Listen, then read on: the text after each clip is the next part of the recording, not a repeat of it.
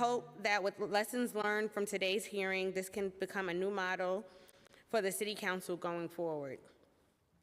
In April 2019, the fiscal 2020 New York State Executive Budget authorized the MTA to establish a congestion tolling program and pricing in the Central Business District, the area including 60th Street. The goals of congestion pricing are several, including 60th Street. The goals of congestion pricing are several. Promises to reduce traffic on the city's overcrowded streets and improve air quality and reduce greenhouse gas emissions by encouraging New Yorkers to use. Most importantly for the MTA, it will provide an important new revenue source for the authority, as the state requires that all congestion tolling revenue goes towards funding MTA capital programs. Opportunity to ensure our subways, buses, and commuter rail systems continue to meet New Yorkers' needs in the near and long term. Overall, the MTA anticipates collecting net revenue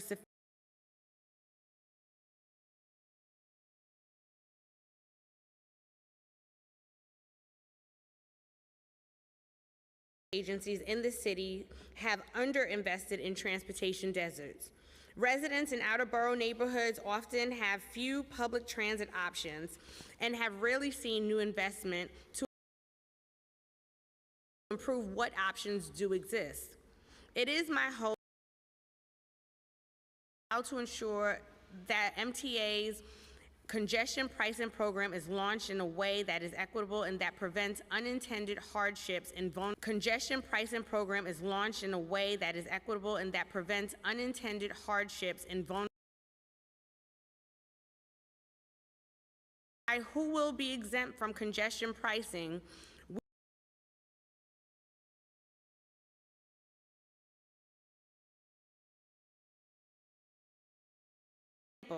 State law requires that the program exempt disabled persons from the congestion charge. How is the MTA implementing this exception? What additional exemptions to the tolling program should be considered? How is the MTA implementing this exception? What additional exemptions to the tolling program should be considered? What provisions will be made for low-income New Yorkers? What provisions will be made for low-income New Yorkers? What provisions will be made for low-income New Yorkers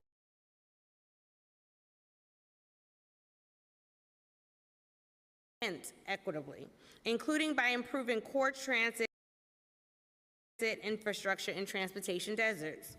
We will talk today about what the MTA plans to do with the tens of billions of dollars that congestion pricing will generate. We are interested in hearing about cost controls the MTA has in place to make sure that congestion pricing revenue is wisely spent. The committee is also interested in discussing how the MTA will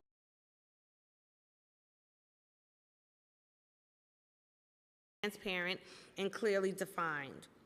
We'll also discuss the MTA's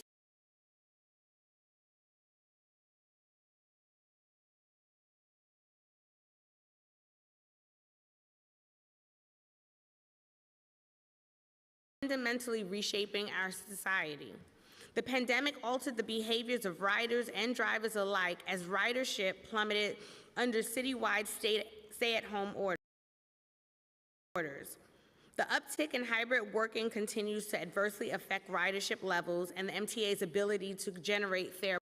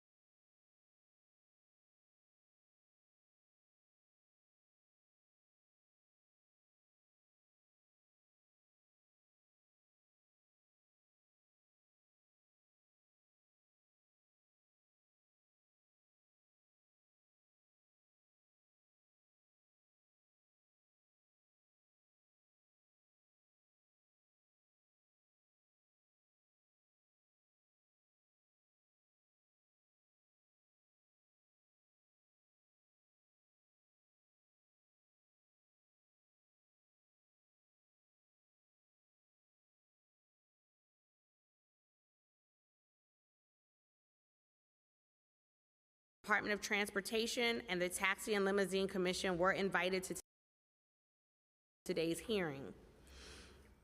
The administration has an important role to play in helping to coordinate the implementation of congestion pricing. And while I'm disappointed that the representatives from the administration are not here to answer the questions that are specific to their role, the committee will be following up with a public letter with questions to the administration. In this spirit, I want to express my sincere appreciation to the MTA for joining us today. I look forward to hearing from them as well as advocates and members of the public. I want to thank my staff and committee staff as well for their hard work.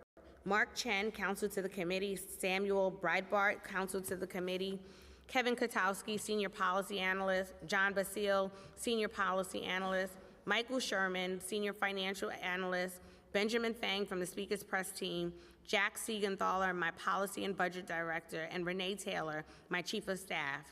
I'd like to acknowledge we have also in attendance today council members Farrah Lewis, David Carr, and we have council member Joanne Ariola online. And we also are joined by council member Kagan and Holden, council member Brewer, and we are also joined by public advocate Jumani Williams. Now I'd like to invite the public advocate to offer remarks. Thank you very much, Madam Chair. My name is Jumani Williams, and I am in the still existing office of Public Advocate for the City of New York. I want to thank Chair Brooks Powell and the members of the Committee on Transportation and Infrastructure for holding this hearing. Thank you to President Davey and the entire team of the MTA for being here. In June of 2023, the final federal hurdle in the implementation of congestion pricing in New York City was cleared, marking the first time in the United States that a congestion pricing program is set to become reality. For years, New York City has been ranked as one of the most congested and traffic-clogged American cities. Per the program, drivers would be charged a fee to enter Manhattan south of 60th Street, one of the world's busiest commercial districts. The fee is yet to be set and will be determined by the MTA, which is overseeing the tolling program, which is also anticipated to generate $1 billion annually for MTA capital projects. Congestion pricing, which is slated to begin next year, aims to reduce traffic and pollution and provide much-needed transit improvements. I am in support of these goals and proud to have been so since relatively few of us were doing it in my first term in office, and want to emphasize that the pursuit of these outcomes should not be at the expense of others. I urge the Traffic Mobility Review Board to be conscientious of ongoing concerns raised by workers who rely on the vehicles, low-income drivers, residents, and businesses within the Central Business District tolling zone, and neighbors of the surrounding communities. I do know that there might be some discussions about exemptions. They should be few and far between, and slightly more discounts. Without those, there will be a disproportionate financial burden on taxi for hire vehicles, Uber and Lyft drivers, and also the relatively few low-income drivers who go into the city. I do think there should be discounts for Uber and Lyft drivers. I would be remiss if I didn't say I think the burgeoning industry of Lyft and Uber did add to some of the congestion that we're speaking about. Without some of the discounts, we may see fare increases and decrease in demand for taxis and for hire rides. For rideshare drivers, the review board should find a way to ensure that rideshare companies are responsible for the fees, not the individual drivers, and the fee should not be the full proposed $23, nor should drivers be tolled for multiple trips. Furthermore, low-income drivers who may live in transit deserts and rely on their vehicles as a result, of course this is relatively few, should also benefit from discounts and a limited number of tolls. It is my understanding that the MTA has already conducted studies and assessments on these proposals. It's my hope that they follow through to mitigate negative impacts to low-income and working-class New Yorkers. Additionally, another concern relates to unintended consequences for residents and businesses within the tolling zone as well as the surrounding communities. New Yorkers. Additionally, another concern relates to unintended consequences for residents and businesses within the tolling zone as well as the surrounding communities. Small businesses in tolling zones have shared worries that congestion pricing may lead to lower foot traffic and freights and deliveries may potentially be impacted. I'm a proponent of utilizing public transportation where applicable, but as we know, transit access is not equitable across the city. Thus, cars may be one of the only means of transportation for some. There are also environmental concerns in regard to diverted traffic from congestion pricing. In particular, I think of low-income communities of more color that may see greater traffic pollution in response to drivers finding alternative routes throughout the city. They may end up parking in these neighborhoods and take up additional parking spaces, which may lead to greater traffic buildup. Places like North Manhattan and the South Bronx, who have the highest death and disease rates of asthma in the country, do not need to bear the brunt of more pollution. While congestion pricing is ultimately moving forward, and it should expeditiously, without pause, with the goal of improving environmental outcomes, we must ensure that it does not end up becoming merely a redirection of existing traffic pollution. Perhaps it's a way we can prevent people from parking during the day from outside of those communities. I hope the Traffic Mobility Review Board, the MTA, and the DOT keep all the aforementioned concerns in mind and collectively devise and implement a congestion pricing program that is equitable across the board, mitigate financial burden on New York City working class and communities of more color, and improve environmental outcomes. Every New Yorker deserves a chance to live, work, and play in the city we call home. That includes improving transportation access and outcomes for all. Lastly, I just want to say, as a driver, a cyclist, and a pedestrian, my family comes from a family of drivers. We do know that cars are the most protected, the most dangerous, and carry the most people, the least sorry people on the road, yet we have the most infrastructure for them. That is something that we definitely have to change. Most working class and low income New Yorkers do not drive in daily. They take mass transit. If you are driving daily into the city, you're doing so mostly because you want to do so out of convenience. And if we are going to change things, that means we have to change things. I know that it is difficult for some folks, but we have to. The money gained would be used to make better mass transit for most of the people who travel. The preference would be people not to drive in during those hours and in Midtown, but if they do, I think congestion pricing makes the most sense to do what we need to do. Thank you, Madam Chair. Thank you so much. Thank you, and I will now ask the committee counsel to go over some procedural items and swear in the representatives from the MTA. Thank you, Chair. I'm Sam Breitbart, counsel to the Committee on Transportation and Infrastructure for the New York City Council.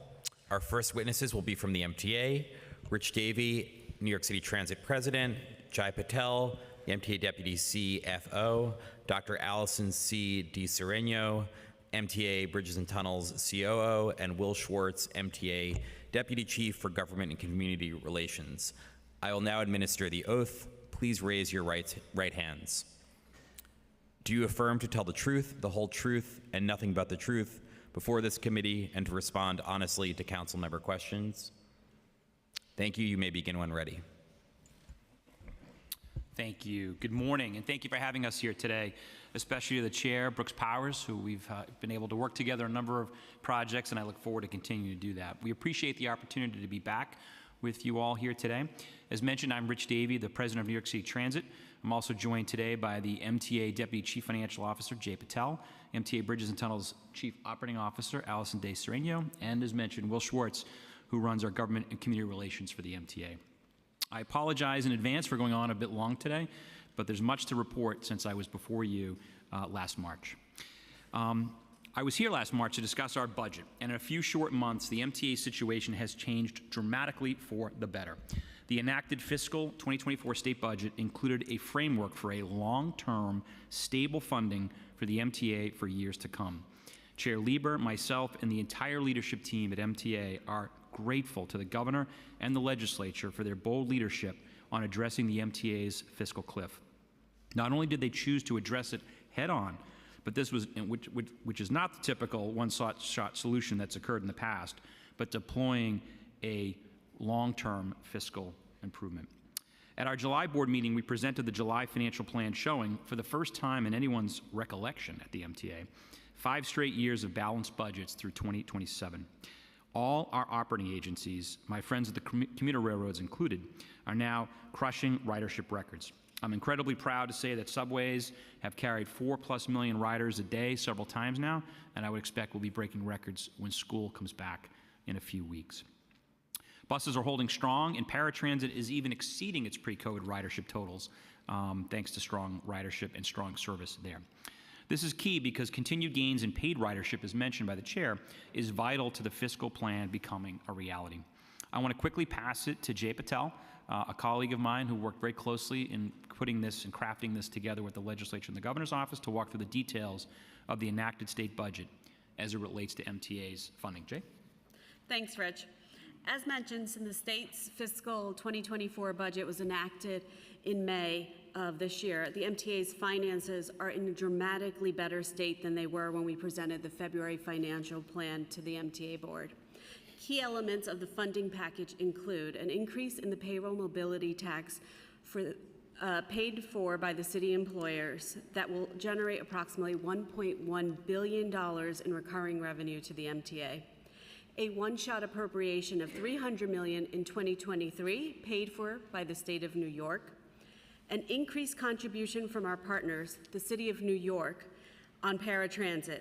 Under the new framework, the city will cover 80% of costs, up from the 50%, or approximately $165 million over the next few years. 100% of the downstate casino licenses, when they are awarded, that's up to 3 of them, worth a total of $500 million each. And either 50% or 40% of the recurring tax revenues from those casinos will be dedicated to the MTA, depending on whether they are located within the 5 boroughs or one of the downstate suburban counties. $65 million is earmarked to bring the planned biannual fare increase down to our standard 4%, rather than the 5.5% that was under consideration as part of our 2023 budget when we presented and adopted in December 2022. Lest you think the MTA is getting off easy in this plan, the final funding plan in the budget calls for our operating agencies to deliver $400 million in recurring savings starting in 2024. Rich and his team are already delivering for efficiencies at New York City Transit, while Kathy Rinaldi is delivering the same for Long Island Railroad and Metro North. Furthermore, we are challenging the agencies to do more, hoping to push the $400 million in annual savings to $500 million in the out years, beginning in 2025. The MTA's finances are on stable ground and include the largest labor contract for TW Local 100 ever negotiating, having been ratified earlier in this summer. This contract sets the pattern for our other bargaining units. This is an important piece of the financial plan, and we are pleased to achieve a good contract for the largest bargaining unit at the MTA in good faith. Rich, I'll pass it back to you to discuss some other good news out of the enacted state budget. Great, thanks, Jay. I was beyond excited that the enacted budget didn't just address our fiscal cliff, but indeed it invested in more transit. Thanks to a $35 million investment in the budget, we are increasing subway service in the off-peak hours, midday, early evenings, and weekends. These are periods of time that we're seeing the strongest ridership recovery relative to the pandemic, particularly as New Yorkers redefine their, quote, 9-to-5 commute. This is already underway as we've rolled out increased service on the J, G, M, 1, and 6 lines, with more to come. Also, as part of the state's budget, we are going to study the impact of fare-free buses through a limited pilot on one route in each borough. The 5 routes were selected in conformity with the legislation included in the budget requiring the pilot and will allow us to learn the impacts of this concept. The pilot will launch on the BX18, the B60, the M116, the Q4, both limited and local, and the S4696 later this month. Finally, from the state budget, I'm especially excited about a provision to expand authorization for automated cameras so we can build on the successes of our ABLE program, which help keep non-buses out of our bus lanes, a big pet peeve of mine. Under this new authorization, the MTA and our partners at New York City DOT will be able to enforce bus-related traffic violations such as double parking and illegal parking at bus stops. Again, I want to thank the chair for your support on this issue, and the 34 city council members voiced their support, which was included, which was also instrumental. Your constituents and our 1.5 million bus customers appreciate your advocacy. Well, not directly resulting from the budget, once we knew we were on stable footing financially, we were finally able to advance the long-awaited second phase of our widely popular eHail on-demand paratransit pilot under the leadership of Chris Pangilinan and his team. We are proud to be tripling the number of participants in the pilot for nearly the exact same budget. We look forward to seeing how this program works with real parameters in place and with a more representative sample of our customers from the Access-a-Ride customer base. I mentioned earlier that ridership is growing, and in addition, we are setting a new standard for service for New Yorkers. For the first 6 months of 2023, subways averaged 84% weekday on-time performance. the best 6 months we've had in at least a decade. Buses are almost 85% on time, and paratransit is doing better, with 96% of broker trips and 97% of primary carrier trips completed on time. And customers are telling us there is a difference. Customer satisfaction since I've joined in the last 18 months has grown across all 3 modes. 6 in 10 of our subway customers say they're satisfied or very satisfied. 65% of our bus customers satisfied or very satisfied. And 75% of our paratransit customers satisfied or very satisfied. Obviously work to do, but we're making great strides. We've also come a long way in safety. The collaborative COPS, cameras, and care program put forward by the governor and the mayor has made a real difference in keeping customers and transit workers safe and holding those who commit crimes underground accountable.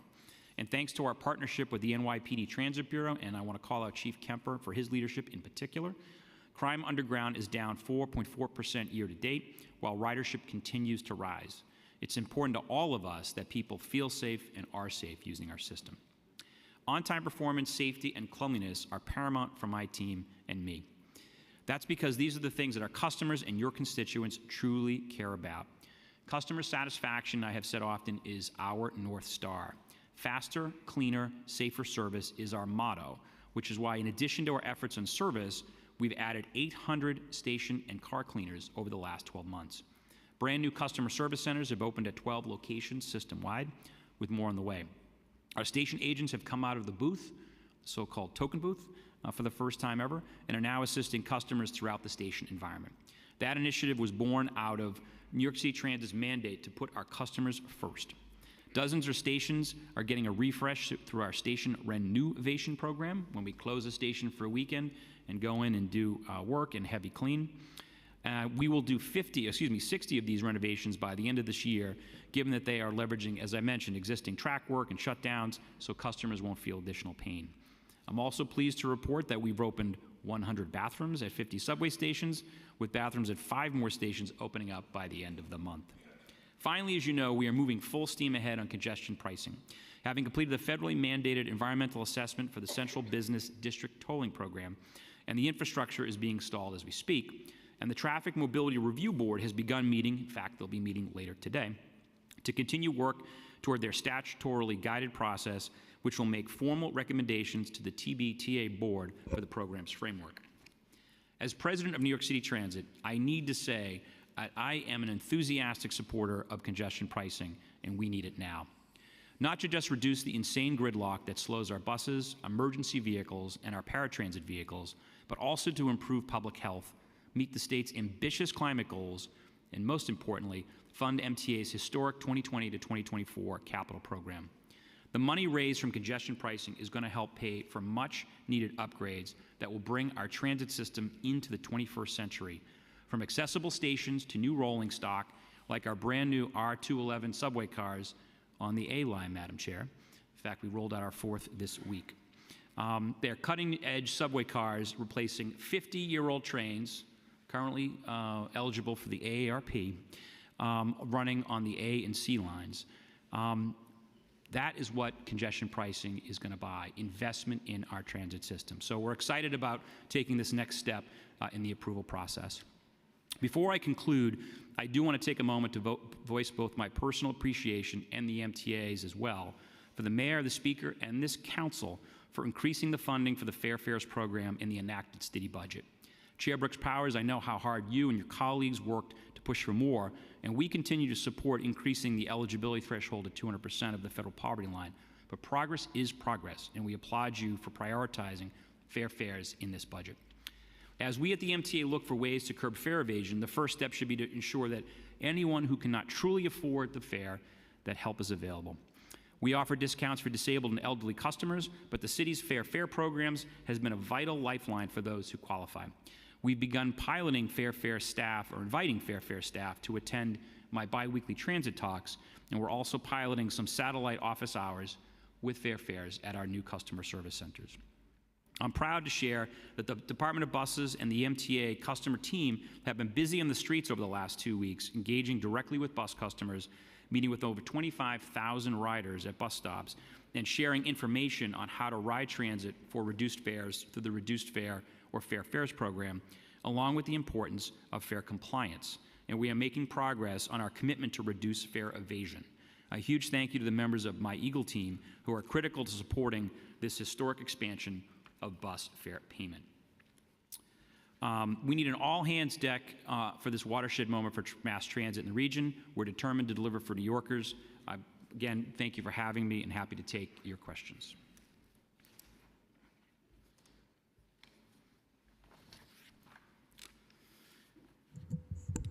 Thank you so much for your testimony and for your presence today. We'll jump right into some of the questions. I want to start with congestion pricing, implementation, and funding. What is the current timeline for the implementation of congestion pricing, and what steps have been taken to date? I'll give maybe some broad, and ask my colleague, Dr. Allison DeSereno, to mention. I mean, as mentioned, the statute is pretty clear. Once we receive the federal FONSI, if you will, then it's to the 6 appointed representatives on the Traffic Mobility Review Board to consider, among other things, exemptions, as you mentioned, and the implementation of this. As I also mentioned in my testimony, we actually are starting to implement the infrastructure or install the infrastructure. So when that process is complete, we'll be able to flip the switch, if you will. But there's still a process to be had. I'll let Dr. Serrano maybe comment on a little more. Thank you, Rich. And thank you, council members. Yes, as Rich explained, we received our finding of no significant impact on the environmental assessment in June of 2023, recently. We subsequently began working with the vendor responsible for construction, who has already begun to finalize the system design and to begin installation of the toll system and infrastructure around the central business district. So some of you may have seen some of what we call poles and mast arms. They look a lot like the regular traffic signal and light signal poles and mast arms that you see around the city already, but you'll notice slightly different equipment hanging off. The vendor has up to 310 days from that June date to finish the design, finish the installation and construction, and the testing of the system before it goes live. As Rich mentioned, the Traffic Mobility Review Board has begun their meetings so that they can develop their recommendations. Importantly, as part of this process, after we go through the TMRB process, there will be a formal process with the board for the state administrative procedure process, which includes additional hearings at that time.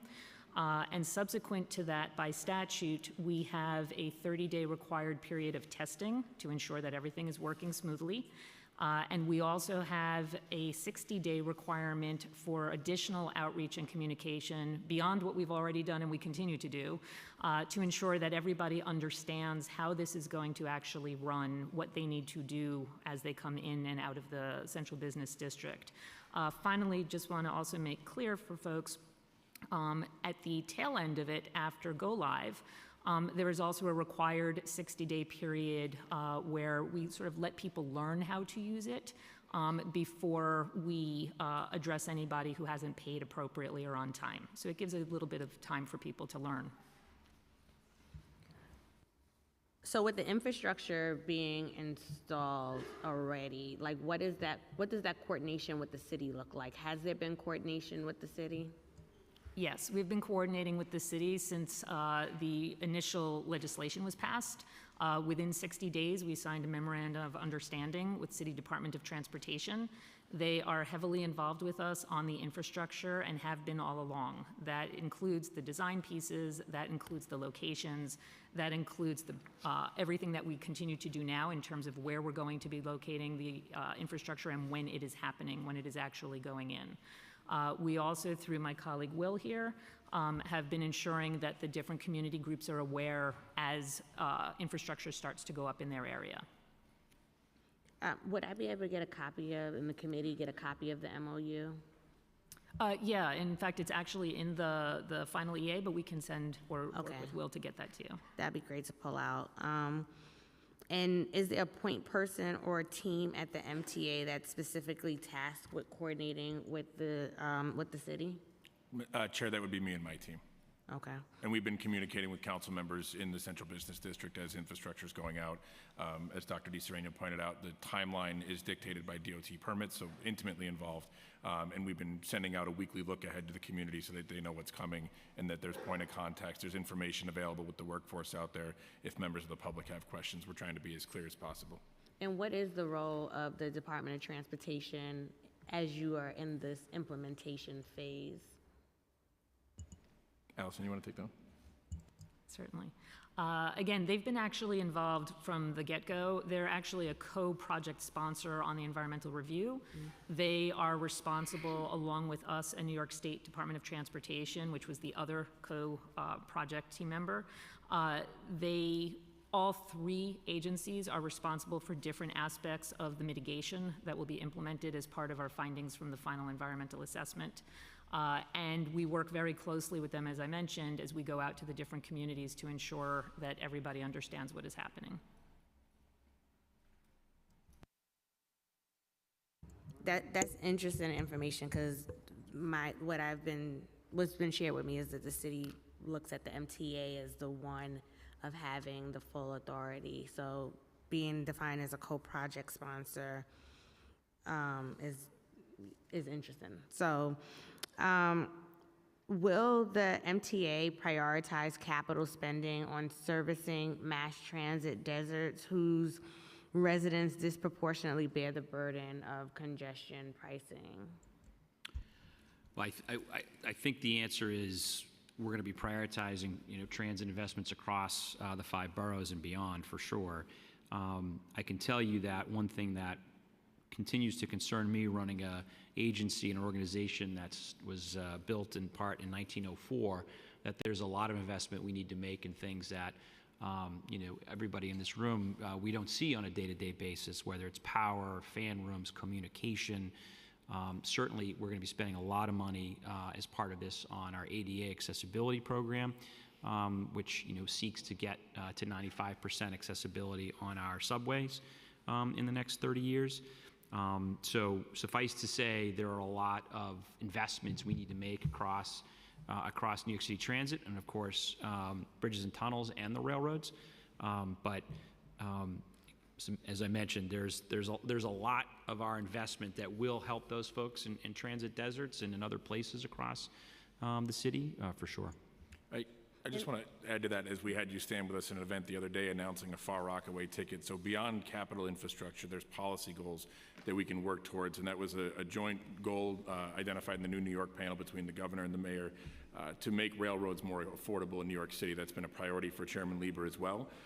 We don't always accept the term of our transit desert. Often people are referring to rail deserts, which is fair because the subway does not go everywhere in the 5 boroughs. But there are communities where we have railroad access that has previously been unaffordable for people, to say the least. So we have incrementally made that more affordable, taking what was a weekend-only city ticket program.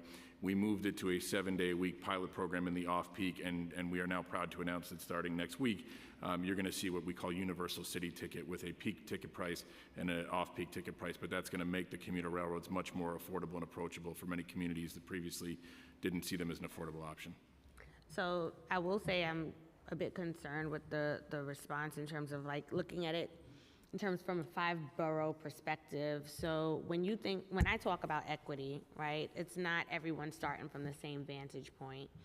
Because there are communities that have been left behind for a long time. So it's being able to allow them to catch up and then being able to jump leaps and bounds together. And so all along, the MTA has shared that with congestion pricing, this money would be prioritized for transportation deserts.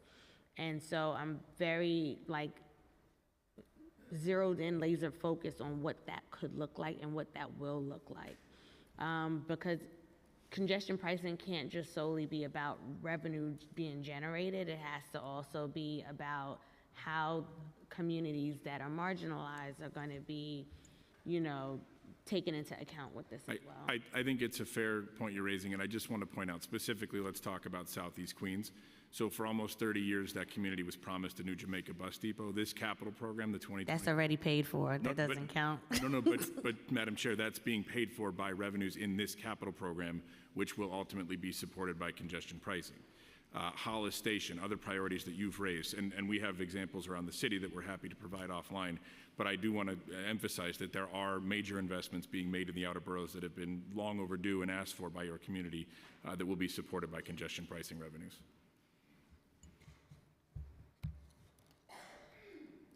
So which capital projects does the MTA anticipate spending the money collected from congestion pricing?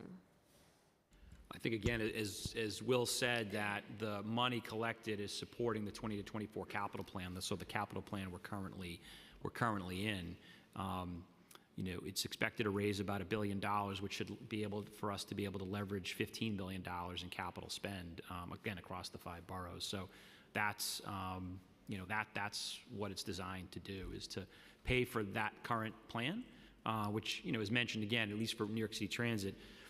Almost $2.5 billion in ADA upgrades. We've purchased the R211 cars, as you know, Chair. Those go through your district. And as I made the joke, they're replacing the AARP cars we have, the 50-year-old cars.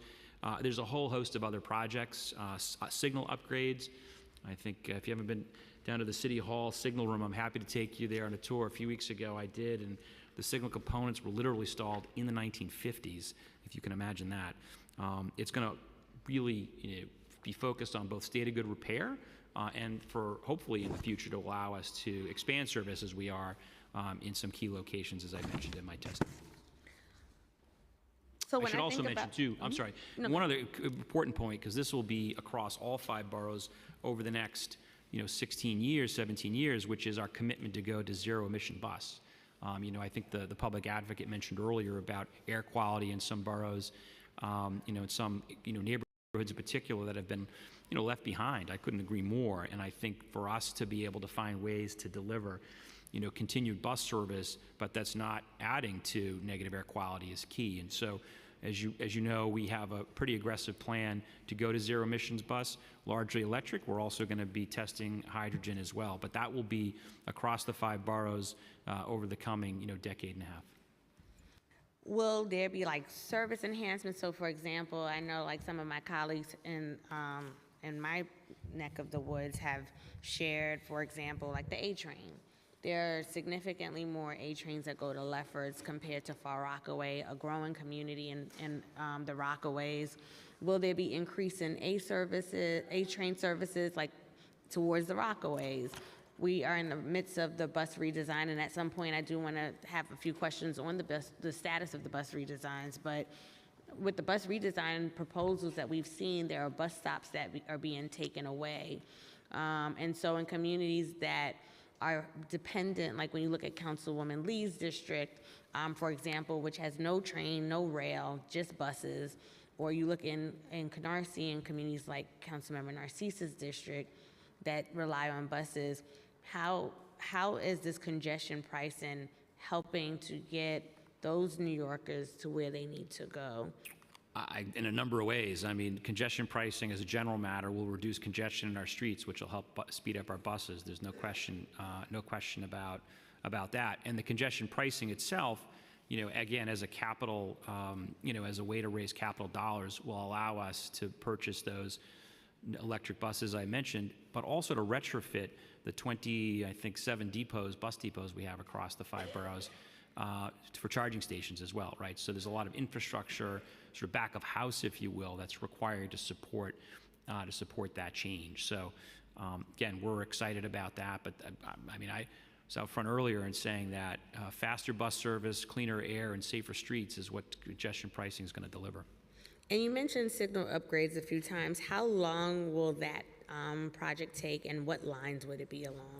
So eventually, the expectation is over all lines, but right now we're rolling it out across a few lines. The idea is to replicate what we have, particularly on the 7 line now, right? So the 7 line has fully deployed CBTC communication-based train control, and it is our best performing line.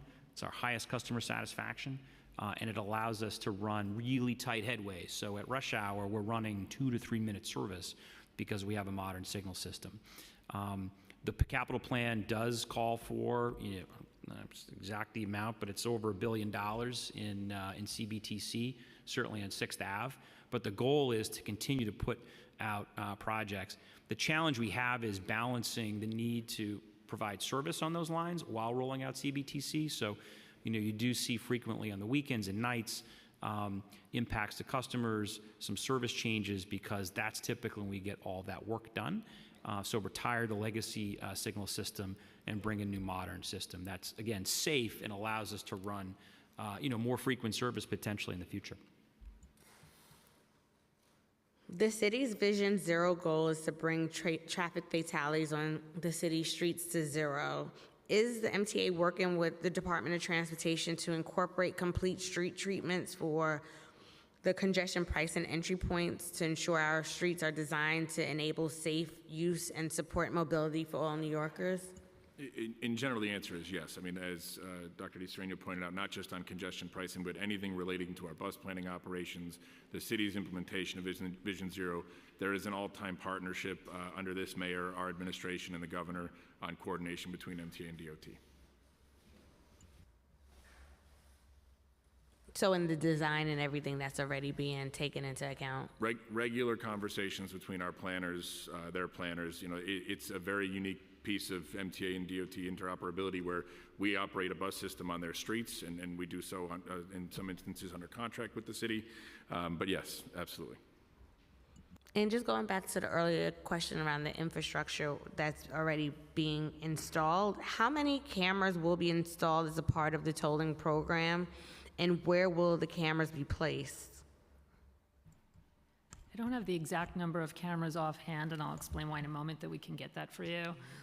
There are 120 what we call detection points that will be around the central business district, or in some cases within. The vast majority of them, again, recognizing that it was important to us to understand this is an urban environment, and to your earlier comment on safety, we didn't want additional clutter. We don't want more out there than we absolutely need. So there will be 120 detection points. A good number of them, I think it's roughly 35 of them, are on current infrastructure. Wherever we can locate the toll system on current infrastructure, like walkways over the roadways or sign structures that are already there, we're going to do that. The remainder, as I mentioned, are poles and mast arms, akin to what you already see out there. In terms of the number, each of those poles or mast arms, depending upon the size of the roadway, will have a different number of, or a different number of toll system equipment components on it. Importantly, this is not going to be like what some of you may be familiar with if you've driven some of our bridges or tunnels, where you see the toll system and you see the cameras and you see the Easy Pass readers and you see all the different pieces. Again, to make this visually more appealing and in essence almost make it fade away, we have a single cluster housing for all of that. So what you're going to see, for example, on a one-lane road, you're going to see just that single cluster, potentially, possibly two, depending upon whether there are bike lanes or bus lanes, right? And all of it is housed inside that. On one last piece I want to point out, on the FDR Drive and the West Side Highway, instead of putting infrastructure at every single entry and exit, which would have meant upwards of roughly 90 more locations, 90 more poles or mast arms or other places we needed this infrastructure. Instead, we're going to be using an approach that uses an algorithm. It allowed us to reduce the number of points where we needed infrastructure and toll system equipment from that roughly 100-something all the way down to roughly somewhere around 15 combined. What that means is that as vehicles come in on those excluded roadways, they will be identified through the system, either through their Easy Pass or the camera or a combination. And there'll be an algorithm that determines how is traffic flowing. So, for example, if it should be about 10 minutes to get to that next point, the system will be looking for that vehicle. And if in about 10 minutes it sees them, it'll be like, okay, they're still on that excluded roadway. They don't get a charge. As long as they continue to see them all the way around, that vehicle would not be charged. If at some point they don't see them, and then they don't see them again, right, we want to make sure that it's not just because something was blocking something else. That will be built in, and ultimately then a charge would be made because we would know that they had entered the district. And how much does the MTA expect camera installations to cost? It's not specific to the cameras. Again, it's the cameras part of the overall toll system. So how much is that contract And worth? so the overall contract, it's a design, build, operate, maintain contract. So it has both the design build portion and the operation and maintenance portion. And it's about, it's somewhere just over 500 million. And it's roughly, not quite, but roughly split between the two. And is this a reoccurring 500 million, or does that go down because once it's already designed and built? That's all inclusive. So that includes that initial piece, which is about half of that roughly to do the installation and, you know, the design, the development, the testing, and the installation. And then the second portion of that over the period of time is for the ongoing operations and maintenance of the system. How long is that maintenance for? I have to take a look. If I recall, it's about 6 years once this is installed, but we can get back to you with the exact number on that. It's been a while since I looked at that part. So the 500 million you believe is for 6 years? If you put it all together, yes, though it doesn't quite work that way, but we can actually, delineate that for you if necessary, if you'd like. Okay. I'd like to talk about congestion price and exemptions. Has the MTA developed any criteria for thinking about requested exemptions to the congestion pricing scheme? The legislation requires that the Traffic Mobility Review Board develop a recommendation for the toll system, for the tolling structure. It requires them to look at the potential for credits, discounts, or exemptions. Our role as part of the final EA and the EA process was to explore the different types of things that could be out there and create sort of an envelope of different types of scenarios that would allow the TMRB to have some flexibility as they look across what they want to consider for a recommendation. As to the actual exemptions, discounts, or credits, there are two that are required in the legislation. There's the one for vehicles transporting persons with disabilities and the one for emergency vehicles. Again, I should just specify they're qualifying and authorized. As a result of the environmental review process, we have a discount plan that we have committed to for low-income drivers. And then beyond that, what we have ensured is through our comment period, we received comments requesting 122 different types of exemptions or discounts. They ranged from vehicle types to locations, right? We had, you know, all of people living in this area or all the people living in that area, all this type of vehicle, all that type of vehicle. Also types of trips, right? And also types of workers. Among others, right? So there were exemption requests for different types of employed individuals. We also had, importantly, 55 different types of requests to not provide exemptions, discounts, or credits. So for those where we were, just as an example, we were asked to discount or provide exemptions for people from residing in certain locations. We also got requests to not exempt people residing in those same types of locations. All of that is detailed in our final EA, and we can certainly provide you with the lists themselves as well. How will the MTA implement exemptions for vehicles carrying individuals with disabilities? Will individuals need to apply ahead of time for exemption? So again, just to specify, the legislation requires the exemption for vehicles transporting persons with disabilities. What we've detailed in the final environmental assessment is in essence, those vehicles that would qualify would be vehicles that have government-issued disability license plates. We would also have organizations, private or public, that transport persons with disabilities, including AAR, Accessoride, and including the broker vehicles that are used for Accessoride when they are making those types of trips. In terms of how the organizations will apply, we're still finalizing the operating procedures and the credentialing that will be required, but we envision somewhere at least 60 days prior, if not a bit more, to start putting out the word, have all the forms, have everything available so that people can start to sign up.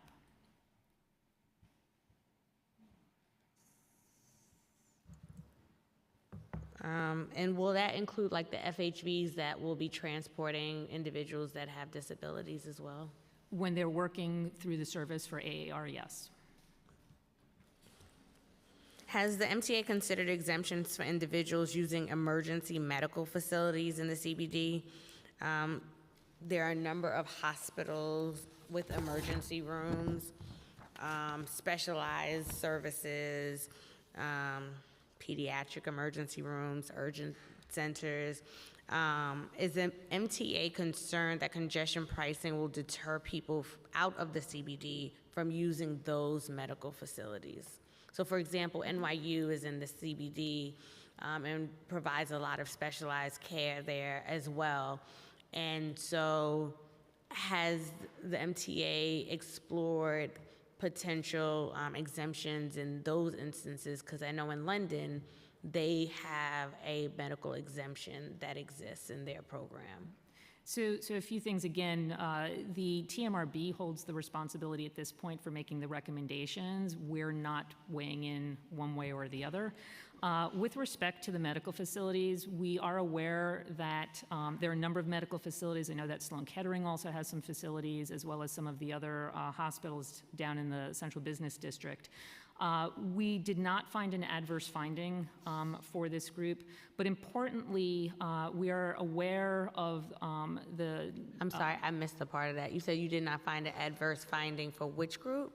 In terms of people who are trying to get medical attention in the How did you come to that? So we looked at, in essence, reviewed how people get to these facilities. Yes, some people drive. A lot of people still take transit. A lot of people take taxis and FHVs. We have, for those who are accessing medical care who are low income, they will have that low income discount. There are also different programs in terms of tax reductions, in terms of Medicare or Medicaid payments to help people to access medical facilities. Importantly, with respect to London, London also has a very different system because they have a national system for their health care. So it's a very different way of addressing those who need to get health care in general. So it's not No, it like shows a apples to apples. commitment to people who need access to health care. I mean, we pay for our health care exorbitant amounts, and then now to add on, get it how we get there, I mean, it's to me, I think it's telling of how we view, that population. I just want to add again that we didn't express position either way. The Traffic Mobility Review Board has a statutory obligation to consider these questions that you're asking. So I just want to state that for the record, we're not going to answer questions beyond the statutorily defined exemptions today. And shameless plug, the TMRB will be meeting today at 3 o'clock. I hope they're listening today. Well, they've been listening to a lot of comments. Dr. DeSereni, you want to talk about the number of comments that we received through the public outreach process real quickly? Yeah, certainly. So in our early outreach, we had so the early outreach was before we issued the document. We had 19 public sessions. There were 10 generalized sessions, and then 9 sessions focused specifically on environmental justice communities. At those early outreach sessions, we had roughly 400 speakers, and we received over 7,300 comments. We left the meetings, we did the meetings virtually, I'll come back to that in a moment, and we left them online. They're still online for people to take a look at. And as of December of 2022, in addition to all of those who streamed live as we were doing the meetings, there have been over 18,000 views as of December. For the outreach, to make sure that people were aware of what was going on, we posted notices in over 40 newspapers throughout 28 counties of the region, New York, New Jersey, and Connecticut. We had posters in 8 languages and English, so 9 languages in total, that were posted in every single subway station, every single Metro North and Long Island Railroad station, and in all of our buses, so that everybody could see what was going on.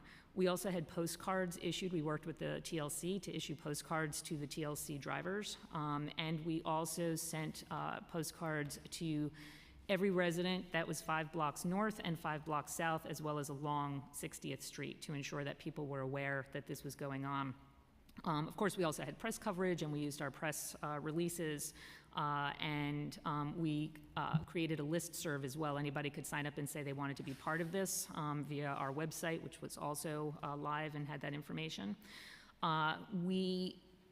As part of that early outreach session or series, we also held meetings with, we developed and held meetings with an EJ, Environmental Justice Technical Advisory Group. These are individuals throughout all 3 states who specifically work on environmental justice issues. They were invited to participate. And we held meetings with the government agencies. They were all invited again throughout the 28 counties. That was our early outreach. After we issued the document for public review, we had our formal comment period, which included 6 hearings. Some of you, I know, were part of them. And for those of you who were not aware, some of those meetings went well into the early morning hours. They were hours and hours long. We had over 550 speakers, over 11,000 views subsequently, in addition to those, again, who were streaming at the actual time. All told, we received over 70 or roughly 70,000 submissions.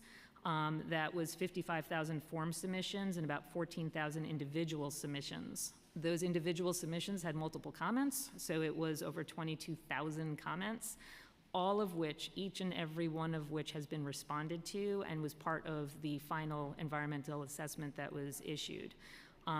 During that period and later in the early outreach, we also had an environmental justice stakeholder working group. So in addition to the technical advisory group that we invited, we wanted to give people an opportunity to self-identify and become part of a smaller group for meaningful engagement. And that group was brought together after the initial announcements because we wanted people to have time to find out about it and ask to be part or nominate someone else to be part of it. So we held those meetings as well. Thank you for that.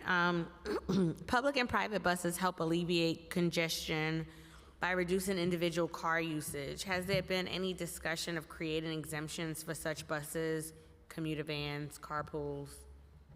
I mean, again, I think I would just say it's all the exemptions are up to the TRMB, so, you know, But obviously. to date, has any conversation happened around it? Not that I'm aware of, Chair, no. I mean, again, there'll be conversations today at 3 o'clock with the TRMB, so encourage that conversation to happen there. Similarly, the MTA assesses other tolls on commercial trucks on a per axle basis. Has it been considered in terms of doing the same on trucks that enter the CBD? Same answer. Again, the exemptions are the statutory, you know, bailiwick of the TRMB, so. Okay, so it hasn't been discussed to date yet. Again, go ahead. I want to clarify, depending on how you're referring to being discussed, I don't think there's an exemption that someone could conceive that has not been presented for the TMRB's Has it been consideration. considered? That body is meeting now. We are not speaking on their behalf. They're meeting again at 3 o'clock today, and we would invite the council to tune into that proceeding. Okay. Lower income driver discounts, since we know that that is included, we'll go to that then. The MTA, well, before I pivot to that, another thing, in terms of exemptions and conversations that have been had yet, in terms of the yellow taxi cab, and this I would love to have had the TLC here for this piece as well. I'm interested in understanding how we are looking at, for example, the yellow taxis in particular, because the city, as you know, has put a lot of money into trying to bail out an industry that has, you know, been negatively impacted, you know, through COVID, through, you know, a number of other different factors. And they already pay a congestion tax. Does this proposed, or this plan being implemented, does it look to add an additional tax onto the yellow cabs? Is there any type of relief that is being considered for the yellow taxi cabs as well?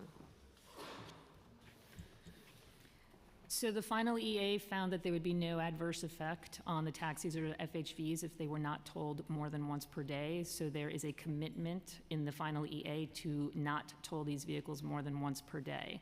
With that said, the TMRB by legislation is required to develop a plan for taxis and FHVs. And so again, anything different than what's in that final commitment will be discussed by the TMRB.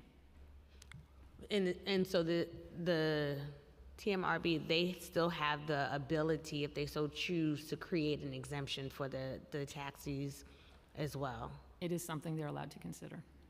Okay. Excuse me. Let's keep what we've been doing real good. Let's keep order. We'd like to keep everybody in the room. So going to the lower income driver discount. The MTA has committed to providing lower income drivers a discount for the congestion pricing toll. How will drivers qualify for this discount? So as similar with some of the other exemptions, the ones that are required by statute, we're finalizing the procedures and the processes at this point.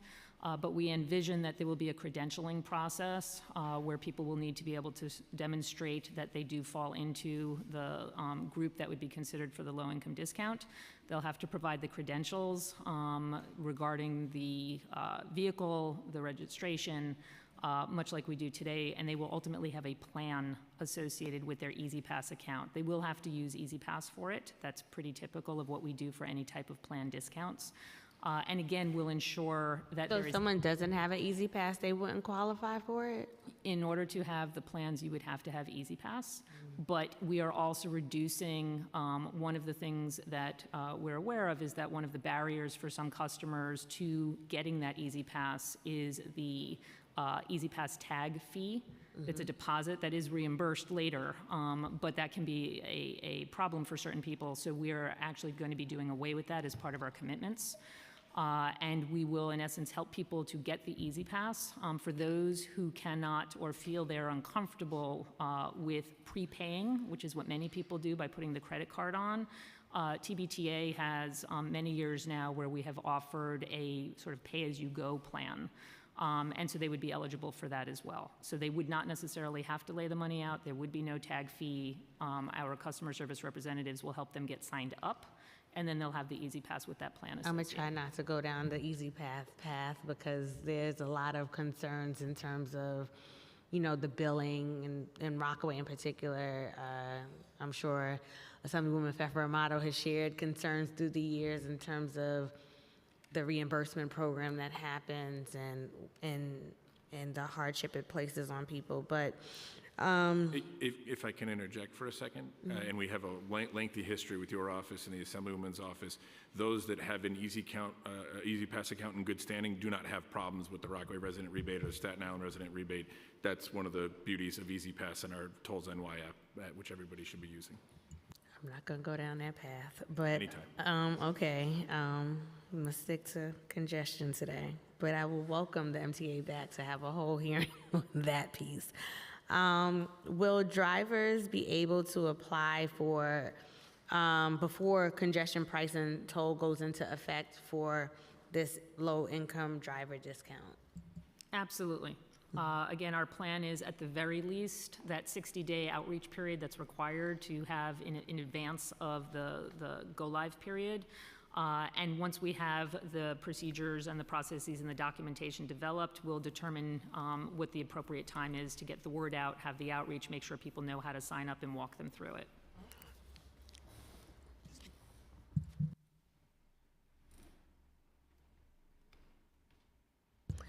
And do you think that you'll be able to process this within 60 days, these applications? Yes. Or whatever, like, as I said, we will determine how much time is needed. At the minimum, it will be the 60 days. And how is the MTA going to make sure that individuals are aware of this discounted program? That'll be part of our outreach, which obviously has already started, right, by making sure that people are aware and they can access the document, but we will have a formal outreach campaign to ensure that people are aware. Which, again, that's required by the state law that enabled the program. What does the outreach look like? Because I know I don't live in the CBD, but I haven't necessarily received anything in the mail about it. I haven't really seen any advertising around it. So what does the outreach look like? As we're moving towards that part of the process, there's a reason you haven't seen it because we're not there yet. But as we do with each phase, when we got to infrastructure installation, we begin engaging with the community boards, the business improvement districts, the local elected officials. We'll get down to the customer level using our Easy Pass database, where we have a good way to communicate with our customers through tolls by mail, we'll exhaust every option that we have to make sure that we require the statute and go beyond. It's in our best interest that we do. And I'd like to recommend looking at ethnic media, for example. I don't think government leverages them enough. The hyper local outlets, having a street team, go in the doors. Dr. DiSereno covered it. This outreach for this program has gone above and beyond anything that the MTA has ever conceived previously. The outreach area here was not our 12 counties that we serve. It was the 28 counties that were looked at through the environmental assessment. We had flyers in bus stops and thruway stops in New Jersey. We'll continue down this path of above and beyond outreach. We absolutely agree. And to get into communities that really need that attention. There were groups convened, environmental justice groups were consulted. We're going to continue down that path. Well, Councilmember Brewer is here, so I'm interested to know if her district has received notification yet, because I think she's in the CBD as well, in terms of the outreach that has happened to date. I want to move over to the future of the capital plan. The current MTA capital plan 2020 to 2024 will expire next year. Has the MTA begun formulating the next capital plan? Yeah, that's a very timely question. So following state law, October 1 of this year, we're required to produce what's known as our 20-year needs assessment. This is a more future-looking document that serves as the preceding document to our next capital program. So this October, we'll release that 20-year needs assessment, and then by October of 2024, we're required to submit our next 2025 to 2029 MTA capital program to the Capital Program Review Board, the CPRB, which the city has representation on. In the current capital plan anticipated $15 billion in revenue from congestion pricing. As the MTA prepares for a new 5-year capital plan, is it fair to assume that the MTA will anticipate collecting $15 billion from congestion pricing every 5 years? No, as the statute dictates, that it's $1 billion in revenue annually that we'll bond against for $15 billion. That is for the 2024 program. If there are proceeds beyond that, it can be spent on successor programs, but that's a different conversation that you're describing. Okay. Fare increase. MTA's calendar 2024 preliminary plan assumes a 4% fare and a 5.5% toll increase. How will the MTA reassure New Yorkers paying more in fares, tolls, and soon congestion tolls that this additional revenue will be spent effectively on infrastructure and service improvements? So on the fare increase, taking a step back, there was, I sort of saw a four-legged stool to help balance our budget. Obviously, the state and the city contributed to that, and there were two other things, as part of the state budget to show our balanced budget over the next 5 years. One was, as Jay Patel mentioned, our work to save $400 million. New York City Transit bears $300 million of those dollars in efficiencies and operating savings without impacting service or our customers. And then the other was to begin reinstating the modest fare increase that occurs every couple of years. So we haven't had a fare increase at New York City Transit at the base level in 8 years, right? So the fare has been $2.75 since 2015. So we're increasing the base fare by 15 cents next week. But that was, again, contemplated as the overall budget deal to balance our budget.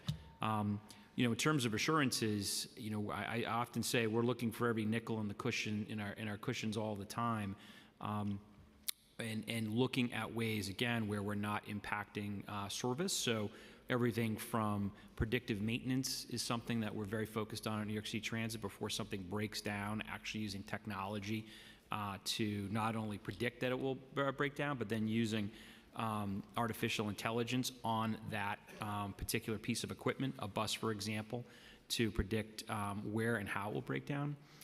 We're the largest consumer of electricity, or one of the largest consumers of electricity in the state.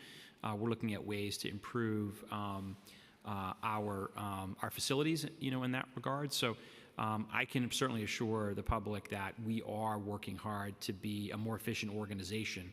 And it's a constant improvement loop. I don't think you can ever rest with an organization as large as ours to find ways to improve how you're doing. And I forgot to ask a question earlier on behalf of Deputy Speaker Ayala, who had some concerns about the impact the congestion tolling plan will have on East Harlem and the South Bronx. The asthma rates there are super high and cannot absorb more cars. She sent a letter asking what the plan to address this is and has not heard back. Is there any update on that? But before I let Rich answer the concern at large, I don't recall that we've received that letter, so I'd ask that council staff follow up with that. That would be to my office, please. Okay. Thank you. Thank you. But just specific to that, I mean, a couple things. Obviously, Second Avenue subway is a big part of our expansion. And I talked a lot about state of good repair and improving the system that we have today. But Second Avenue subway will certainly be a huge benefit to those communities, going up to 125th Street. And as I mentioned too, on the air quality piece, we are moving, quickly, or at least moving to make sure that our bus fleet will be zero emission over the next 10, 15 years. And again, those communities bear, you have a number of bus depots, right, with diesel engine fleets. We'll be going to zero emissions as well. So I think those are two very tangible benefits in terms of the capital investments, that we're making. You all mentioned during the testimony a $35 million investment in the fiscal year 24 state budget in subway service improvements. Could you go a little bit more granular in terms of where these improvements have taken place and where we can expect these improvements to take place in the future? Sure. So in July, so the first week in July, we added service on the G, J, and M lines. Speeding up service every 8 to 9 minutes as opposed to what it was every 10 to 11 minutes. So we're shrinking the weekend headways there. This August, so this month, we're adding additional service on the C, N, and R lines. And again, doing both weekday, midday, I should say, service enhancements that shrink wait times from approximately every 8 minutes from 10 minutes. And we've also added service, midday service on the 1 and the 6. So we've got some more to come. I won't make news today, but I will tell you that we are looking at how we think about adding service. It's a few different things, certainly crews, right? So it takes us about 9 months to train a train operator, about 2 months for a conductor. So, we're adding crews to accommodate some of this service. Cars, as previously mentioned, making sure that, our car equipment team has enough fleet availability to get cars out into the system, and then balancing that with the work we have to do. So we targeted lines, in particular the GJ and M don't have, obviously we have some work going on in the M at the end of the month, but not major and long-term work. So we want to be able to run the service that we're advertising. And then, of course, as you mentioned, more to come on the bus side. While there was not a specific commitment in the budget, we have typically added service to our bus service once we put out our bus redesigns as well. So I wanted to be clear that we're also thinking about our bus customers as well. I didn't hear the E, or bless you, the E or A lines. So we hope we have some added service coming to those, especially the Far Rockaway A. Can I just address that, having been part of the budget conversations up in the state? What Rich listed off, and again, there's a little bit more to come.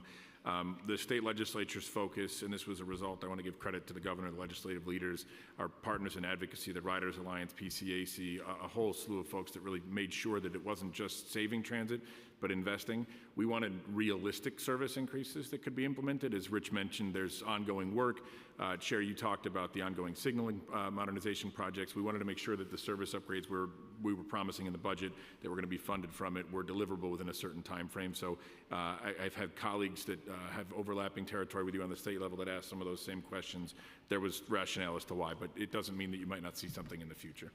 Just to the A point, though, I want you to know we are giving love to the A line in two ways. We have new cars coming, as you know, so the newest fleet, our R211s, are being introduced on the A. We just introduced the fourth train set this week, and more to come. Those will be 3 times more reliable than the fleet we have on the A line now, which will be good news. And then I'm happy to brief you offline. We have targeted the A, B, C, and D lines, which have been historically our underperforming lines for a number of reasons. And the F, too. Yes, so we decided to do 4, and then once we improve those, we'll keep moving. This is a continuous improvement process for us. But those 4 in particular, and we've seen fruits with a number of both personnel and management changes there, but also some track improvements as well. So we have seen an improvement in service, but again, on those lines, I will admit we have a long way to go. And what's the criteria that's being used to determine which lines would receive service improvement? So the criteria, again, is, do we have the capacity within the line itself? So for example, on the 7 line, we probably couldn't add any more rush hour service because we're running 2 to 3 minute headways as an example.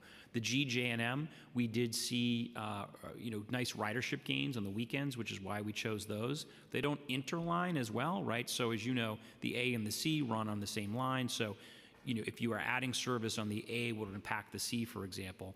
And then lastly, as I mentioned, for lines that weren't having major construction work occurring, those are the places that we focused because we could run the service that we're advertising. So, more to come, obviously. We're going to continue to watch ridership. We're going to continue to train crews and see if there's service ad opportunities. But I would say, in an era where every other major system in America is cutting service, fiscal cliff, not hiring folks, we're adding service, which again is a testament to your advocacy and the legislature and the governor's leadership to give us more resources to do that. And thank you for that. And can you provide additional details on the timeline for improving the rolling stock? And is it a goal to eventually put more R211s across more lines? That would be the goal. We have an order of cars coming in now, as mentioned. I'll get you a timeline of when those exactly will be implemented. I think that contract ends somewhere in the early 2025, but we'll get the exact number. We've obviously, COVID and some other supply chain challenges had those cars delayed, but we were very successful with the testing we had with Kawasaki. The product has been very good, and we've gotten very good customer feedback. So the intent now is to be able to introduce new train sets, approximately 1 every 4 to 6 weeks now. And as I said, without any fanfare or announcement, we added our 4th train this week. And while we're on service improvements, accessibility, we had a reso that was added last minute about the Queens Link. And so I just wanted to ask 1 or 2 questions about the Queens Link as well. When we look at in terms of investments and when you talk about congestion pricing and wanting to invest in, transit infrastructure and options, what is the MTA's position on Queens Link and doing a study, like a full study? Because I know there was a mini study done in the past, but because I know that's what you're going to hit me with, Will. But I want to know in terms of a comprehensive study, what is the MTA's position on that? So, and I know you just acknowledged we've had these conversations previously. A full-blown EIS at this point would not be warranted. So, as you alluded to, and I talked about it earlier, we are engaged right now in our 20-year needs assessment process. As part of that, and to be very clear, when we advance any capital program, 80 to 90% of it has to be focused on state of good repair and normal replacement. State of good repair is the meat and potatoes work that keeps Rich's subway system running, keeps the buses rolling. We have to overhaul that rolling stock on a specific cycle, as you just alluded to. So much of our capital program is focused to that to keep the core function running, and it's, again, yielding phenomenal results as the system's functioning at an all-time high.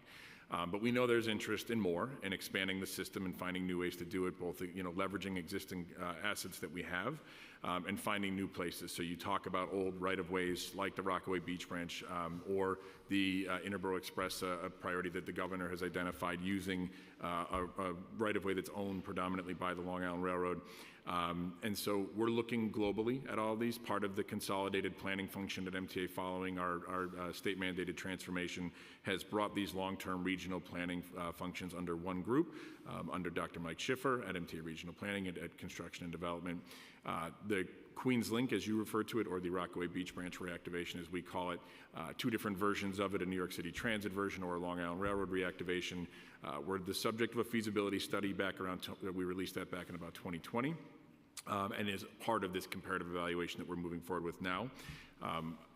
The results of that, available capital dollars, will determine next steps. But we have broken a pattern, or we're trying to break a pattern of, studying for studying's sake. When we advance an EIS like that, as we just announced that we're stepping into the environmental process for the Interborough, for instance, that's because it didn't have the same level of previous study that the Rockaway Beach branch has had. So we want to make sure that we're advancing projects to get them as shovel-ready as possible if they're going to move forward, again, with the limited capacity and expansion capital dollars that we have in any plan. And I'll just say, like, for the record, I know that there's been a lot of conversation about reactivating this line. I know there's conversation about open space also on the other end of it, which I support both. If it's feasible, I'm interested more in the feasibility first, which is the first step of it, as I've always said publicly. But I challenge the MTA to think innovatively in how we have greater transit equity and also still be able to have the open space. I think that there's a world where that could exist if there, is the political will for it. And so I just challenge the MTA to be able to explore what those two worlds coming together could look like. We always appreciate your challenges, Chair, first and foremost, and it's a good point. So the asset that you're describing is owned by the City of New York. It's another example of the renewed and strengthened partnership between the administration and the MTA and the governor's office. The council and the administration put capital dollars towards that linear park that you're referring to in last year's city budget. Before doing so, the MTA was consulted about that to make sure that there wouldn't be any, fatal flaws to their design. And if we chose to use it for a transit purpose in the future, there will be ongoing conversations as that park space gets further developed. There are examples nationally and internationally where you do have that kind of interoperability of public space and an active right-of-way. You got to make sure it's a safe space. But we're at a point in our planning process where, again, what your resolution is calling for respectfully would be a little bit premature, but we are aware of your interest and the other elected officials and members of the community that have reached out to us in the past on this one. And so I hope that the MTA is taking it seriously, and as you look towards your next plan that you'll be working towards, that it is in the thought process and on the front of the conversation as well. It is publicly part of about 24 capacity and expansion projects that are part of our comparative evaluation. Thank you. Next, I'm going to go to elevators and accessibility. As you know, I'm a big ally of the disability community, and wanting to make sure that we, is everything okay? Okay. In terms of the investments there, the capital plan includes $5.2 billion for new elevators and ramps at up to 66 stations, which averages $78.8 million per station. How many remaining MTA subway stations are in need of elevators? Bluntly, a lot.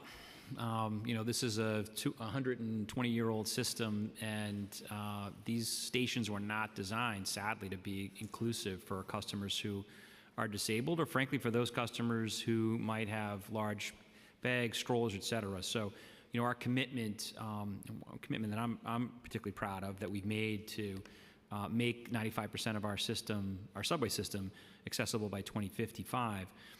We have a long way to go, but we've completed 3 stations so far this year, with another 9 left to be opened in 2023. And as you mentioned, Chairman, one of the big pieces of the 2020 to 2024 capital plan is making our subway system accessible.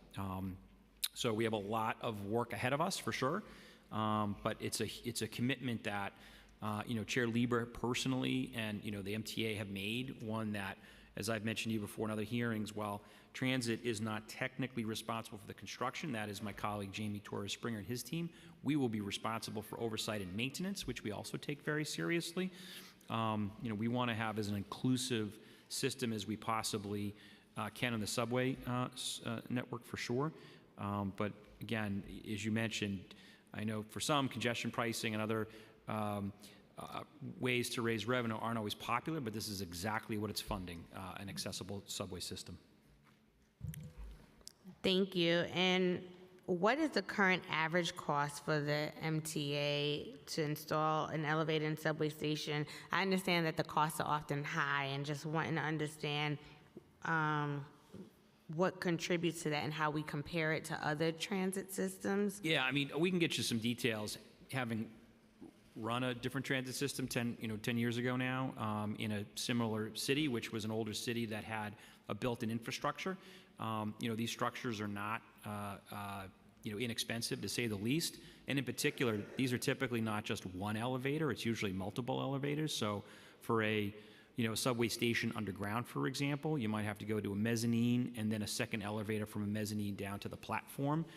There are other stations where, when we want redundancy, right? So it might not be one elevator, it actually might be 4 elevators. So, happy to get you the detail, but I do know that the construction and development team have worked very hard at looking at ways to reduce costs, which is why they've been doing design build packages, for example. Again, getting the work done, but in as the most efficient manner as possible. I just want to point out the council played an important role in helping us bring the cost of elevator construction down. One of the more costly pieces of it is often utility relocation when we're building on the sidewalk in particular. So when we work together on the Zoning for Accessibility initiative that requires developers who are going to do development within a certain proximity to a subway or railroad station, at this point they have to come and talk to the MTA and say, hey, do you need an easement?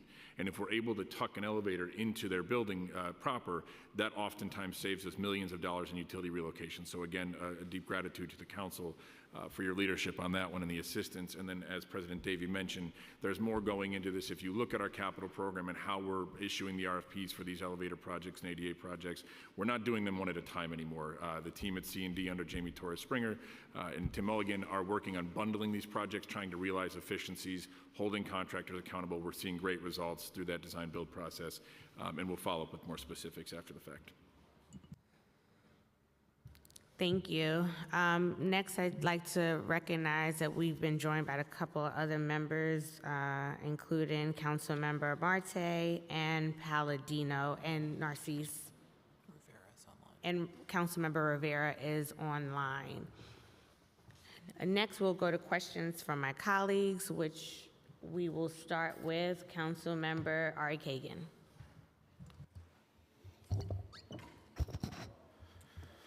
Thank you, Madam Chair. Thank you for this opportunity. So I would like to state for the record that overwhelming majority of my constituents in Southern Brooklyn strongly oppose this new congestion pricing plan as a new burden on Southern Brooklyn residents and businesses. I also would like to say that with new revenue streaming from higher taxes, fares, and tolls, additional state and city subsidies, why do we even need to squeeze New Yorkers even more? And also, I would like to say, you mentioned a lot of improvements. I would say, again, I represent Southern Brooklyn, and even small things, like last year I talked about closed bathroom at a subway station, Coney Island, Steelville Avenue. It's still closed today. I was yesterday, it was closed, so it's closed. And why it's not multi-million dollars. It may have been closed dollars. for cleaning, but that station, that's actually open. But Huh? it may have been closed for cleaning, Councilmember, but I'm pretty sure that bathroom opened. I will post again picture tomorrow. It's closed. People complain to me. It's one of the busiest stations in New York City. And of course, this is a small thing, but for people, it's a very big thing. Yeah, for sure. But like on a major scale for Southern Brooklyn, we still don't have F-Train Express from Coney Island to Manhattan. Bus X29 Express doesn't exist again. And this so-called MTA bus redesign plan, basically, it's a more proposed cuts of service for bus lines. And of course, no elevator or escalator on Neptune Avenue F-train station. And you're talking about, you mentioned 2055 in your speech. So like, I hope I will survive till the day when I will see more accessible subway stations in my area. So that's why I don't understand. We're giving more and more money to MTA and less service. That's what I don't understand.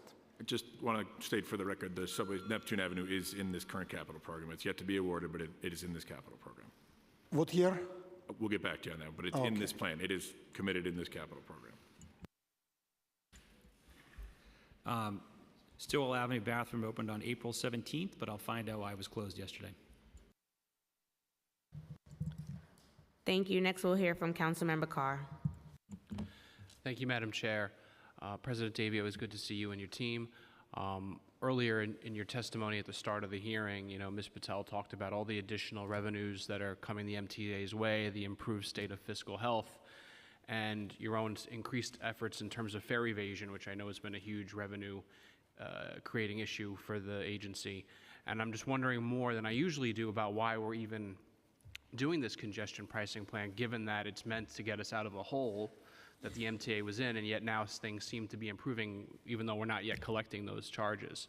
But really what I want to get into is, a lot of folks are already paying significant toll burdens, even before congestion pricing comes into effect. My constituents, if they take the Verrazano to the Hugh Carey into the city and then back again, have a daily toll burden of about $19.38 a day. That's inclusive of the Staten Island resident discount. For those that take the Port Authority crossings and go through New Jersey, it's about $22.13 a day. Again, even with resident discounts for the Port Authority crossings. And I recognize that revenue doesn't come to you. But that's a lot per day. And you're talking about adding $24 on top of that, right? That's of concern to me when it's not yet clear to me whether or not there's going to be any accounting for deductions for tolls already paid by other New Yorkers. So I guess I understand you're talking a lot about the committee that's meeting early, later today, and that's going to be a responsibility that they have to kind of suss out.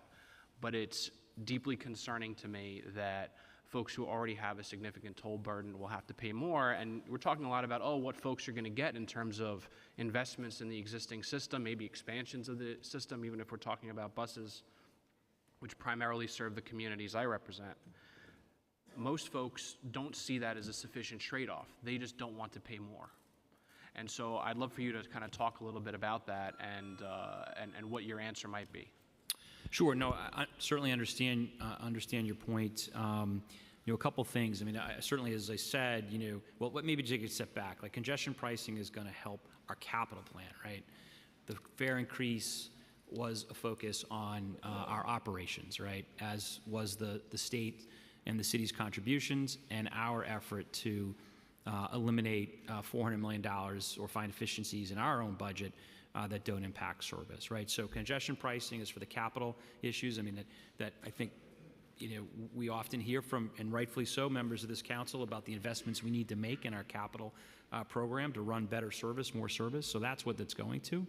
As all I can say for Staten Island is that, we continue to look for ways to invest in public transportation as well. So, we're trying to look at all 5 boroughs for opportunities to make investments, and we are there as well. I'll just close very quickly. It's not transit investments they're concerned about. It's they're going to be paying more out of their pocket, and they're already paying more, which can't be said for everybody who drives into the system. And frankly, I don't want those folks to pay more either. But that's going to have to be an accommodation that's made moving forward with this, is that there has to be an acknowledgement that people around this city are already paying tolls to enter Manhattan, their own city, and it's unfair to ask them to do more. Thank you, Chair. Thank you. Please. Next, we'll hear from Councilmember Holden. Thank you, Chair. This is, to me, congestion pricing, and to most of my constituents, is a giant tax scam. It is nothing more than that, and here's why. You did an environmental assessment study, not an environmental impact study. An environmental impact study is very complete. An assessment study is a rubber stamp, only when you want to just go through the motions. How did you all get here today? Did you take the subway? I don't think so. Every time this happens, this is going to have the middle class. The result of this congestion pricing, the middle class will move out of this city. We're not back from the pandemic. Manhattan is not back. Most people who I know go to work. They don't work 5 days a week anymore. My wife, who's Asian American, will not take the subway because of all the incidents, especially targeting Asian Americans. She has to take the express bus. And guess what? You pay for the privilege almost $7 now. It's going to be $7. And it stops running at her stop at 7 p.m. in Manhattan. So if she has to work late, which she does, she has to now arrange other transportation, not the subway. Subway's not safe. And by the way, she could get a senior discount, but they don't offer that on the express bus. Isn't this wonderful? So we're in a rail desert, transportation desert.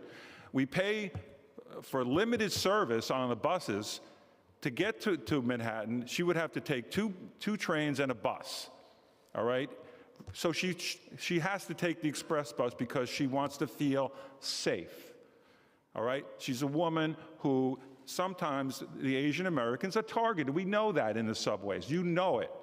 So by doing this right now, not coming out of the pandemic, we're not even back yet, you're just going to kill New York City. And this is what's going to happen. This is exactly what's going to happen. So you also close stations. You close Elmhurst on the Long Island Railroad. You close Glendale, that services my district, on the Long Island Railroad. So if you came up with a plan for the congestion pricing, at least throw us a bone. At least give us better service. You're not doing that. The Queens Link, the Queens Rail, you haven't really, it's up somewhere. I mean, build that first. If you want to do all that, you want to improve the public transportation for the other boroughs, other than Manhattan, then do that first before you put this ridiculous tax that's going to kill New York City. Definitely kill New York City. So let me just get back to the question about the assessment study versus the impact study. Why? You know that the impact study is more complete, right? It'll get very, very accurate figures. Why not do that?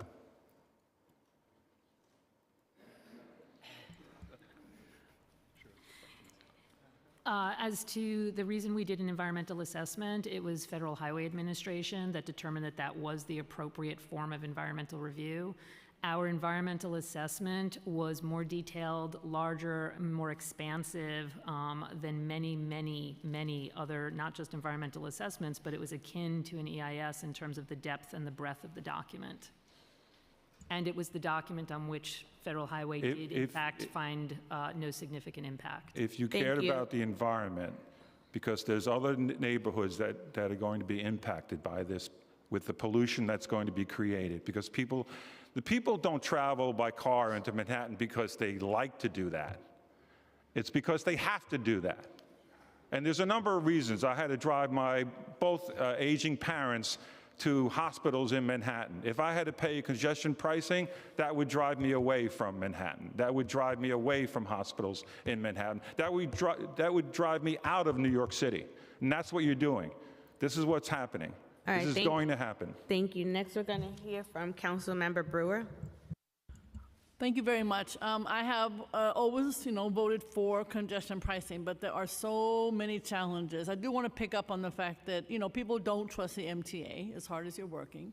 And so what's the lockbox? I have a whole bunch of questions, and then you can figure out how you want to answer them. What is the lockbox discussion for $1 billion, $2 billion, $3 billion? So people understand in a transparent fashion where that money is going. That's number one. Number two, originally we heard that we're not going to be hearings, and then the governor's office said there would be hearings. So I want to know, because we all testified last year. I testified, but they didn't focus. Now they're focused.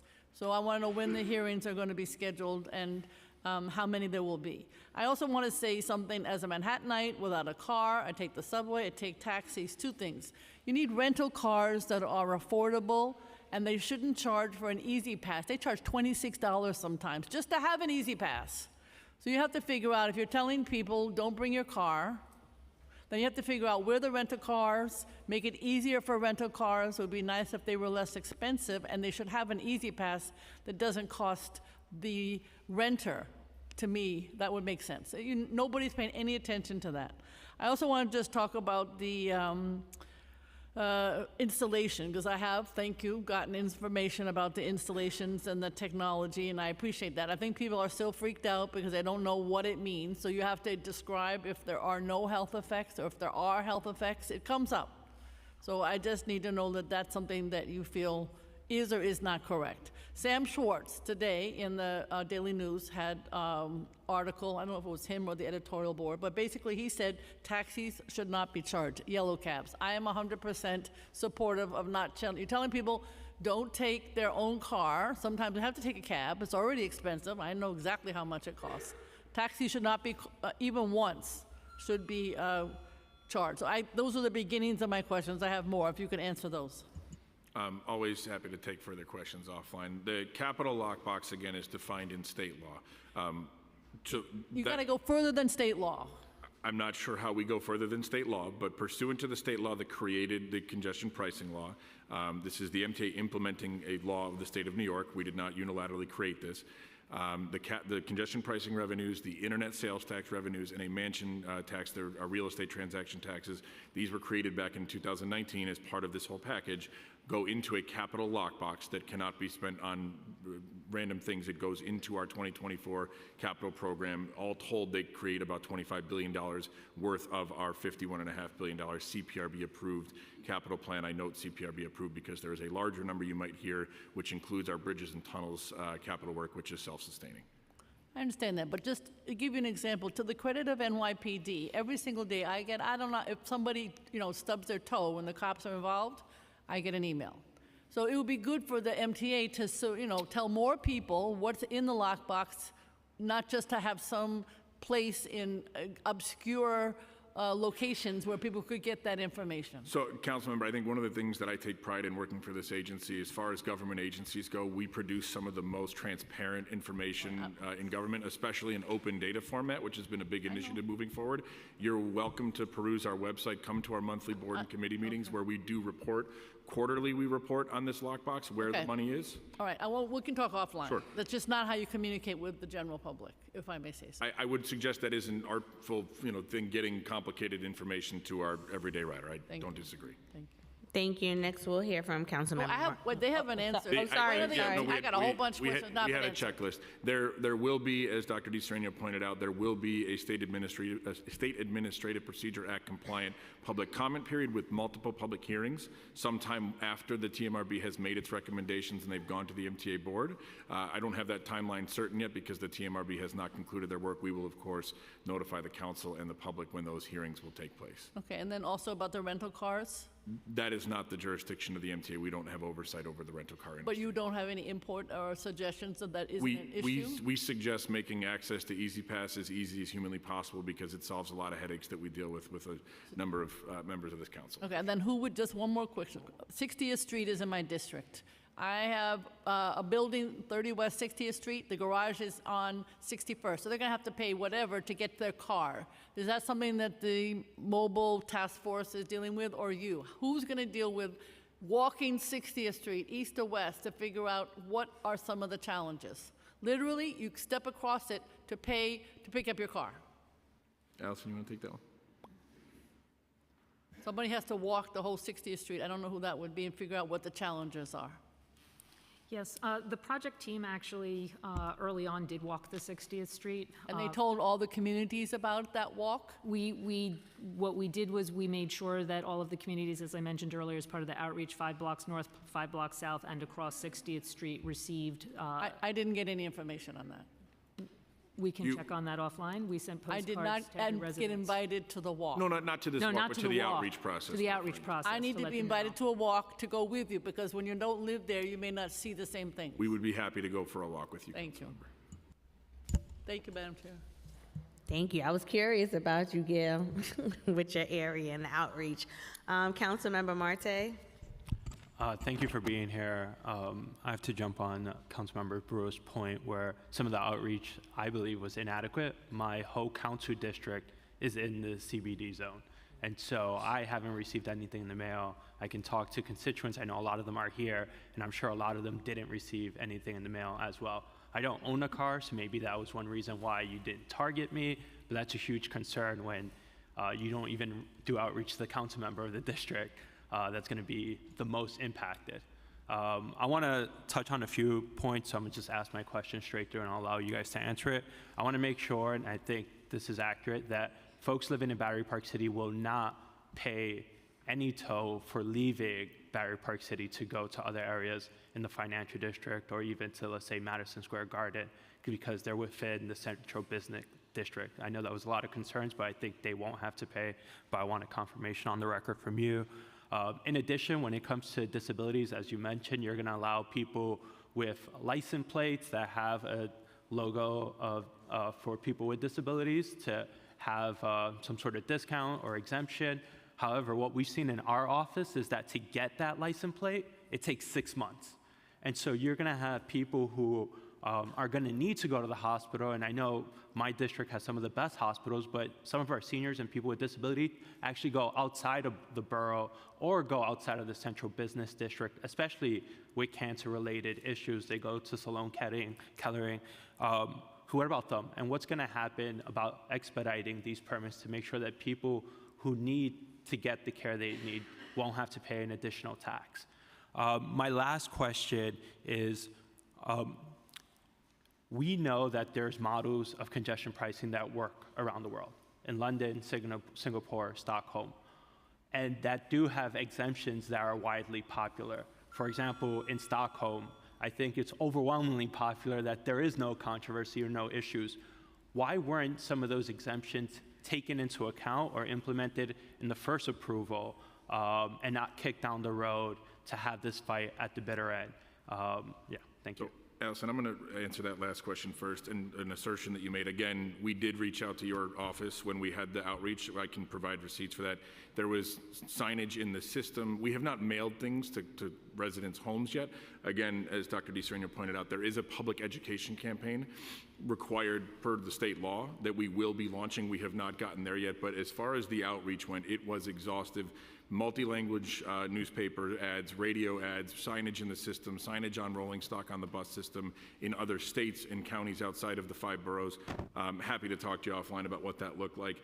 To your question about why it was not considered to include exemptions, again, the MTA did not draft this legislation. It was drafted by the state legislature. It was passed into law, signed by a governor. We're implementing state law. So I understand that we're here to ask or answer your questions today, but these are questions for some of your colleagues in the state legislature. What they provided to us is the framework. We are administering that program. Allison, you want to take the other questions?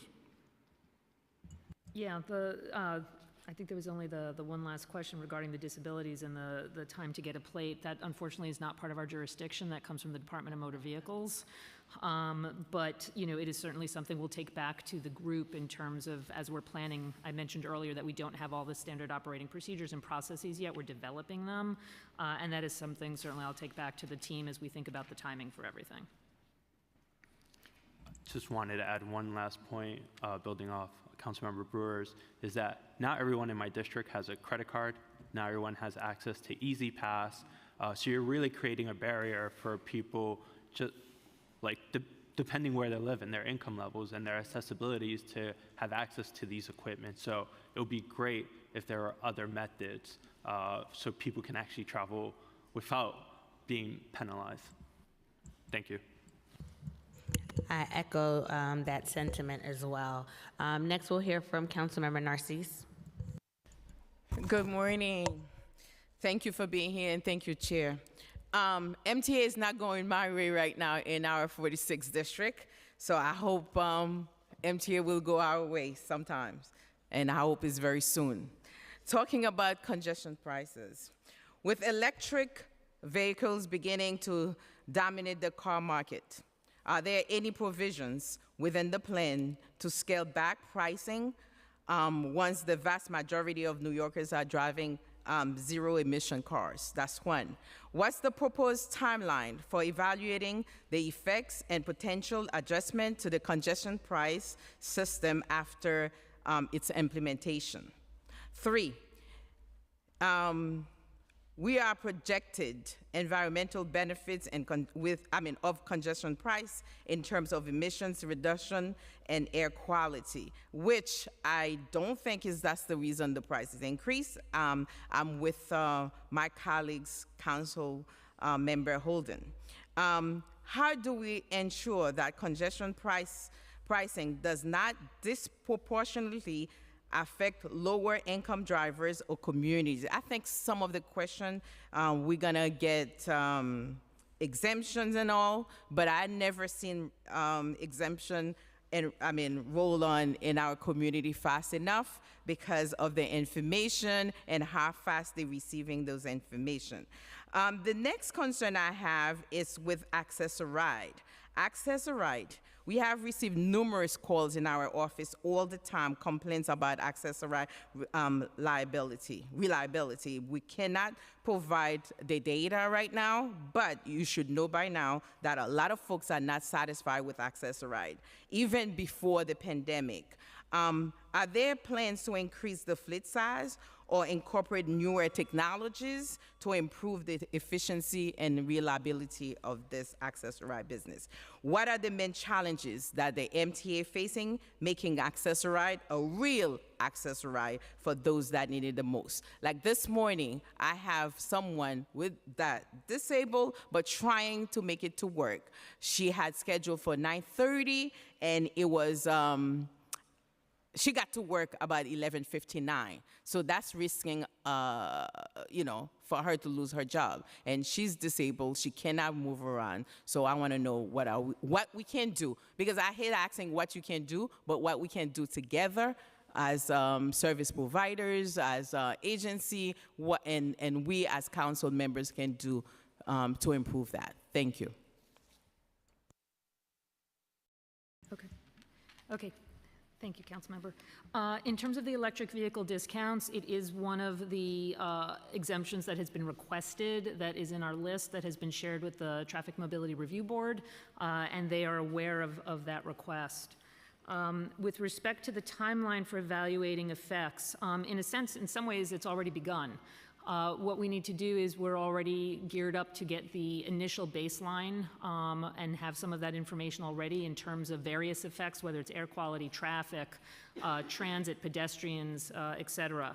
When we go live, we will be collecting data rigorously all the way through, and indeed we have commitments, we have requirements in legislation for reporting, and we have extended our reporting requirements with additional commitments in the final EA to have that information not just when the legislation required it, which was 1 year after go live and then every other year subsequent.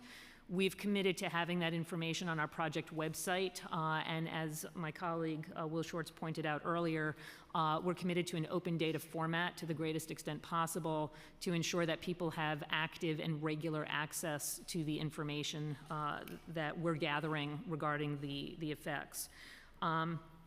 On ensuring that there would be no driver effects on the environmental justice communities or drivers.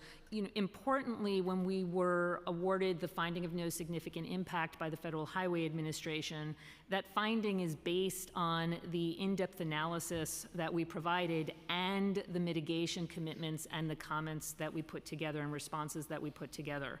And so the way that we're going to do that, and it's been found that there won't be a significant impact, is in part because we have that low-income discount that will be offered. Regarding the concern of ensuring that people are aware of that discount, as we've spoken, we will be having extensive outreach, making sure to get into the communities, helping people to sign up, helping people to get those Easy Pass tags, helping people to understand that they don't need a credit card to back them and how that works and what that means, and how they and help them to understand how they'd be able to fund it when they need to if they don't want to pre-fund it. On Access-a-Ride, Councilmember, good to see you again, by the way. On Access-a-Ride, we'll get to the information particular that you referenced offline, and just to keep that person's anonymity, or confidential. But just taking a step back, 2 years ago, Access-a-Ride customer satisfaction was 43, 44%, not great. Today, it's in the mid-70s. So we've made a lot of strides to improve our Access-a-Ride experience. But as I have said over and over again, I cannot discount the life experience that a customer may have that's disappointing. We don't get it right every day, that's for sure. On the technology point, we have been making some improvements for our Access-a-Ride technology. So for example, our customers can now book online or using our app as opposed to needing to call in to our service.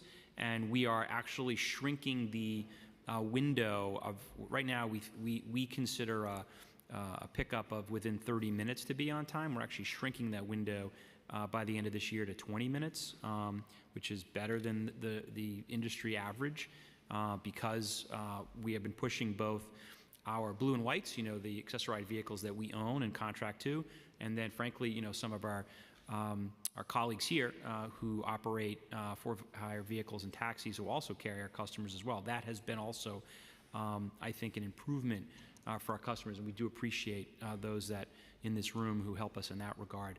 But we still have, room to grow, and room to improve, I should say, when it comes to Access-a-Ride. But so far, I've been proud of the progress we've made. But again, for that particular instance, happy to get those specific pieces of information, and we'll reach out to that customer and find out what happened. The question that I want to know is the car market. As we getting to be electrical cars, there is any provisions to for the plan to scale back? Because it's a burden, but if we're doing it for an environmental issue, I think we can scale back when, because it's 2030, by 2030. So, because like the CM Holden said, the middle class, so we have to look at not pushing too hard. We want people to stay in New York City. And don't forget us, as we can collaborate with you, 51 council member. When you have information, we can actually help in disseminate the information that we need to in our community. Thank you. Thank you, Chair. Thank you. Next, we'll hear from Councilmember Rivera.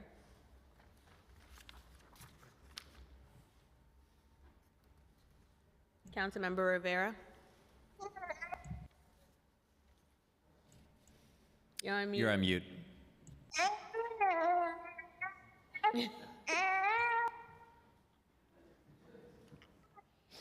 Can you hear me? We can hear you. Yes. Okay, well, I will be very quick because I'm having a little bit of some technical difficulties here. Great, okay. So Manhattan below 59th Street is not merely a commercial business district, and I know some of my colleagues have asked questions about this. It is home to thousands of families, approximately which I'd say 20% of whom own cars. This is a small portion of vehicle users, yet they stand to bear an unequal burden as they cannot avoid the central business district. It's where they live. How have you evaluated the impact of congestion pricing on Manhattan drivers? Manhattan drivers don't follow the typical congestion traffic patterns, so in your evaluation, did you notice anything about the way CBD residents use their cars? And I'll also add two-wheel vehicles, because we have a large motorcycle user community, and I want to make sure that they also feel represented in terms of exceptions and discounts that are discussed. And then my last question, because I know I don't have a lot of time, and hopefully you can answer them very concisely and quickly, is in the environmental assessment, some scenarios led to increased air pollution in the Lower East Side due to increased traffic on the FDR Drive. Is this increase present in the accepted scenarios, or are you looking at including portions of the FDR Drive in tolling scenarios for the future? And my last question is, many of my constituents who rely on cars for work are in the film and television industry. Has the MTA engaged with film and television industry members, studios, and production companies so that the workers don't bear additional costs that are required for their jobs? Those are my questions, Madam Chair. Thank you for calling on me. Thank you, everybody, for your patience, and I look forward to your answers. Thank you. Sorry, I have my notes this way, so I'm going to flip around the questions so I can read them. Let me actually start with the air pollution issue on the Lower East Side. Importantly, the finding of the final EA was actually that in terms of air quality, there would be a regional air quality benefit, and that none of the scenarios exceeded the National Ambient Air Quality Standards, or NAAQS as they're called. And importantly, as we know, the error is actually shared across the region.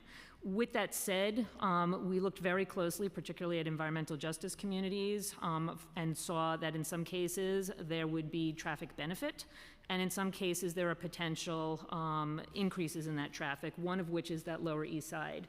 That was on the FDR Drive. That was actually raised in our working groups as well. Importantly, we do have a mitigation in the environmental assessment specifically for that issue. What we found in our modeling, as you asked, like, did we look at specific type of modeling and how people move around? What we found was that the issue with the FDR Drive in particular involved some of the traffic that was going northbound on the FDR Drive to then turn around and come back down. And that by ensuring that there would be a toll location there to capture those people who are trying to do that, they actually do cross briefly into the central business district, that in fact that mitigation would help that traffic increase. So we did look to that degree there. In terms of the film and industry members specific, again, as part of our overall outreach, we had people from all walks of life and from all different industries. And again, this is one of the issues as the Traffic Mobility Review Board looks at the large number of types of requests for exemptions, discounts, and credits. This is another area that they would be made aware of, if not already. Oh, yeah, and thank you, Will. And then motorcycles. Yes, we heard quite a bit from the motorcycle community during the hearings and the early outreach and through our environmental justice groups. And again, that is one of the items that is on that list of 122 requested types of exemptions or discounts. Thank you. Next, we'll hear from Councilmember Ariola.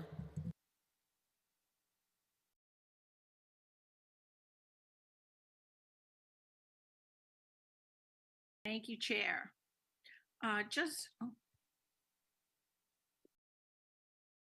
Thank you, Chair. Just want to talk about our reso that's before the council and the panelists today.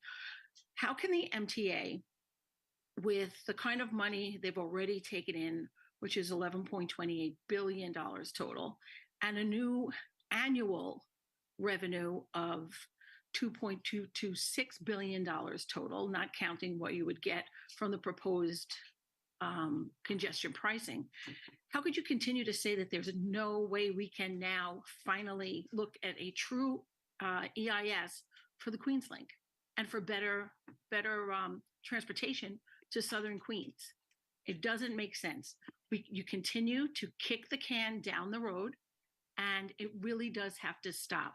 You're raising fares, you're raising bridge and tunnels, you're getting money from casinos, you're getting money from the state, and you want to now have money from congestion pricing.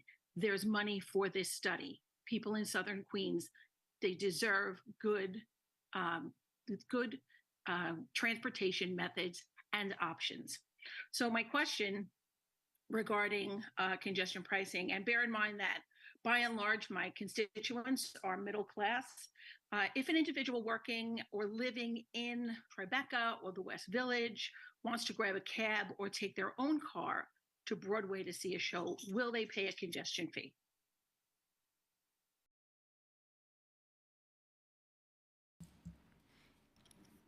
If somebody starts within the central business district and does not leave the central business district, at this time they would not pay a congestion fee, toll.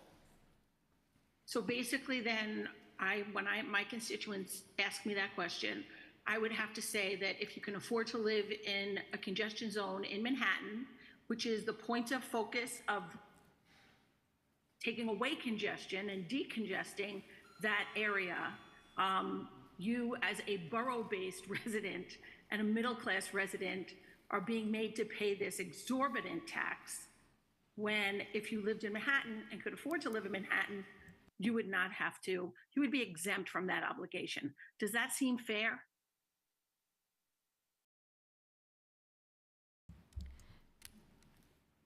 It's really not appropriate for me to comment on that piece of it. We are abiding by what the legislation describes and what we have determined in terms of being able to build the infrastructure through the cordon.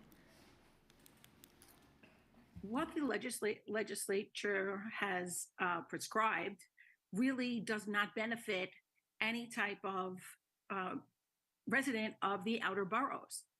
It will not allow people from the outer boroughs to go into Manhattan. And I agree with my colleagues who've said this before me. It will only negatively impact not just the boroughs and the extra parking and the extra congestion in the boroughs, but Manhattan for people who are coming in. An earlier part of your testimony was that you did not find that there would be an impact for people who go into Manhattan for their medical services. I cannot imagine that that's true. I don't know how you did that study, because the majority of people in the 5 boroughs, the outer boroughs and the 4 outer boroughs of Manhattan, receive some type of medical treatment in Manhattan, and that would be hindered. And some places like the Rockaway Peninsula that the chair and I share is a hospital and medical care, healthcare desert. So I don't understand how you could possibly say that on the record, but certainly I hope that people are listening and they can understand that this is going to be a tax burden, but also a healthcare burden and a substantial tax income burden for this city, because no one will be coming into Manhattan to the places like Broadway and to restaurants. Thank you so much, Chair, for your consideration. Thank you. Next, we'll hear from Councilmember Lewis, followed by Councilmember Farias. Thank you, Chair, and thank you all for being here today. I have 3 quick questions. Before I ask my questions, based off of a statement that you all made earlier, are you saying that the MTA did not lobby the New York State Legislature for the CBD-TP program? I think the comment I made was about who wrote the law and passed it and signed it into law. That was the governor at the time and the state legislature. Of course, the MTA is part of finding funding for the current capital program, was involved in it. We shamelessly support congestion pricing. So you did lobby but for that? Of course, but some of the questions and assertions that have been made indicate that we create tax policy, which we do not. All right, at least we have that for the record. All right, I wanted to know if you can restate for the record the algorithm system for tolling that was mentioned earlier, and if you can discuss briefly what the process is for reimbursement for those that are charged double according to that algorithm system that was mentioned earlier. Thank you. Certainly. I'm not sure what you're alluding to in terms of saying those who are charged double. So you mentioned earlier algorithm system, and you said there's a possibility that folks can be charged twice depending on the tracking? No. Okay, sorry, so if you could restate for the record? So the in algorithm essence, system. the way the algorithm would work is Okay. we have detection points along the highway segments of the FDR Drive and the West Side Highway. The first time the vehicle is seen, it would be identified. If it stays on the excluded roadway, what we would do is we would track it. So each time it's seen, in essence, the system in lay terms, in essence, says, I saw that vehicle before. Based on traffic, it should take roughly 10 minutes to get to the next spot.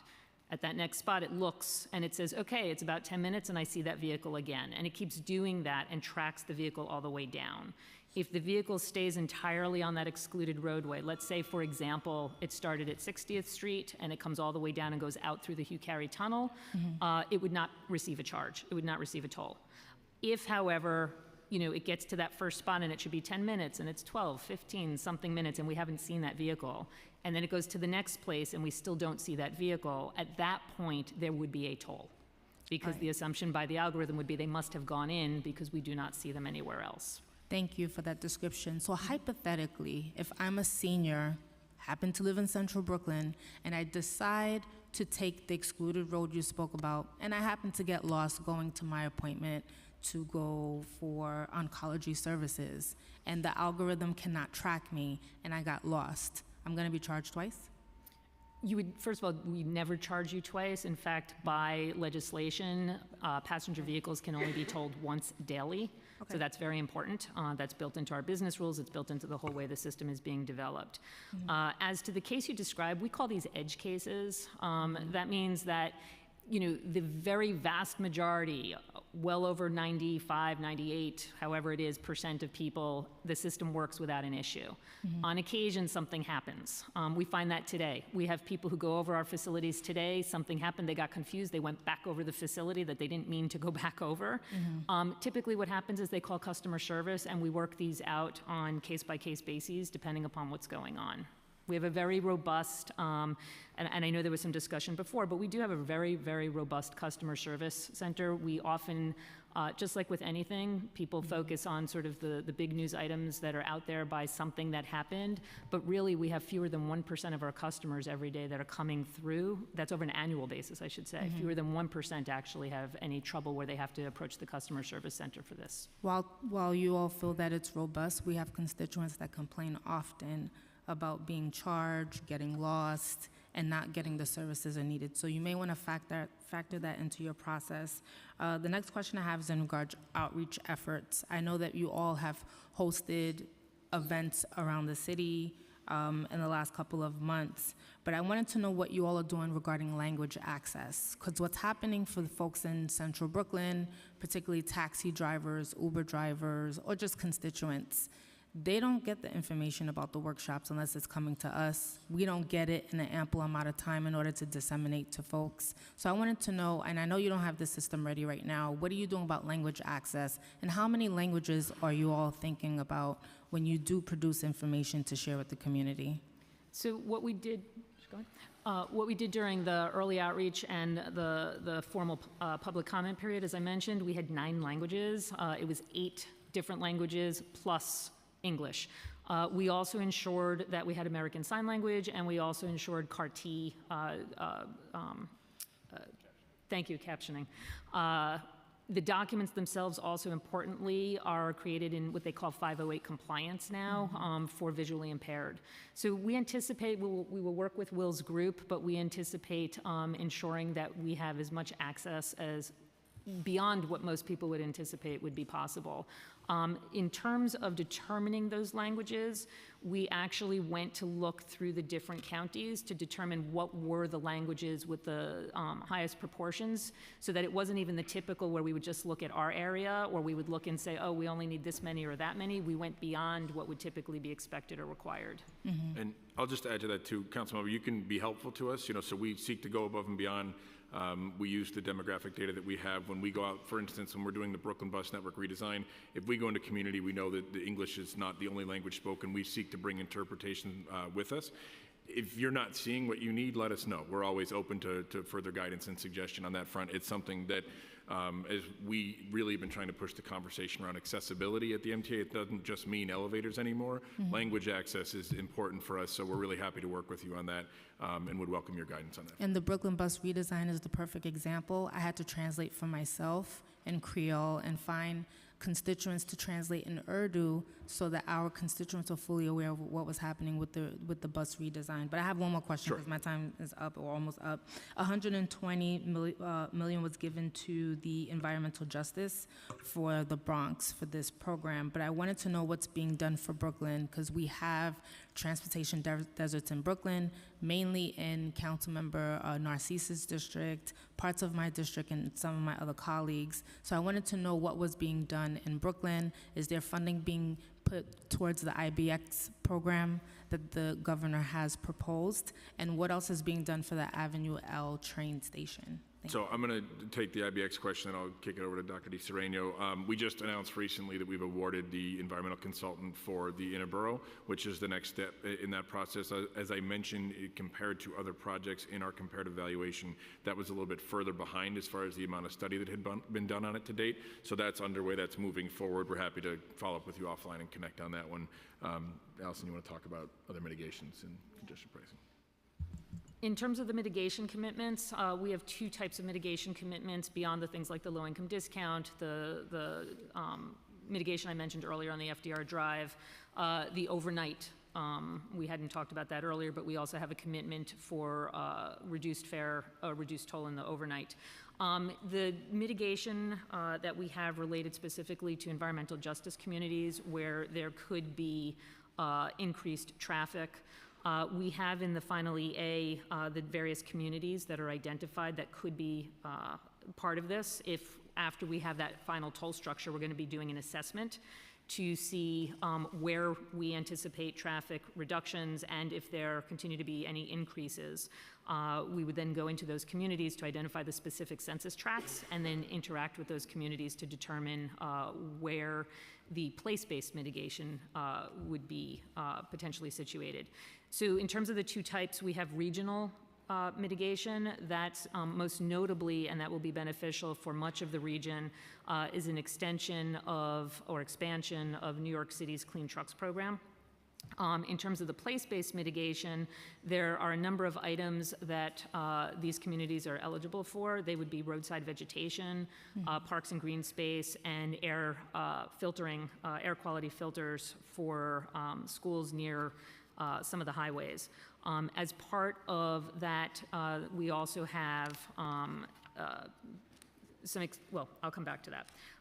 In terms of the specific areas, as I mentioned in the final EA, and you can also find this in the executive summary, which is online, but we can also provide that if that would be helpful. We do have the communities identified for that place-based mitigation would be South Williamsburg and downtown Brooklyn, Fort Greene area are actually formally identified to be monitored as we come up with that final toll structure. So that doesn't include neighborhoods in central Brooklyn, as I stated earlier, that would cover or encompass Councilmember Narcise's district, my district, and some others. So you may want to include that in your assessment. Thank you. Thank you, Chair.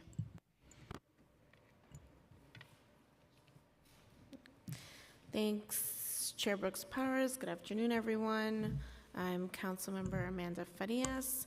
It is no secret that outer borough communities like mine, especially those in the Bronx, will be most negatively impacted by congestion pricing. Most of our city's essential workers live in the outer boroughs, and most of our outer boroughs are not only transit deserts, but accessibility deserts, as many of my colleagues have already mentioned.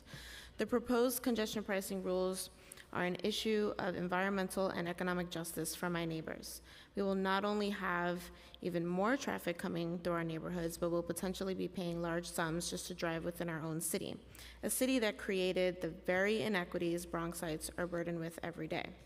My district is home to the Cross Bronx and other major highways, and because of that, we're also home to the highest asthma rates in the nation.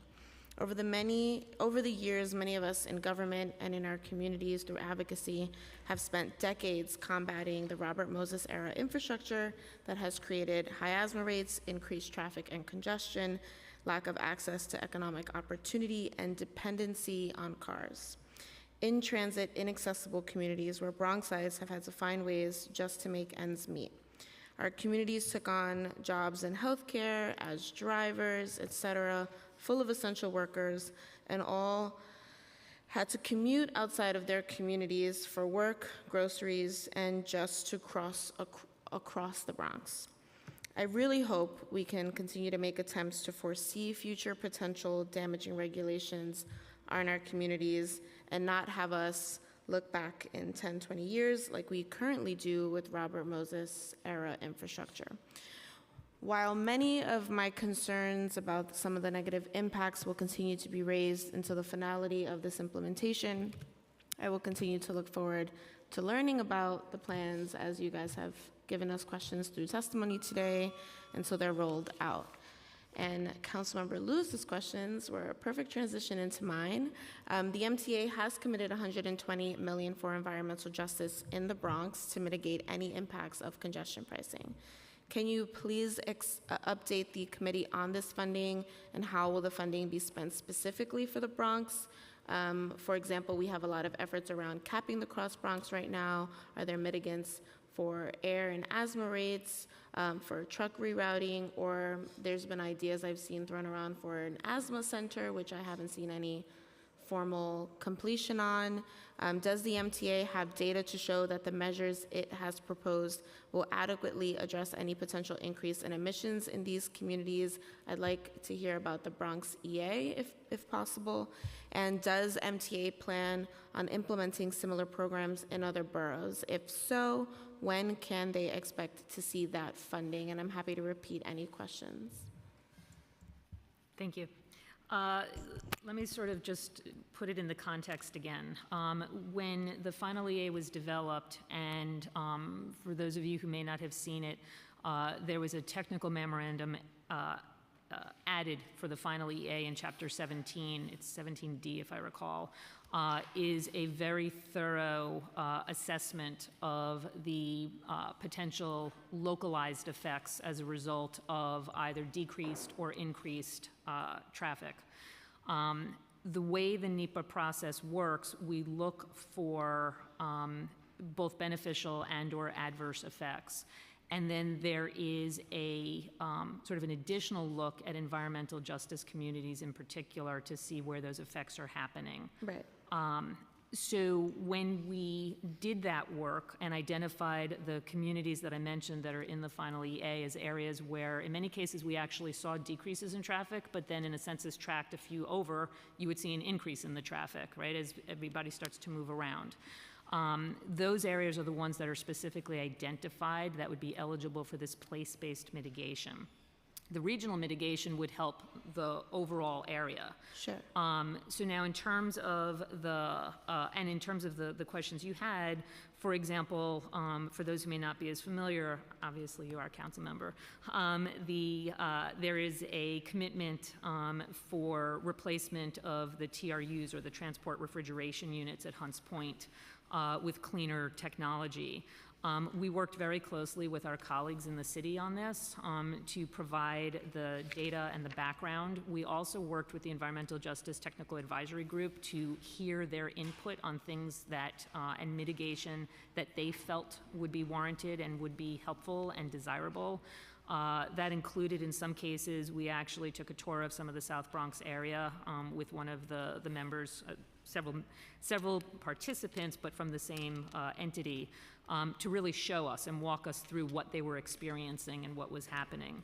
In terms of the timing on it, as you may imagine, we just got the federal approval not too long ago. So this is now something where all three project sponsors are coordinating: New York State Department of Transportation, New York City Department of Transportation, and MTA, to coordinate on how do we now go forward, get the whatever MOUs we need in place, for example, get all of the documentation together, ensure that we've got everything ready to go so that when we have that toll structure recommended and then adopted, and we do that final analysis to understand where are the places that in actuality we will expect to see something, that's when we envision going out to talk to the communities, more specifically to then have a process in place to set these things up and to actually implement. In terms of the actual timelines, that's something that we would have to get back to. They're being developed still, and each of the different mitigation items would have different timelines depending upon what it is. And I'm just a quick follow-up. I vaguely remember this, and I'm happy to be corrected or to give some more information on it. In terms of when I think it was in the EA, looking at what impacts the Cross Bronx Expressway is going to have, there was a DOT flag or like recommendation that the East Bronx and like Southeast Bronx, which I represent, was going to see a lot of flow of traffic away from the Cross Bronx Expressway into our local streets, and that was the anticipated impact of that. Is there more information on that? Have we looked at what local routes look like, local truck routes, both major, minor, or if we're expecting some of the mitigations to be seen more up outside of the South Bronx specific, but more in the East Bronx to kind of balance out some of the air impacts that we're going to see or traffic impacts that we're going to see? So I think that'll again be dependent. We did not, we can follow up with you separately. We did not find that would be as much of an issue. What we found was mostly that the diversions that we would see would be along the major routes. With that said, as part of the EJ outreach and discussions we had, there were concerns raised and we're aware of them. When that comes to the point again, as we have that final toll structure recommendation and adoption, we would do that assessment to better understand what we anticipate seeing. And I anticipate that as part of the outreach, we will be, again, having communication and back and forth with the various constituents about it. Yeah, I'd love for us to maybe kind of get ahead of some of the conversations that maybe are planned to happen a little later. My district specifically sees the 295, the 95, the Hutchinson River, the Bronx River, and it's just a major flow of Robert Moses era infrastructure. And we already know that people will find or try to find the ways to avoid paying any additional fees. And like I said, my district is car dependent. We're multi-generational households, working families that don't have, have one train line, few major busways that go across the Bronx. Like, people are dependent on going to their appointments, on going across the Bronx, at going to work, including myself, on their cars. And so I'd like to just figure out, at least start conversations early to figure out ways that we can, either I can make more advocacy at the state level for my constituents, or we can find ways to mitigate on the way down towards the city. Thank you. Thank you. Next, we will hear from Councilmember Palladino, followed by Holden, and then Brewer. Good afternoon, everybody. We sat here for the last 2 hours listening to a whole bunch of mumbo jumbo. I don't know how many of you actually understood what was said here in these last 2 hours, but I'll make it really simple for everybody. It's robbing the middle class once again, so that we can completely and utterly throw money down the black hole known as the MTA. MTA projects are chronically over budget and behind schedule to the tune of billions of dollars already. A recent audit by the state comptroller showed systemic issues at every step in the MTA project pipeline, ranging from sloppy management to contractors that are being paid for work that simply has never been done. In fact, the fiscal mismanagement of the MTA is so bad that Albany's 2023 budget included a $1.3 billion bailout for this agency, an agency that already has a $20 billion budget. This city is in dire straits. This can no longer sit simply in Manhattan. This is coming to the outer boroughs. These are simple blue-collar workers, and yet you choose to strangle them? Because that's exactly what's going on. This is a pure attack on the middle class. We cannot sustain this in addition to everything else this city is going through. And I'm telling you right now, as far as my constituents go, this is a day where we're talking about robbing New Yorkers with a predatory pricing scheme, supposedly, so that we can hand more money over to the MTA. That's all this is. This is an attack on the middle class. Congestive pricing does not work, period. End of sentence, and that's it. Thank you.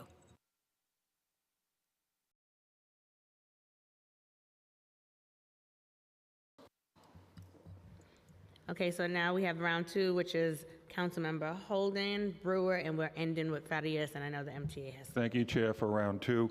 I just want to go back to the environmental impact study, because what Councilmember Farias just said about her district and many districts outside of the zone will be impacted, and they'll get more congestion, more pollution. But we're willing to just write that off. And without doing an environmental impact, you're cheating New Yorkers. You're cheating the environment, and you're jeopardizing the health of other people. You're just displacing the health hazards in New York City. So that's why an impact study was essential. And the fact that you didn't shows the commitment that you really have to this, because you don't have to do it. We were told we didn't have to do it. Well, that's ridiculous. But let me just go, according to the Blue Ribbon Panel report on fare and toll evasion, the MTA lost an estimated $690 million in unpaid fares and tolls in 2022. $690 million. Now, we know that if we enforced or we developed a system, I know you're working on a system for entry, but we lost so much money, and we do it every day. You're losing money every day. That where there's a will, there's a way. First of all, on these toll collectors. So I anticipate, and I think many of you, I don't know if you have the technology to track down people who are evading the tolls with their doctor license plates, because they put a leaf. They're very creative. They put a leaf over it, a piece of tape, and they get around that. And those people will do it. And also, they'll go down streets the wrong way. So what technology do you have set up in this program that will catch those guys? So I'm going to take that as I handle our legislative portfolio in Albany as well. I'm glad we found some common ground. That's something that we've been asking the state legislature for further authority on. It's not an MTA problem alone. The Port Authority, New York State Thruway Authority, DOT are losing tens of millions of dollars a year in uncollectible toll revenues because of fake license plates, obstructed license plates. So we would welcome a partnership with you in pushing for greater enforcement technology. We've proposed making that a Class A misdemeanor, that if you willfully violate a toll, that you be held accountable because you're stealing from the public. So this is something that the governor could do, actually. And has proposed. She has proposed. She proposed, yeah, it's been going on for how long? It's since we had these, obviously, these photo toll collectors that read your license plate. That's been going on that long. And you can go down any block in New York City and see people that are doing this. Yet the MTA you have to push the governor. Obviously, it's in your best interest to push the governor, but the governor hasn't really used state troopers as much as she could have. They're sitting there in their cars by tunnels and bridges, and these guys are going by. I mean, I sat in front of one today. Allison, wearing your bridge and tunnels hat, you want to talk about recent efforts that we've been stepping up on enforcement with the tools that we have? Yeah, certainly. So first I want to just start off by saying the vast Well, majority. an answer to my question about the technology. Allison is much better suited, I assure you. But again, if there's, because I asked the NYPD this, and they didn't have anything to find out if somebody has something covering their plate that they could track them down with technology. Is that So a couple of things. First, I do want to be clear, the vast majority of the people who use our facilities, and we anticipate that will be the same for Central Business District tolling, the vast majority of the people do the right thing. They pay the toll that's due. They pay it on time. And the few people who don't are the ones that we have a robust program to address. That program starts, and I also want to be very clear because I've also heard today about people who have problems, right, who accidentally fall into this group. So we give our customers, whether they're Easy Pass or Tolls by Mail customers, as many opportunities to pay as possible before we then start to escalate, right? So when somebody goes through and we don't see an Easy Pass, we capture an image of their license plate. There are different types of technologies that help us with identifying those plates, pieces of plates, et cetera. And some of that technology continues to improve, and we keep an eye on that technology in terms of how this might help us going forward. What's that called? What's the technology It's called? license plate recognition and optical recognition technology. Because why are so many people doing it if they're getting caught? I can't speak to So they're that not, part. obviously, I'd like to see the numbers on this, because if it's working, if that technology works, because the police department does, I asked the chief of patrol, he doesn't know any technology. So our TBTA people, we have, if you wouldn't mind, Councilmember, because I'll walk you through sort of just the whole process. It doesn't take that long. But what we do is when we have a vehicle and they haven't paid, we go and we send out the first notice. They still have time to pay. They have another 30 days. They get 30 days, they get the first notice, they have another 30 days to pay. If they haven't paid at that point, then eventually it becomes a violation notice and says you need to pay. If they still don't pay at that point, then we have different opportunities for escalating. So it's a lot of process. One of the things that we do, and this we were fortunate to have implemented legally some years ago, is the ability to suspend registrations for non-payment of toll collection once we have what we call persistent toll violator. That's somebody who's done this repeatedly. Those persistent toll violators, we do have the tools that we need, and we do go after them. We have both, we have in essence a list of those who have had their vehicles suspended, and that list is actually uploaded on a regular basis, and our bridge and tunnel officers regularly go out looking for these people. We also have targeted enforcement, and I'm sure you've seen it in the news because we do it very regularly, where we go out at certain times and we do the analytics on the side to see when are people coming, where are they coming from, where would we expect them to be, and all of that information technology-wise is actually uploaded. So we have the license plate recognition that is in essence looking for those plates as they come through. We know that those are the plates that haven't paid, and then our officers pull them over and deal with them accordingly. Thank you. I'm sorry, Councilmember. We just want to make sure we get to Councilmember Brewer and Farias before the MTA has to leave. Thank you. Very quickly. When I was borough president, I had a hearing on residential parking based on congestion pricing. So I don't know if it's a good idea or not. I want to get your opinion. I can tell you that the people around 60th Street are concerned that people are going to circle and then not be able to get their own parking spaces because they live there. Number two, I'm an Omni user, but I have to say on the buses, a quarter of the time it doesn't work. So I'm just letting you know, I don't know if that's an issue. I know you brought up all the great things you're doing, and I believe it, but that's my experience. And then finally, I just want to say, I know rental cars are not your issue, but if you don't own a car, you can't get an Easy Pass. You should be able to get an Easy Pass so that you could use it at the rental car. Those are my 3 questions. So let me just, on the last one, let me start with that one. You can get an Easy Pass. You don't have to have you can have an Easy Pass because you can also move it from vehicle to vehicle. I don't have a vehicle. You have to have a license plate to get it. I do not have a vehicle, and I'd like to be able to take my Easy Pass to my rental car and use it. Let's talk offline because we can help you take care of that. Just on the parking, and I'll let my colleague Will Schwartz answer the second part of that. I want to take the parking. Oh, you want to take the parking in it? Yeah, this was a topic of discussion. The state Senate included a proposal in their one-house budget resolution back in March. It's a matter for policymakers in Albany. I think the city would need state authorization to do something like that. And if that is, we assured you we'd be able to answer all the DOT questions today, Madam Chair, but that is a question for City DOT, the administration, and the state legislature. And Omni on buses, we've talked about that before, Richard. Yeah, Omni buses, I'd be surprised if it was a quarter of our buses. Maybe half. Which would mean that would mean 2,200 buses. And we collect a lot of money every day. So are there some that aren't working? I'm sure that's true. I was on a bus Manhattan 2 days ago where one wasn't. At the front, remember, the back we still have not I only go in the front.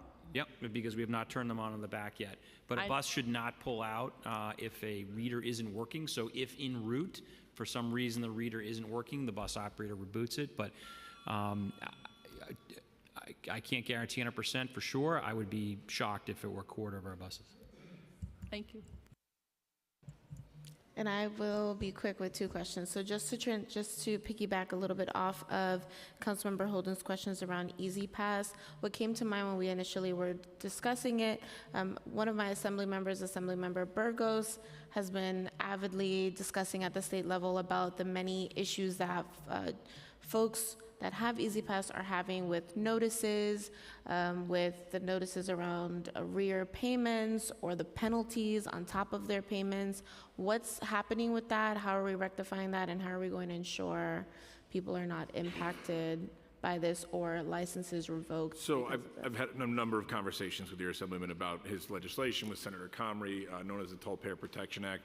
So that typically is not referring to an Easy Pass customer. It's usually not the Easy Pass customer that finds themselves in that kind of problems because, like I said earlier, if you have a maintained and up-to-date Easy Pass account, you have no problems in life. It's one of the greatest tools that we have to offer. Again, I will shamelessly plug our award-winning Tolls NY app. People should use it. It's great for account maintenance. It's a nice new way of technology helping customers to maintain their accounts. So a well-maintained Easy Pass, you stay out of trouble. Where we do see customers finding themselves with issues might be through our Tolls by Mail program. That's what Assemblymember Burgos' bill really focuses on and talks about some of the notification provisions there. Sure. And so will the Tolls by Mail program essentially would people be included in receiving like tolls by mail through congestion pricing? So, Allison, you want to talk about what Tolls by Mail is for the group and then? No. Yeah, so the tolls by mail is for customers who, for whatever reason, prefer not to have an Easy Pass. Sure. That's when you get the license, the image taken of the license plate, and we bill through the mail. And yes, the Central Business District tolling will have Easy Pass and will have tolls by mail. Okay, and so what are conversations like in rectification of the tolls by mail program and the penalties and notifications? Again, oftentimes when our customers find themselves in trouble, we rely on information that we pull from New York State DMV. That's where we get the registered vehicle address. If you move around the city, some folks, for whatever reasons, may register their vehicle somewhere they don't live for certain reasons, legitimate and otherwise. So the operator has a responsibility to keep their information current. We send certified mail. We can track mail down to the post office it goes to. We have relative, good ways of tracking that customers are getting it. But there are people that don't open it. They don't see it. The first time that they get a past due notice, there's a $5 late fee. Some people just don't pay it. They may not think they incurred it. We have customers that call and they say, I was driving over the Verrazano for 3 months, and I didn't know I was supposed to be paying it. That's where we work with them and do that customer education. And as Allison has mentioned, we have a huge team with a customer contact center that is shared by the Port Authority of New York and through a authority as well. We are always happy to work with constituent. It has become one of my missions in this role to work with elected officials to help be brand ambassadors, so we don't have to do that constituent casework together. Everybody can, Okay, and so on record, you have to pay for the Verrazano. No, I'm just kidding. That's a larger conversation. Just kidding. Just the last quick thing, and I think you folks kind of touched on it when Councilmember Narcisse was asking her questions around electric vehicles. Considering New York State's goal to phase out the sale of all gas-powered vehicles by 2035, how will congestion pricing aid New York drivers to be able to purchase and transition to electric vehicles, if so? And will any of the proceeds from congestion pricing go to fund electric charging infrastructure, if we have any thoughts on that? Yeah, so importantly, for context, the goals of the Central Business District program are first and foremost to reduce congestion, and then second, to raise the funding sufficient to fund the $15 billion in the capital program. The environmental benefit of improved air quality comes as a result of the two primary goals. In terms of electric vehicles, as I mentioned earlier, this is one of the items that's on that list of 122 potential exemptions, discounts, and credits that the Traffic Mobility Review Board is sifting through and determining what they're going to make recommendations on.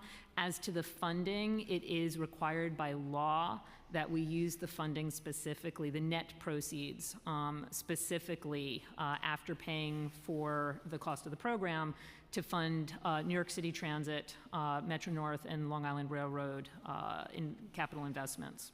Okay, great. I just want to add to that, too, your question about electric charging infrastructure. The answer is yes. I mentioned the new Jamaica bus depot. That will be the first entirely zero-emission ready depot in our fleet.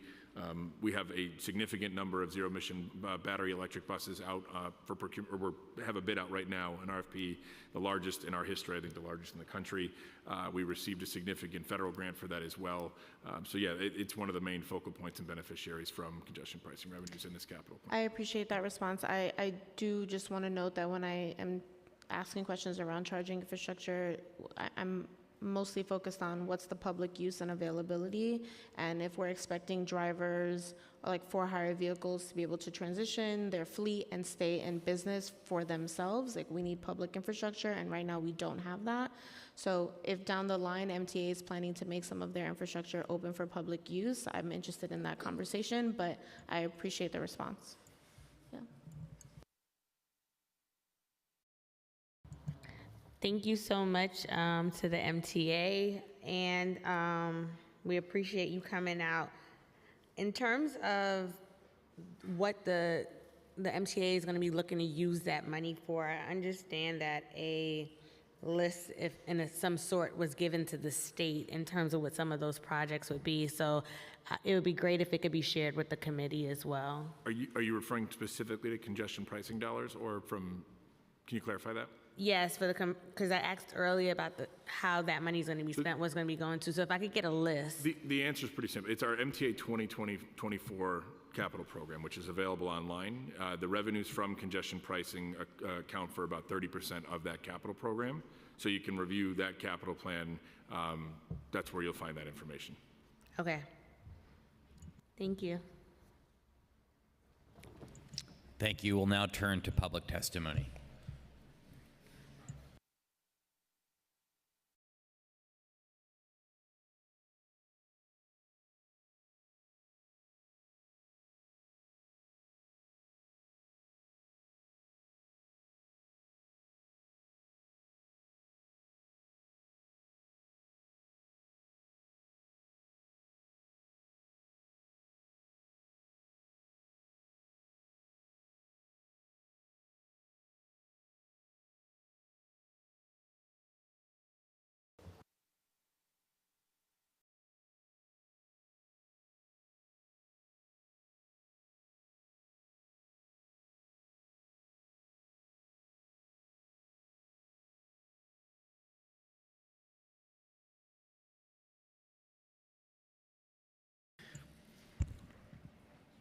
We'll now turn to public testimony. Each panelist will be given 2 minutes to speak. For panelists testifying in person, please come to the dais as your name is called and wait for your turn to speak. For panelists who are testifying remotely, once your name is called, a member of our staff will unmute you and the Sergeant at Arms will give you the go-ahead to begin. Please wait for the Sergeant to announce that you may begin before delivering your testimony. Our first panel will be Erica Burson and Evelyn David.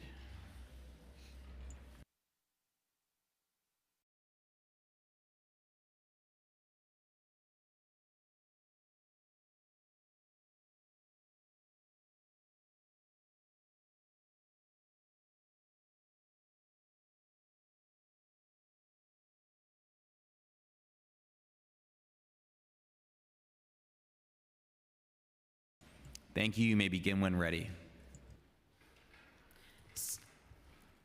So I need just a couple of minutes owing to a disability that I have, but I'll make it as quick as I can. Chairperson Brooks, Powers, and other committee members, thank you for your time and attention. My name is Erica Burson. I am 54 years old and born and raised in Manhattan. And while I've lived in other places, including overseas, experiencing some of the best transit systems in the world, New York City is in my DNA. I live on 71st and 2nd, operate a single-person LLC. I'm losing a day of income to be here because it's so important to me. I come from a long line of New York City Democratic activists, and I also live with multiple sclerosis. For those of you not aware, severity of symptoms of MS can vary from person to person. My issues are with fatigue and extreme heat intolerance. I know that you can't see my MS, but I assure you as I appear here today, in the dog days of summer and the planet's climate crisis, which I firmly believe in, my body is in turmoil. While I don't own a car, congestion pricing is going to negatively impact my and thousands of others' mobility and ability to participate in society. I believe in the possibility of our transit system, but I am unable to take it regularly because on any given day, I have to plan out the amount of energy I can use. I rely on taxis and other for-hire vehicles to get around, and currently, before the meter even starts, the congestion fees can be $4, $6.50, etc. I also live in a neighborhood that has more hospitals and physician offices than anywhere in the country, bar none. Think about the millions of people who come to the East Side every year for their health care needs, people who can't take public transit even if it exists where they live. I'm angry, not because I have MS, but that I have to come to your committee to beg you to care about me and others like me. Beg you to care about not forcing me to limit my life to the blocks around my apartment because I can't afford the extra money that it will cost to get below 60th Street and back as needed. I pay $735 per month for commercial insurance through the exchange before even seeing a doctor. And one medicine for my MS is $88,000 per year. Living in Manhattan, we face taxes upon fees upon taxes like no other place. Most people that live in Manhattan are not wealthy. It's shocking to see the line items where the MTA gets money from, well beyond anything related to transportation. My elected officials that I voted for, including Nadler, Seawright, Kruger, Levine, Lander, and Menon, will not listen to those of us who oppose congestion pricing. There are 2 change.org petitions that I'm aware of with over 5,500 signatures and almost 300 comments opposing congestion pricing. In 2022, more than 1,100 MTA employees doubled or even tripled their salaries, costing taxpayers $1.3 billion in overtime, which was an increase of approximately 20% over 2021. I find it perplexing why other countries can create reliable transit systems on time and for a fraction of the cost of the MTA, while using union workers. There is no way the MTA will make the money needed through congestion pricing because the research is based on pre-pandemic data and doesn't match up to the current working or driving conditions. As they say, the math ain't mathing. And nowhere in the MTA's project purpose, need, and objectives is the climate crisis, and environment even mentioned. The purpose states to reduce traffic congestion in the Manhattan Central Business District in a manner that will generate revenue for future transportation improvements pursuant to acceptance into FHWA's value pricing pilot program. If you reduce the amount of cars coming into the Central Business District, how does the MTA make the $15 billion it needs? Again, the math ain't mathing. This is nothing more than a money grab by a disorganized agency that has no idea how to manage projects and politicians that can't or won't hold them accountable. The Americans with Disabilities Act at 33 years old says that just by having a diagnosis of MS, I qualify as disabled. But based on the MTA's requirements, I do not. And shockingly, 33 years after the ADA became the law, the system is only hovering around 25% accessible, and on any given day with elevators and escalators out of service, much less. Why should I be forced to share my private health information with an incompetent city agency asking me and my doctor to do senseless paperwork when this can be solved a dozen different ways off the top of my head alone that won't hurt all of us? If I had the money that other special interest groups have backing them, you would be hearing from me via lawsuit rather than sitting in front of you asking for you to protect us. We all know that each passing year, the CBD line will creep uptown along with the fare amounts. But I keep hearing, we promise that there will be public comment periods scheduled, and so far nothing. Yet no time was wasted putting up the tolling infrastructure over 60th Street on the east and west sides in the last few weeks. To me, that says we don't have to listen and we don't care anyway. In closing, I beg you to go back to your colleagues and look at a different way forward that won't negatively impact our city, including working class people, small business, people with disabilities, and those who will wake up tomorrow with one, and the elderly. Thank you. Thank you.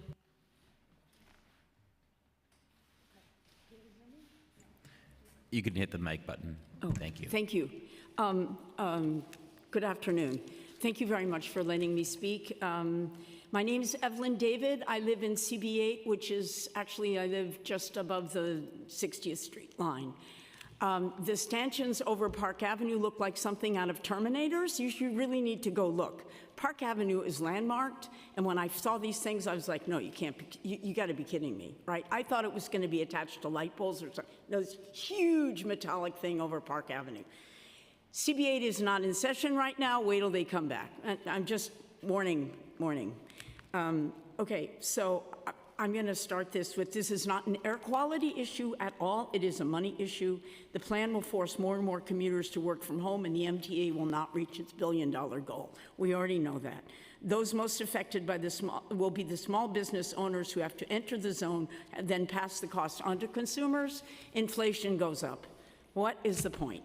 Okay, the MTA board overseeing congestion plan, and I listened to it all, okay, did not allow one person onto the board from Manhattan to represent the residents in the tolling district, so they do not know or care about the unintended consequences of their decisions, or whoever did this legislation. However, they are giving a vast amount of money, and I've heard $20 million, to Congressman Richie Torres's district in the Bronx, to the Bronx councilwoman, to pay to, not to her, but to pay for medical consequences the rerouted traffic will cause due to disastrous pollution problems that will be created.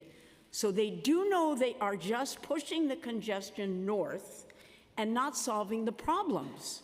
If you have a problem, try to solve the problems. Community District 8 and 9 will be severely impacted by unbelievable traffic, pollution, and parking issues that already exist, that will be created. So they don't know they're just pushing congestion north. Please let me finish. To avoid the solution to the MTA's financial and pollution problems created by the 150,000 Ubers and Lyfts and bike lanes that have narrowed streets and created traffic flow problems is simple. Build municipal parking lots in the outer boroughs near the subway hubs and in Manhattan anywhere and everywhere There's a vacant lot. I found dozens just tooling around. Commuters and drivers will immediately be able to pay with Easy Pass, jump on the subways and buses. This will create huge increases in ridership on subways and buses and huge revenues from the parking for the city/MTA. And air pollution will dramatically go down. That's actually a solution to this huge problem, the entirety of it. Up in the Bronx, there are a lot of open spaces near the subway hubs. People coming over the bridge could park their cars and jump on the subways. And believe me, they would be so happy to do it. Nobody really wants to drive into Manhattan. Do you know what I mean? It's like, okay, please consider this as your chance to affect change and help solve the problems in a rational, practical, and realistic way. Thank you very much for your listening. Thank you. Attention. Thank you. Thank you. We'll next hear from Assemblyman Lesser Chang.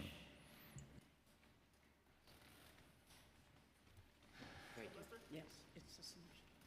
Oh. Thank you very much.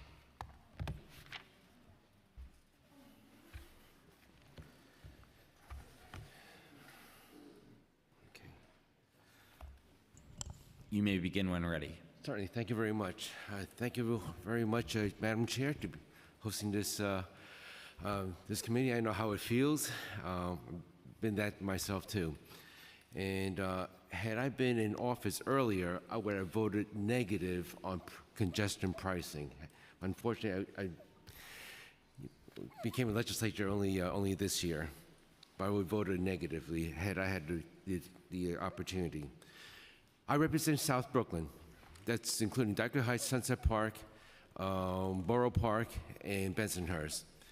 And as a native-born Chinatown here, and New York has morphed into 3 Chinatowns: Flushing, Sunset Park, and New York Chinatown. I feel concessions pricing will inherently kill, I mean literally kill, destroy New York City Chinatown. And it will definitely have unintended effect, will affect my constituents because we have businesses that intertwine between 3 Chinatowns. For example, we have private buses that goes between New York Chinatown, Sunset Park, and Flushing, and all 3.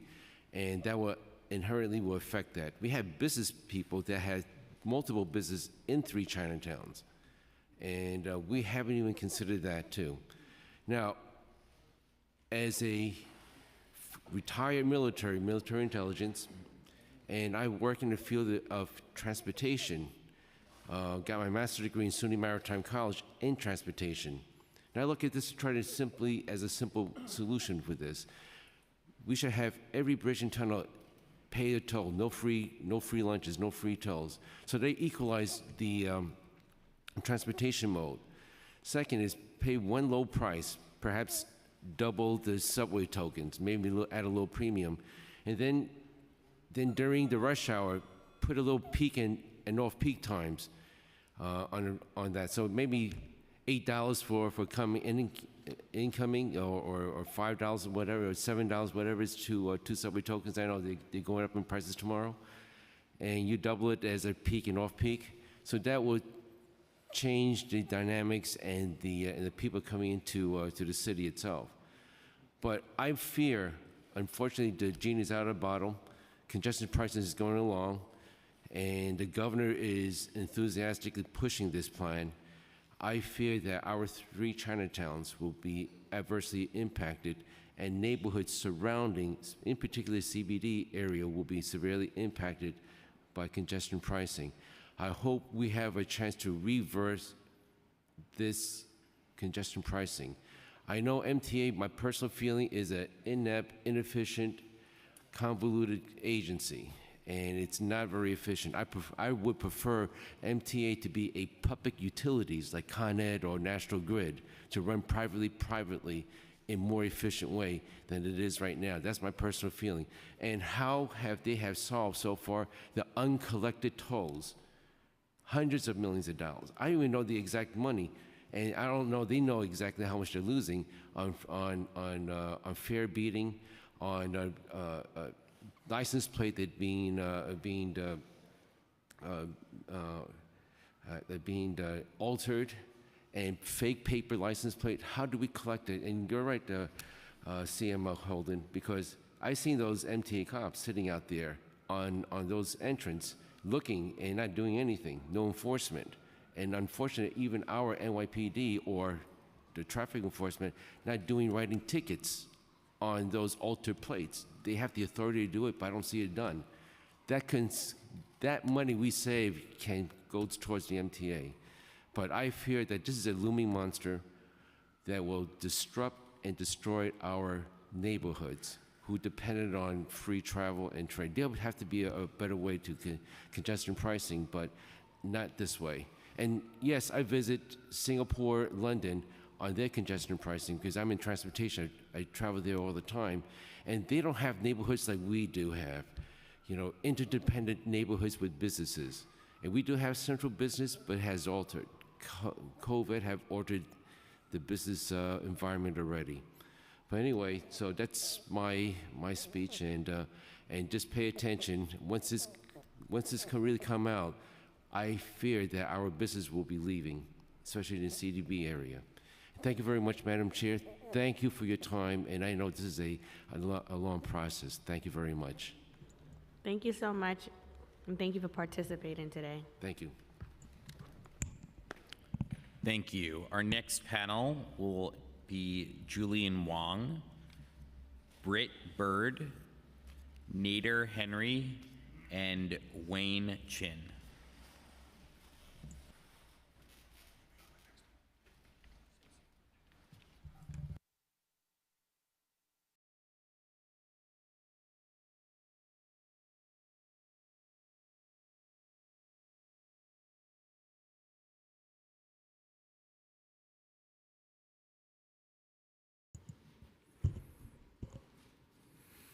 You may begin when ready. Hi, good afternoon. My name is Britt Bird. I'm a planner in the office of Brooklyn Borough President Antonio Reynoso. I'm submitting this testimony on his behalf. Good afternoon, Chair Brooks Powers and members of the committee, and thank you for holding this hearing today on this extremely important issue. Congestion pricing has been a long time coming, nearly 15 years, and I'm very happy to see it finally moving forward. If we do it together and do it right, congestion pricing is set to be a win-win-win for our economy, environment, and people. It will boost our public transit, clean up our air, and make our streets safer. And we need it now. Soaring rates of car ownership and the dire fiscal needs of the MTA require urgency. But we cannot let urgency and spurious lawsuits get in the way of doing this right. We need a fair approach, which means a fee structure that provides as few exemptions as possible. In other words, a broad base coupled with a toll rate that does not disproportionately burden non-exempt drivers. We need to take seriously our responsibility to improving public health and addressing climate change by removing as many cars from our streets as possible. The vast majority of New Yorkers stand to benefit from essential investments to our transit system, such as improved signaling to make trains faster and more reliable, and installing new elevators to make more stations ADA accessible. New York is a transit, walking, and cycling city. Of our over 8 million residents, only 5,200 New Yorkers live both more than a half-mile away from transit and commute into the congestion zone by car. The revenue from congestion pricing will help improve transit in the outer boroughs and move us closer to a future where all New Yorkers live close to reliable transit. We need to eliminate the potential for toll shopping by equalizing fare structures across all crossings. Crossing the East River should not be the cheapest way for polluting and dangerous trucks and cars without a local destination to travel across our region. The Brooklyn, Manhattan, and Williamsburg bridges should be priced on par with the Verrazano and Triborough bridges, so that through traffic no longer burdens environmental justice communities in Brooklyn and Lower Manhattan. And of course, we need to talk about our neighbors in the South Bronx. One of the most important outcomes of congestion pricing is reducing air pollution across our city. And we need to recognize that the environmental assessment identifies potential risks of truck emission increases for the South Bronx. This is an area that already battles poor air quality, high asthma rates, and other environmental injustices. It is vital that the MTA follows through on a substantial mitigation package that includes investments in open space, air filtration, truck electrification, and expanding DOT's off-hours truck delivery program. In summary, for our city to continue to function, we must get people out of their cars and back onto reliable public transportation. Congestion pricing is set to be mutually beneficial for the city and region's economy, transit system, traffic reduction efforts, and overall safety and quality of life for Brooklynites and all New Yorkers. Thank you again for holding this hearing today. I look forward to continuing to partner with the City Council, Albany, and the MTA to make our streets healthier and deliver world-class public transportation in Brooklyn. Thank you. Do you have copies of your testimony, or are you Yes, able to submit it online? I submitted online and provided a copy to the Sergeant at Arms. Okay, thank you. Please go ahead when ready. Hi, so thank you, council members, for speaking today. I'm here speaking about 390 today, about Queenslink. So I'm a student studying transportation engineering in university at the moment. But more fundamentally, I'm a New Yorker whose family has never owned a car and who has never had experience or the opportunity to drive ever, and has relied on public transportation ever since. And maybe even more fundamentally, I'm a human being who desires freedom of mobility. And I live in the Bay Ridge, Diker Heights area, and I have many, many reasons to go out to Richmond Hill, Rego Park. I have volunteering opportunities in Richmond Hill pretty frequently. I have friends, family in, eastern central Queens. And it is a massive pain to get there at the moment. The J train is not nearly adequate enough to be serving that area for the demand of for transportation to that area. And assuming all of these roles, a student in transportation engineering, a New Yorker, and just a person who just has a reason to be in those areas. Queenslink is just a gold mine. We're just sitting on a gold mine here. We need to, realize that we have such a valuable piece of transportation infrastructure just readily available for us to convert to, a usable rail corridor. And a common myth is that parks and rail corridors cannot coexist simultaneously along the same corridors. Seeing and participating in the work that Queenslink does, I know firsthand that it is extremely possible for the Long Island Railroad corridor, the disused Long Island Railroad corridor there, to house both an active rail corridor and a linear park. So I encourage everyone in the council to act upon this. Thank you. Thank you.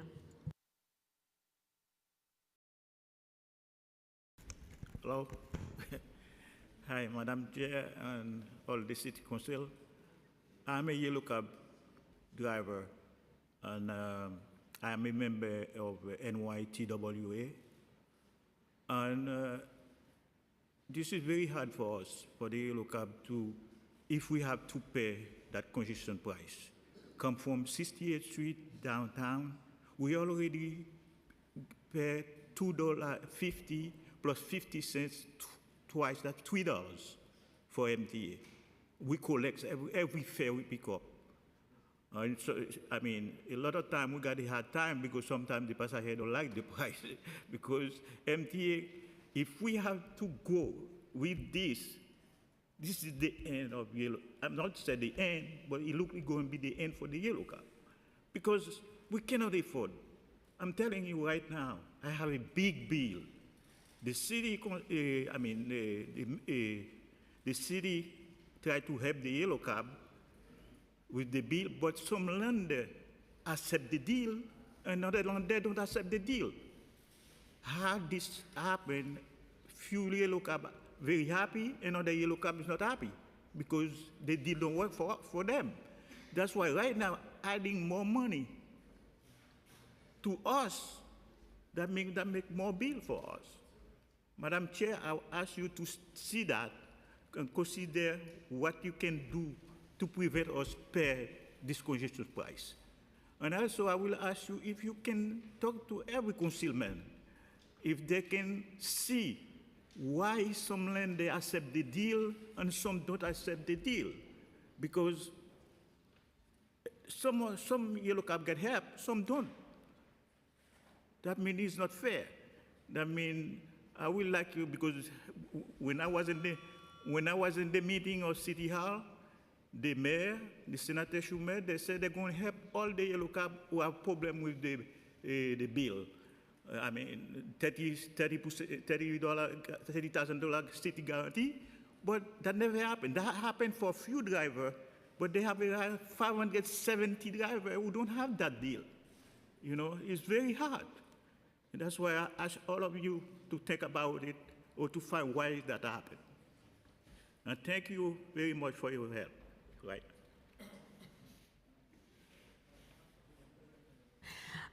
Thank you for that. I do have follow-up questions, if I can, just wanting to understand the impact more also, because I do have concerns about the yellow taxi cabs in particular, having a double tax on them. In terms of what was shared earlier from the MTA about the yellow taxi cabs and the FHVs having the tax one time per day versus each time in and out, what do you feel is the direct impact for you from first experience and what that means? Does that mean that you would avoid taking trips into the CBD and look elsewhere to pick up trips, or what would happen? That's where the business is for yellow cab. If we avoid to come down, that means that's the end of yellow cab. That's the end of it. They have to find a way to exempt the yellow cab. We can come bring people because the business is down here. That's where we pick up downtown, bring uptown, 96, come downtown, airport. That's what we do. I mean, and we have public transportation. You know, you have a problem, you come to the yellow cab. And yellow cab is the culture of New York. It's the culture. That's the I don't know what to say. It's a culture. Yellow, if you know yellow cab in the city, well, how the city look like? I mean, come on. This is what yellow cab. It makes no sense. No, thank you for that, and I agree, like the yellow cab is an iconic feature of New York City, and we recognize the troubles that have been happening, and I hope we have you in the fall when we have another hearing that's going to be specific to the TLC to really talk about the program that's in place right now, because I hear you saying like not everyone took advantage of it and that there are reasons. So in the fall, there'll be an opportunity to really delve into that. So I appreciate your testimony. Okay, I'd be pleased to be here, Madam Chair. Thank you.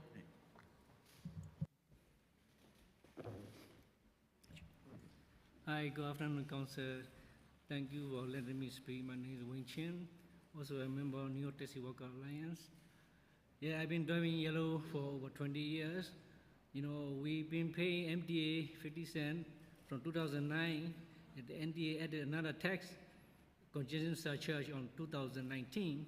So we're paying $3, the collecting and paying $3 each ride in Manhattan. So the total comes to like, average total is like $15,000 a year you collecting and paying MTA. And if they add another third fee or tax on the yellow, we will very impact our income because the customer base is not back to normal, to the pandemic level yet. We still have a less passenger than before pandemic. You know, it will impact our income very much. So most of the medallion owner, they have a loan. As you all know, 2021, we demonstrated outside the City Hall for 46 days. We have a loan restructure. The Mayor de Blasio agreed to restructure the loan. The Mayor done last year, they started restructure the loan. But we still have a $170,000 loan on the medallion, most of the medallion. But some of the medallion owner, like myself, they don't have a loan restructure yet. You know, we're still waiting for the restructure. If they add another tax on that, I don't know. I don't think we can survive. All the owner, you know, because we already paying our share to the MTA already. We don't need additional fee or tax either on the driver or the passenger.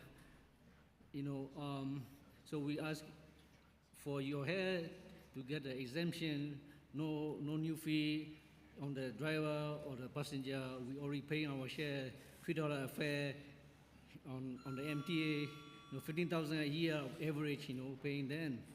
So let us survive, let us provide our care to our family. Also, we are essential part of New York City. We provide door-to-door service to the elderly people, disabled people. We are working 24 hours a day. Most of our cab driver, they working day, night shift, rain or shine. MTA, the train not running, we are running. During storm, we are walking. So please help us exempt for the new fee and taxes. Thank you so much. Thank you for your testimony as well. Thank you. Thank you. We'll now call our next panel. Andrew Schloss,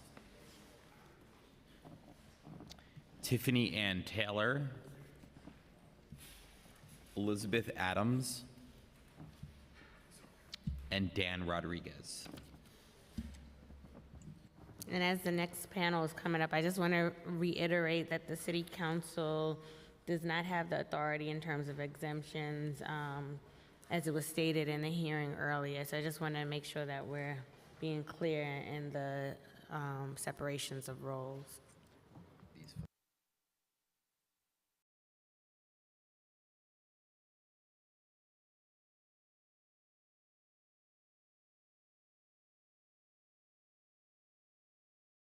You may proceed.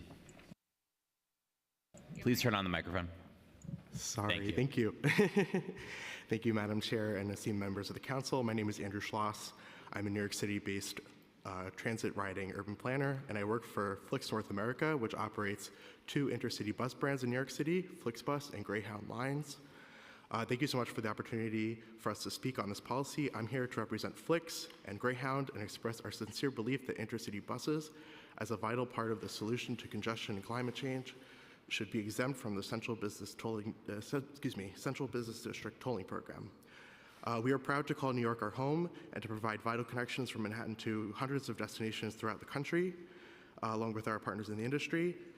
Flix is proud to support this policy as it advances our shared commitment to ensure a green and smart transportation future for all New Yorkers. We believe that exempting intercity buses from the program is key to making it a success. Firstly, a robust intercity bus service is one of the best ways to fight congestion. Each intercity bus can take at least 50 single-occupant vehicles out of the CBD's roadways. Second, numerous studies have shown that intercity buses are the most energy efficient and environmentally beneficial mode of motorized passenger transportation. These studies demonstrate that intercity buses use the least amount of energy and produce the lowest carbon dioxide emissions per passenger mile of any motorized transportation mode. The studies include Getting There Greener by the Union of Concerned Scientists, an updated comparison of energy use and emissions from different transportation modes by MJB&A in June of 2019. Additionally, we believe that exempting intercity buses would allow the policy to best advance environmental justice. Persons in minority populations and low-income persons rely on intercity bus service for much of their transportation. Additionally, Greyhound's passenger profile illustrates this point. Greyhound is a majority-minority bus service provider. In a survey conducted in 2019, prior to the pandemic, Greyhound found that 56% of its passengers were members of ethnic minorities, and 57% of its ridership is low income. Finally, federal law requires that privately operated over-the-road buses be treated the same way as public transportation buses in FHWA-sponsored projects like the CBTTP, and that requirement should mean that all buses, both transit and intercity, should be exempt from CBTTP tolls. Thank you so much for the opportunity to comment on this policy, and yeah, looking forward to hearing more. Thank you.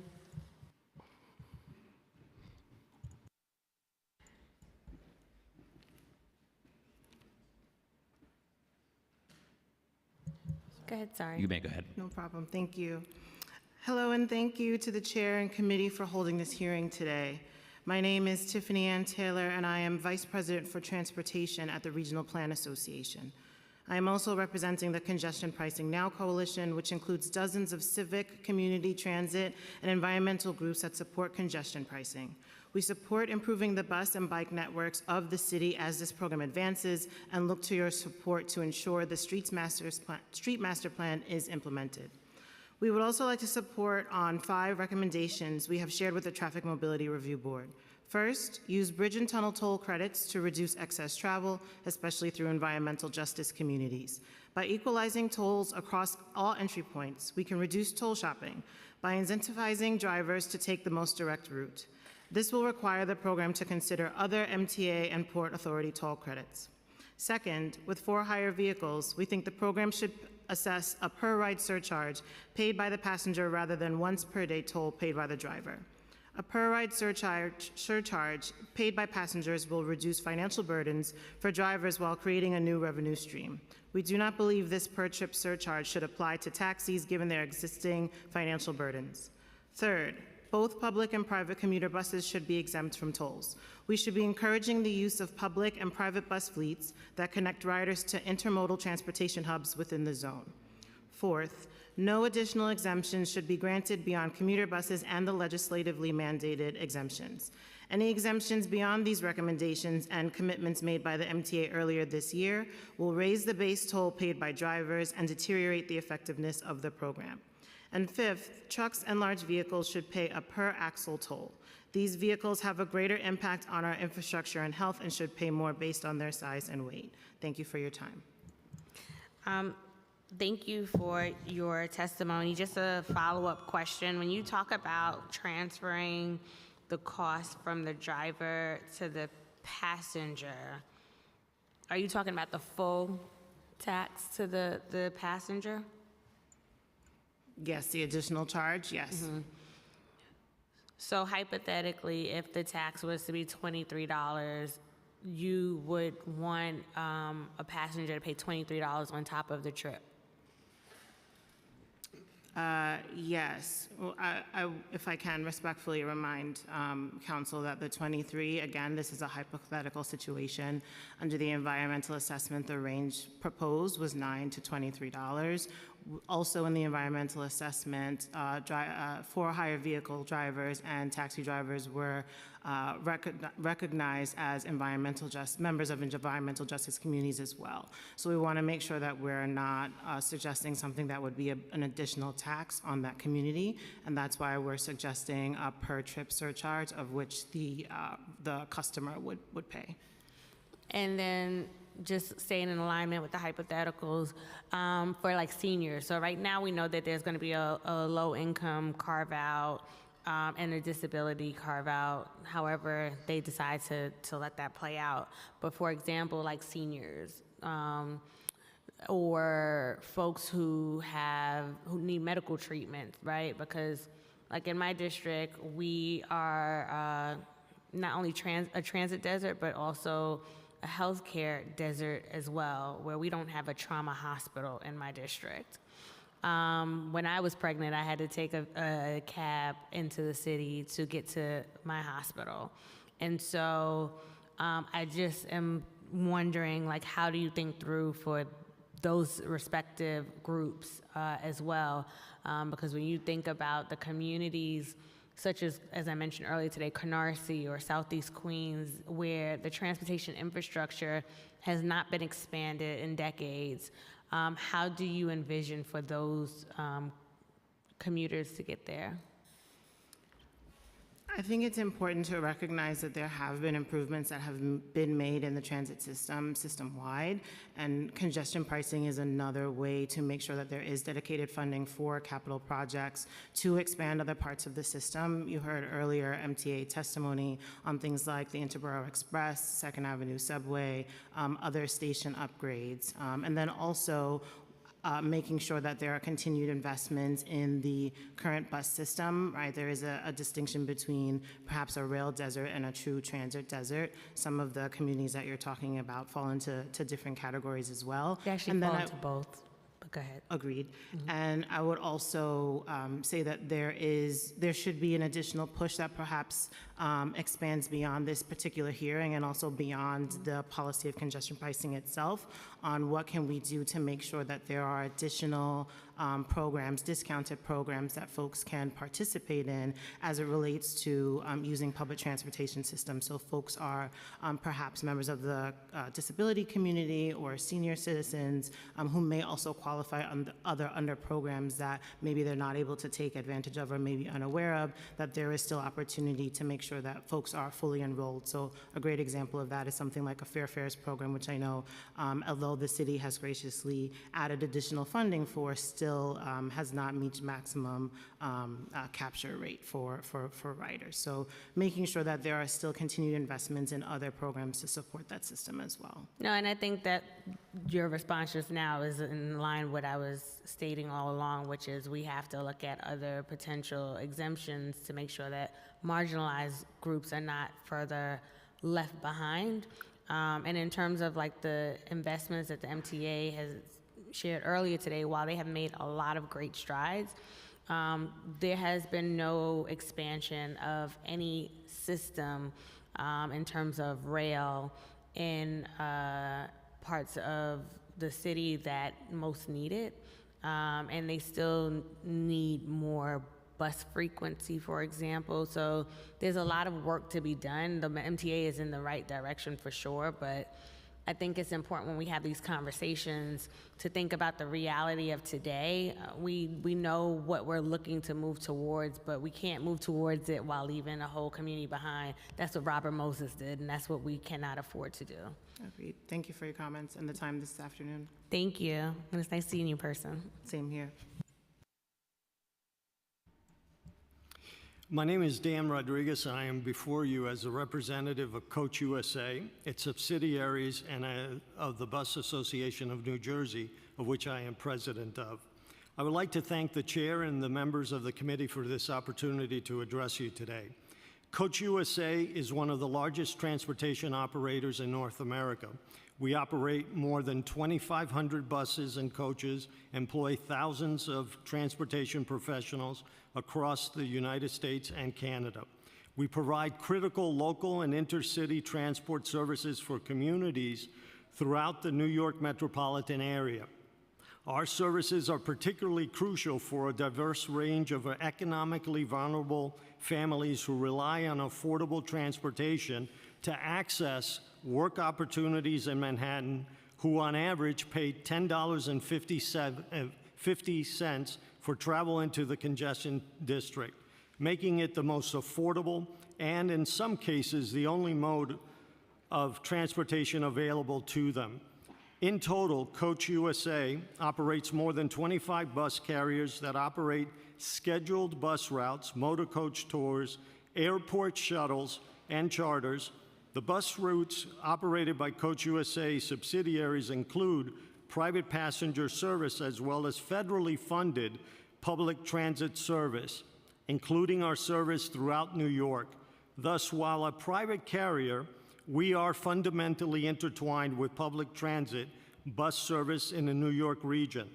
Among our subsidiaries, Megabus, a noteworthy intercity motor coach service launched in April 2006, Megabus focuses on the Northeast and provides daily express service with fares as low as $1. With 196 daily routes and 4 Manhattan stops, Megabus facilitates travel to various destinations in New York and beyond. The relationship between Megabus and Manhattan is crucial, as it benefits our passengers who depend on affordable and efficient transportation to the New York metropolitan area. Congestion toll pricing is what economists call a demand-side solution. Raise the price of something and demand will fall, resulting in less congested streets and an improved air quality. However, this approach, while also trying to maximize revenue, makes it tricky, especially when it's to lower the current $43 billion deficit the MTA is currently grappling with. I want to emphasize, and make clear that we are committed to addressing New York's traffic congestion concerns. Through our public transportation services, we transport 24,000 passengers daily and over 8 million annually, thus removing an equivalent of 8 million cars from Manhattan streets every year. I'm sorry. Sure. I'm just going to ask if you could give us the abbreviated version. We do have it for the record, though. Sure. As most of our riders are essential members of New York City's daily life, including first responders, healthcare workers, and union workers, additionally, 83% of New York voters say that public transportation provides easy access to the things they rely on in their daily lives, which they may not have access to otherwise, according to the New York Public Transit Association. In recognition of these invaluable public benefits served by our bus services, and to prevent operational disruptions from congestion tolls, we urge the MTA, the board, and the Traffic Mobility Review Board to exempt buses from the program's tolls, such as in London, Stockholm, and Singapore, which already adopt this approach. No bus in these cities is required to pay a toll.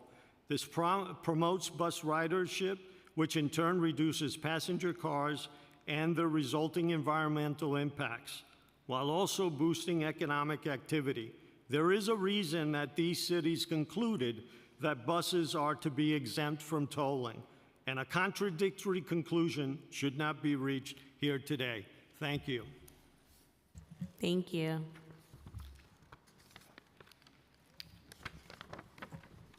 Thank you. For our next panel, please come up Susan Lee, Alia Sompro, Zach Milley, and Gregor Winkle.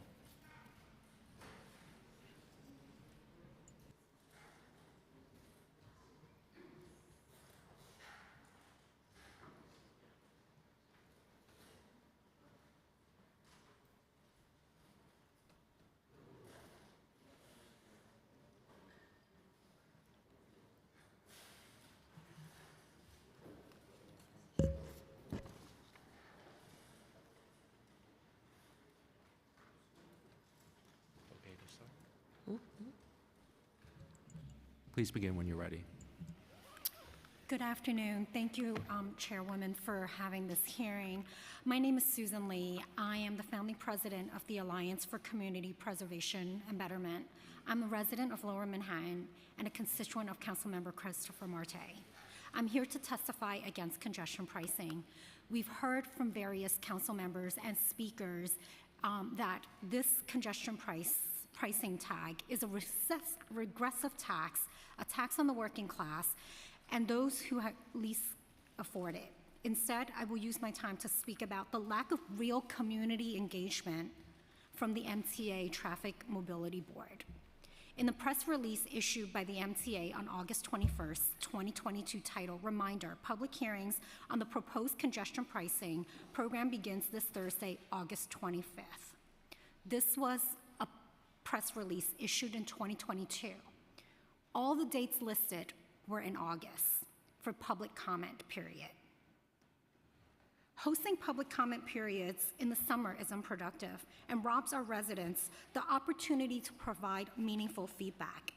I was one of those who were on vacation during this time last year, and I remember I was in Denver Airport frantically texting members of my WhatsApp group about the hearing and that members who are in the city and are available should dial in and comment. I called into one of those sessions on August 25th and listened while I sat at the waiting area to board my airplane. Unfortunately, like all hearings, like this one today, that lasted several hours, I didn't have the opportunity to provide my public comment because I had to board my airplane. When agency conducts half-baked hearings under the guise of community engagement, when the community are not available to participate, it is merely just checking off the box that they engage with the community and the work is done. And lastly, for the record, MTA did not reach out to the Chinese ethnic media about these public hearings. For the record, I called Singdao newspaper, one of the largest Chinese paper in New York City along the Eastern Corridor, and their ad manager told me that MTA did not place an ad about any of the public hearings. Thank you. Thank you for sharing that. Hi. Good morning. Thank you for the opportunity to express my opinion here. Actually, I changed my my line out, what I worked out here a little bit according to what I heard. So first of all, my impression is everything is a little backward here. There are so many open questions actually, and I'm actually hopeful to see that some of the council members are not supporting congestion pricing. Actually, I'm surprised about it, but hopefully that gets somewhere. Yeah, so in that sense, I think the process is backward because there are so many open questions that actually need to be would have needed to be clarified before a decision is made about to implement congestion pricing. Yeah, okay, it has gone already very far. Second, actually, I feel as someone who relies on a car, a little bit like a raw piece of meat that is thrown in front of an angry wolf. And the angry wolf is actually the MTA, and I'm the driver, the piece of meat. Okay, let me go to what I think about this congestion pricing. I mean, you see that I'm testifying against it already. I think first of all, the idea is absurd if you think about it. First, at the same time, you want as less drivers as possible in the congestion zone. On the other side, you want, at the same time, actually, you want to maximize the number, but it has been said already to increase, to have a the revenue maxed out. Okay, this just on the side. I want to especially focus on that this congestion pricing is extremely socially unjust, and I'm surprised that Democrats have pushed it actually forward. But anyhow, it is socially unjust in so far that it hits actually people from the lower income and borderline medium income group. Yeah? These are people that have reasons that they have to come to drive into the city, and it's just put on their shoulders to finance the MTA. How did that idea came up, actually? That would need to be brought. For that reason, I think, actually, the whole thing needs to be stopped. Unfortunately, it's pretty much in motion already, but the only thing that can be done, because the whole thing is completely not thought well through, it's not a viable solution to solve the transportation problem, that needs to be canceled. I hear a lot about people that they want to be exempt. The problem with the exemption I see is first you have to pay the tax. First you have to pay the toll. And then you hope that that according to your income you might get your tax recurrent. But if you do some overtime, then suddenly you might go a little over the threshold, and then you don't see your money back. I just want to mention as well that these $5,000 to $6,000, that's a lot of money for people that are poor or that are medium income, and that has certainly not be considered. Yeah, this is pretty much what I want to say. Thank you. Yeah, thank you. I hope the council members, maybe they consider to stop this congestion pricing. It's really unfair to the lower class. Thank you. We need to go to the next person. Yeah. Thank you. Thank you. Good afternoon, Chair Brooks Powers and members of the Transportation and Infrastructure Committee. My name is Zach Miller, and I am the Director of Metro Region Operations for the Trucking Association of New York. Thank you for convening this critical oversight hearing. I'd like to focus my testimony both on refuting some of the claims made by the MTA and the environmental assessment, as well as offering some suggestions that this body has sway over to. So first and foremost, the claim that cost of a new toll would not result in changes in the cost of most consumer goods is absurd. In making this claim, the EA states that trucking companies would pass along the cost of the new toll to multiple customers since trucks make multiple deliveries, therefore minimizing the cost to any individual business. The EA fails to recognize that businesses frequently receive multiple deliveries a day. Restaurants, for example, may receive one delivery with produce, one delivery with beverages, one delivery with meats, and another delivery with linens and supplies all on the same day. Each of these deliveries will be more expensive because of the CBD toll, and in aggregate will create significant increased costs on everything businesses rely on to operate. Mind you, trucking companies already pay a congestion tax to operate in New York City that passenger vehicles do not, in the form of the commercial vehicle tax, or CMVT. This $400 tax per truck equates to tens of thousands of dollars per company annually, in addition to being an administrative burden. Eliminating this tax will help mitigate congestion pricing costs from being passed on. In addition to the CMVT, commercial vehicles are also subject to highway use tax, which imposes a tax on every mile a vehicle operates in New York, including New York City. Passenger vehicles are not subject to this tax. As it pertains to the 50% discount on off-peak tolls, Tanny does not believe this will have a significant impact on shifting truck traffic to off-peak periods. Trucking companies do not determine the time of day that they travel. The businesses they service do. According to NYC DOT, 80% of all commercial activity is between the hours of 7 a.m. and 7 p.m., with the peak between 8 a.m. and 9 a.m. This is when businesses are open and receive their deliveries. If professional drivers do not have deliveries to make during off-peak hours or have a safe place to park to stage for delivery, next day there is no incentive for them to travel off-peak hours. Well, that went by pretty quickly, didn't it? I think just one other thing to raise is that in Manhattan, there still is clear lanes, clear curbs. This was originally put in Manhattan, in Queens, and in Brooklyn as an alternative to congestion pricing. It is no longer in place in Queens or in Brooklyn, but it is still in Manhattan. We feel with congestion pricing coming in, as well as Broadway Vision and some of these other street changes, that clear lanes, clear curbs is obsolete, and it would really make deliveries flow more efficiently when congestion pricing comes in. Thank you. Good afternoon. My name is Alia Sumro, and I'm the Deputy Director for New York City Policy at the New York League of Conservation Voters. Thank you, Chair Brooks Powers and members of the Committee on Transportation for the opportunity to testify today. I have submitted longer written comments. Congestion in New York City's central business district contributes to delays for emergency vehicles, buses, delivery vehicles, and drivers. Compounding this, decades of disinvestment in our public transit system has led to an unreliable and inaccessible system. NYLCV is a long-standing advocate of congestion pricing and is a member of the Congestion Pricing Now Coalition. New York's congestion pricing program is required to generate at least $1 billion annually for the MTA's capital program, bringing in historic investments to modernize and update our public transportation system, including our subway's aging signal system, 100% electric buses, improvements to Metro North and Long Island railroads, as well as long-needed accessibility improvements such as elevators and ramps. Congestion pricing will also help New York meet its statutory obligations under the CLCPA, a state law which calls for cutting greenhouse gas emissions. This program is a win for the region because it will fund public transit, reduce traffic congestion, improve air quality and public health, and help our state meet our greenhouse gas reduction goals.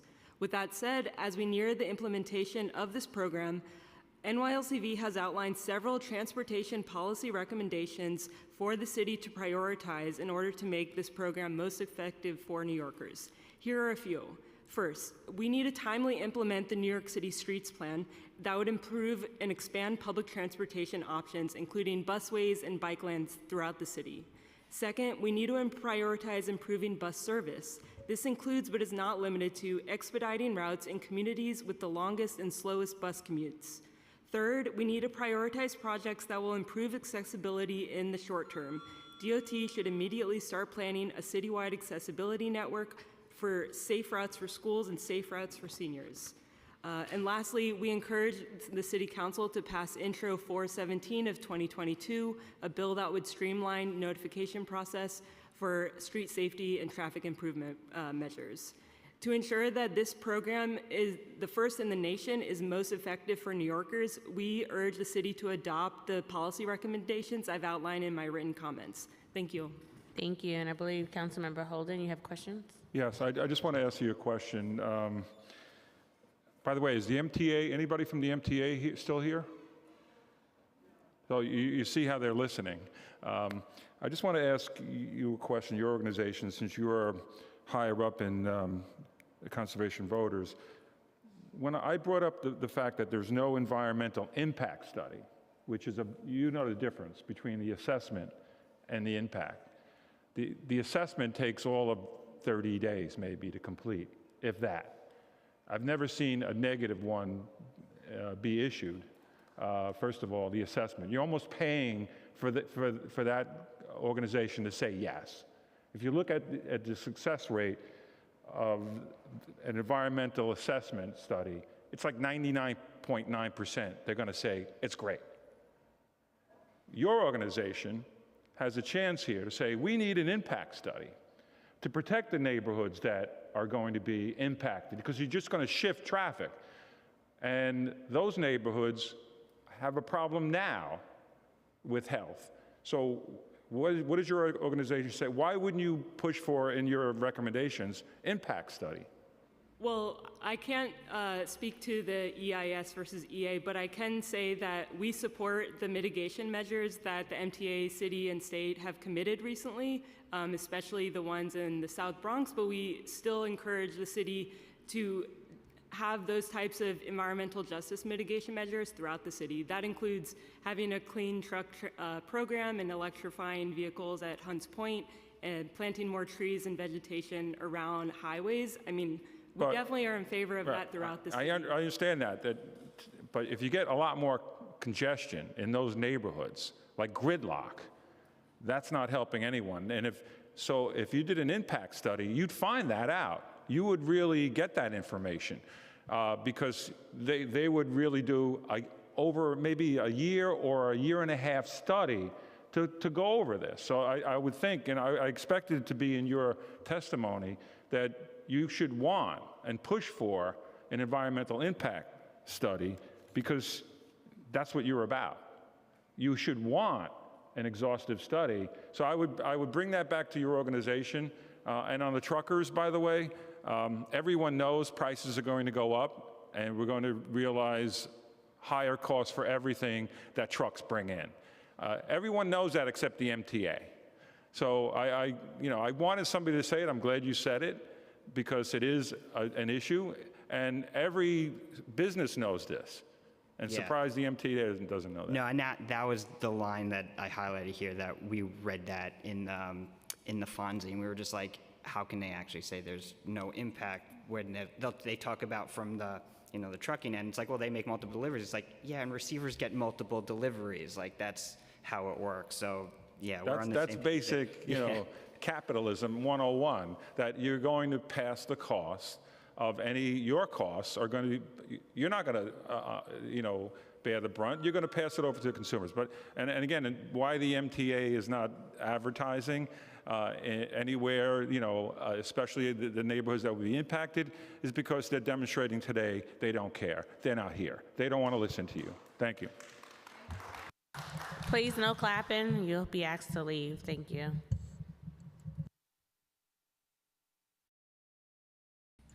Thank you. Our next panel, Valerie Mason, Irving Lee, Patrick Condren, and Brianna Carbajal.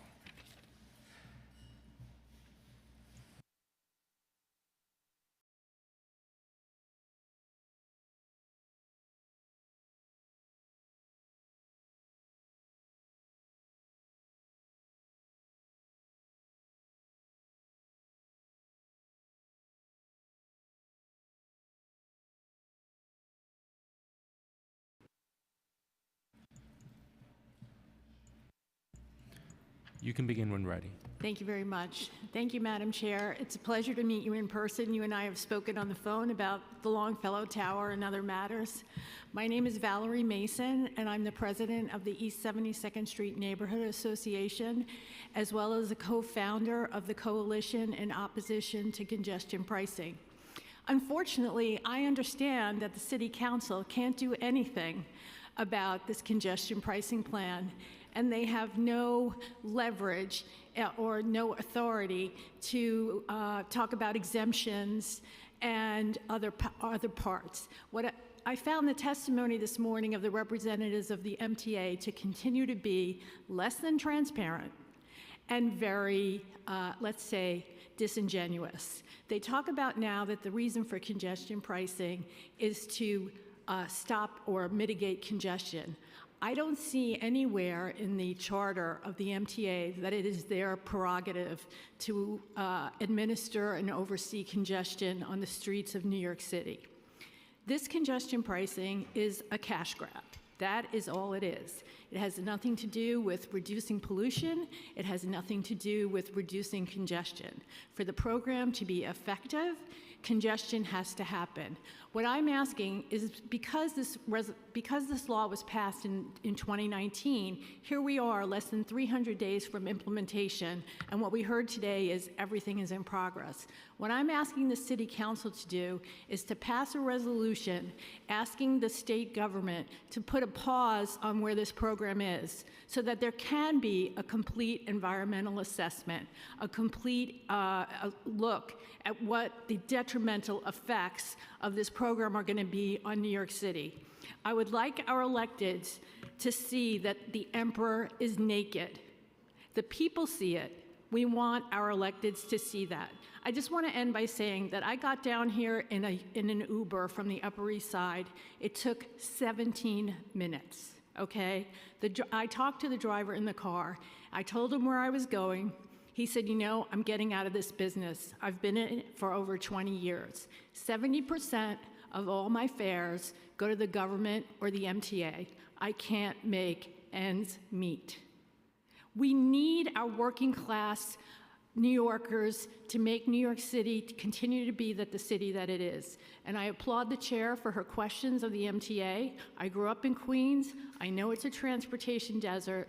This island of Manhattan has to be accessible to all residents of the city of New York and metropolitan areas.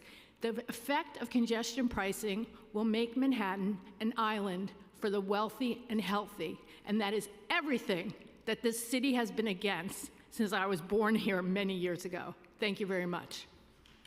Thank you. Can you hear me? Thank you. My name is Irving Lee. I'm kind of an exception to the rule. I just want to tell you for the record, I was a member of Local 100, TW Local 100. I'm an ex-transit worker. I was a SOA motorman and conductor for 32 years. So I've worked the system, I've seen the structures, I've walked the structures in my career.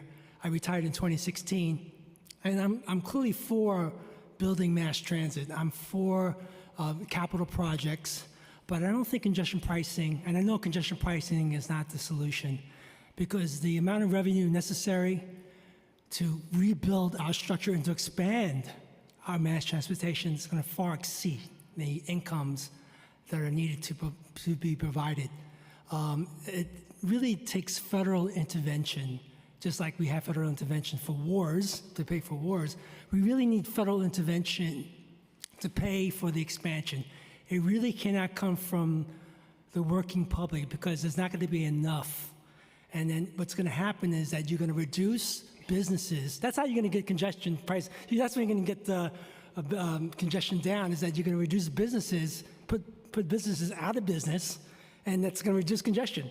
I mean, that's going to, reduce congestion. So that's really what the problem is. It's a contradictory business model. Now, living in Chinatown, I'm also, besides being an ex-union member, I was an elected representative for Local 100, I'm also a small business owner, small property owner in Chinatown. And I can see the long-term consequences if this congestion pricing takes place. A lot of businesses in Chinatown will be greatly affected. Doctors' offices will be affected because many of their patients rely on cars to get into the city, and they will lose many of the businesses as a consequence. So this will have negative long-term consequences. And I believe that a lot of the studies that were made for congestion pricing were fundamentally dishonest, including the Regional Planning Association, who just testified. They never take into account the one-way tolls that were in place at the time of the Verrazano Narrows Bridge that created additional congestion through Manhattan. That was never taken into account, nor the expansion of Lyft and Uber. Not that I'm saying we're against it, but there was never taken into account, there was never an honest assessment, and also the negative consequences of congestion pricing. And I think the rules that are in place that it's being proposed is fundamentally racist, because at no point MTA went to the community, went to my community especially, and asked, what do you think about this? What do you think about the consequences of your business? And they never came to us. So I think at the end of the day, I think it takes federal intervention and not taxation, because taxation means a decline in business. And it's a contradictory business model for us, and it will have a negative effect for New York City. Thank you. Thank you. On? There we go. Good afternoon, Chair Brooks Powers and committee. Thank you for having us. My name is Patrick Condren. I am lifelong in the motor coach and bus business here in New York City, a resident of Community Board 8 in the Upper East Side, born and raised in Brooklyn, and formerly one of the bus operators, franchise bus company operators for many years here in New York City. I represent Academy Bus, Hampton Jitney, and Big Bus, but I'm here today as the administrator of the Bus for NYC Coalition, which is a group of operators in the metropolitan New York area in local transit, commuter, charter, tour, sightseeing, airports, etc. I'd like to make the following comments quickly. The private and publicly owned buses carry the same riding public, period. There's no difference of who gets on a bus. A bus is defined as over 15 passengers in New York City, the traffic rules of New York City, section 34, period. The MTA Central Business District Tolling Plan Environmental Assessment Program, I was involved in several of the working group committees. It clearly identifies scenarios that include tolling scenarios that include buses being exempt. We support congestion pricing as congestion mitigation, not pricing. We support the fact that anything over 15, like Stockholm, London, and Oslo and other places, exempt buses, because there's no replication for replacing 50 people on a bus and 50 cars. Run 10 buses, that's 550 cars, and 500 cars at 1,000. So fast forward, a bus is environmentally clean. It's the best for all, clean air, emissions, et cetera. Private and public operating agencies carry the same riding public. We look forward to working, as we are, the backup system for the MTA, because when the MTA was going to shut down the subway system, I'm the one who got the call from Pat Foy. How many buses could the private industry come up with if they shut down the subway system? When the Long Island Railroad and other operations in the New York metropolitan area shut down at the airports, you hear it on 1010 Winds. Don't worry, there'll be buses available for you. We're the ones who come up with it. Having said that, we're not in the garage revving our engines waiting to be called. We're here to serve, we're here to be in business, we're here to be efficient, and I thank you for the time. Thank you. Good afternoon, Committee on Transportation, Infrastructure, and members of the public. My name is Brianna Carvajal, State Legislative Manager at We Act for Environmental Justice. We are a community-based organization in Harlem, fighting racial discrimination in environmental policymaking for over 35 years. And I am here today to say that we need congestion pricing. 82% of minority workers commute to the Manhattan CBD by transit, and 77% of people in Manhattan do not have access to a car. Low-income New Yorkers are heavily dependent on a reliable transit system, but our trains and buses used by the majority of commuters are in urgent need of upgrades. Congestion pricing offers so many benefits to our community's needs and wants. It offers the potential to fund improvements to infrastructure for pedestrians with disabilities, more covered bus stops, subway station accessibility in disadvantaged communities, the expansion of safe infrastructure for biking options and the reclamation of car space, an increase in green infrastructure for reduced pollution and extreme heat, more electric buses on the road, hyperlocal community air monitoring, among so many more community-based solutions. The solutions I just listed were a list created by our membership in Harlem. Ultimately, we view congestion pricing as an exceptional and important opportunity to address transit issues that have burdened our communities for decades. We are looking for the tolling program not only to reduce traffic, improve air quality, and raise funds for public transportation, but we want to see the implementation of many projects in environmental justice communities that reduces the current environmental burden that exists. WEACT will be submitting written testimony after the hearing. Thank you for your time. Thank you. Thank you. Our next panel will be Felicia Park-Rogers, Phil Wong, Richard Chow, and Norman Buenaventura.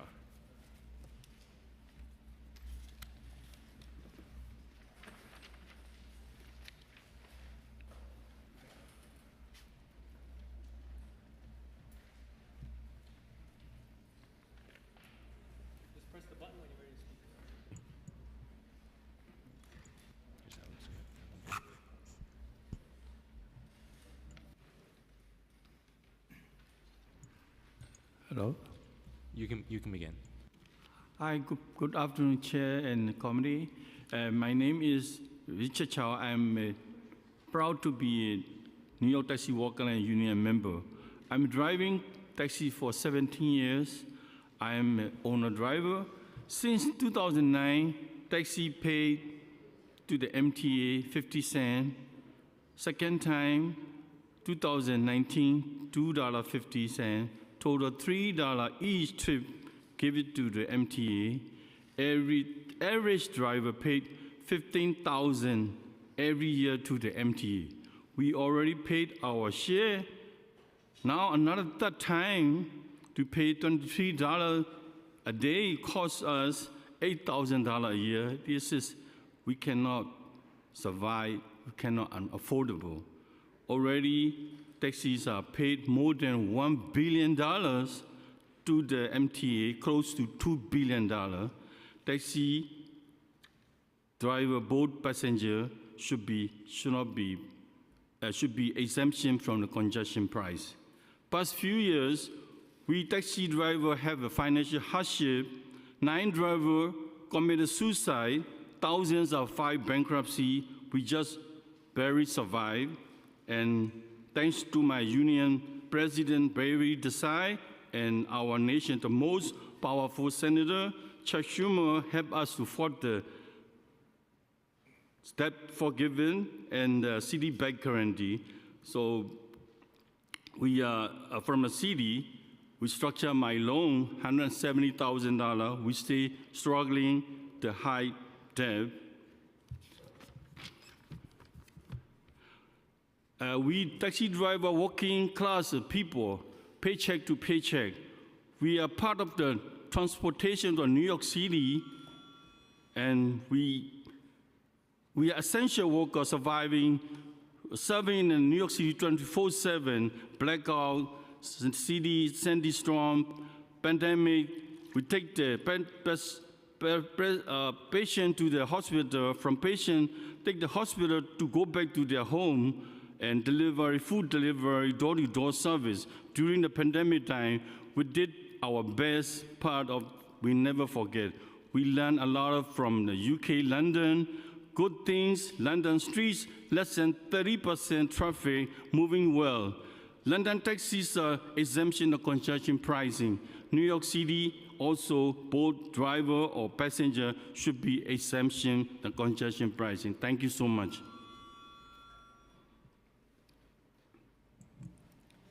Good afternoon, Madam Chair and respected panels. My name is Norman Buenaventura, and I've been driving a yellow cab for like 12 years. And prior to that, back in the 90s, I did the black car industry. So I kind of know how the industry works. With that in say, we are asking for an exemption for this congestion pricing just for a few reasons, or a couple of reasons, I should say. Number one is like we are barely making as it is because now the industry is not the same. We are practically scraping the bottom of the pot just to get by. And as it is, I don't mind showing you, like, this is my bank account right now. And as it says here, I have like $1,231.25. And I have yet to make another $3,000 for this month, just so I can pay my mortgage, my medallion mortgage, my utility bills. So with this, the other day I made like $89. That's what came into my account. And with that $89, the MTA already took about, I'd say about $30, $40 on that.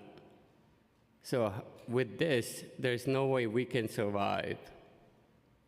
And it's kind of like hard to accept the fact that we are working hard, if not harder, just to provide for our family. And this is what we're getting in return. And this is just so unfair in so many ways. And for me personally, I grew up in Brooklyn, and I wanted to send my kids to college, so at least they can have a decent, whatever it is that you can call decent way of living, with the things that are happening now, that, MTA just wants to take. But meanwhile, they don't want to give. On my part, after my shift, when I'm all said and done, and I see someone hailing on the street, I would stop in front of them and I would tell them, like, listen, my shift is already finished, but if you're going my way, I don't mind giving you a free ride. Never once I heard the MTA gave us a free ride. But meanwhile, now they want to tax us again on top of what we're paying for. On myself alone, since I started driving the yellow cab, I must have to pay or contributed to the MTA like around 10 or not, probably like 100 to 150,000. That should have been in my pocket. That should have been my kids' college fund. But yet they're taking that away from us. Now with this congestion pricing, they're basically telling us, and for my kids, it's okay, you don't need breakfast. It's okay, you don't need lunch. It's okay, you don't need dinner. That is so unfair. My kids don't deserve that. And we are asking for this, not for ourselves, but for our kids, please. Thank you. Thank you. Please no clapping. Last warning.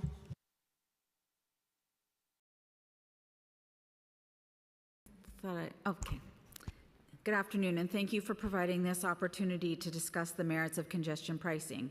My name is Felicia Park Rogers, and I am the Director of Regional Infrastructure Projects at Tri-State Transportation Campaign.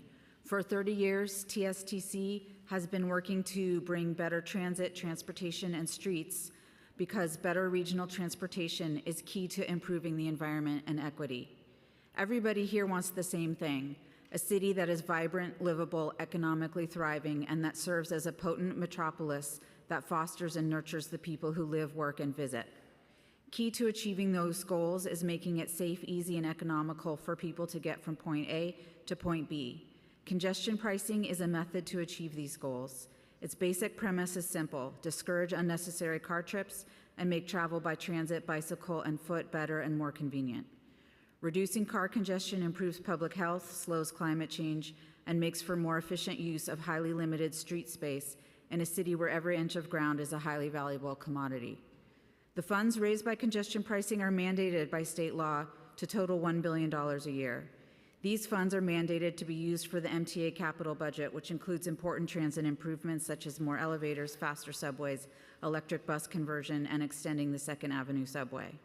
The 2024 capital plan is ambitious and detailed and will vastly improve mass transit for millions of New Yorkers and people who come to work and play here. It is the job of the MTA to implement those improvements as quickly and efficiently as possible. But that is only the beginning of the story of what congestion pricing can bring. It is the job of the city to make streets work better for us. The City Council, the Mayor, and the New York City Department of Transportation have an incredible opportunity before you. If cars are taking up less space on our crowded streets, what will fill that space? What is your plan to improve the street use? Last year, the City Council and Mayor passed its ambitious Master Streets Plan. This plan creates an exciting vision of streets that are safe, accessible, enjoyable for use by a majority of users: pedestrians, cyclists, transit users.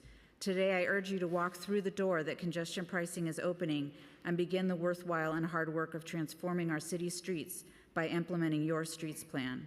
The reward will be felt instantly by your constituents and will last for generations to come.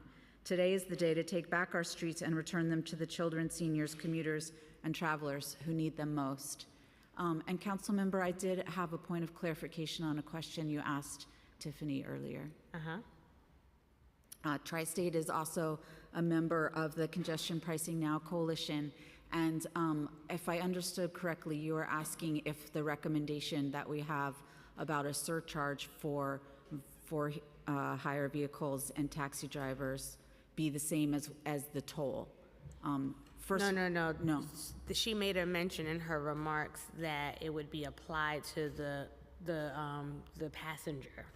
Yes, our recommendation as a coalition is that the surcharge be applied to the passenger rather than to the drivers, but that the charge be less than the toll, for example, $2 per ride. And we also recommend that it not be for taxi users, but only for hire vehicles, which represent a larger amount of street traffic. Understood, thank you. And for, just to be clear on my end, I also think the yellow taxi cab should be exempted.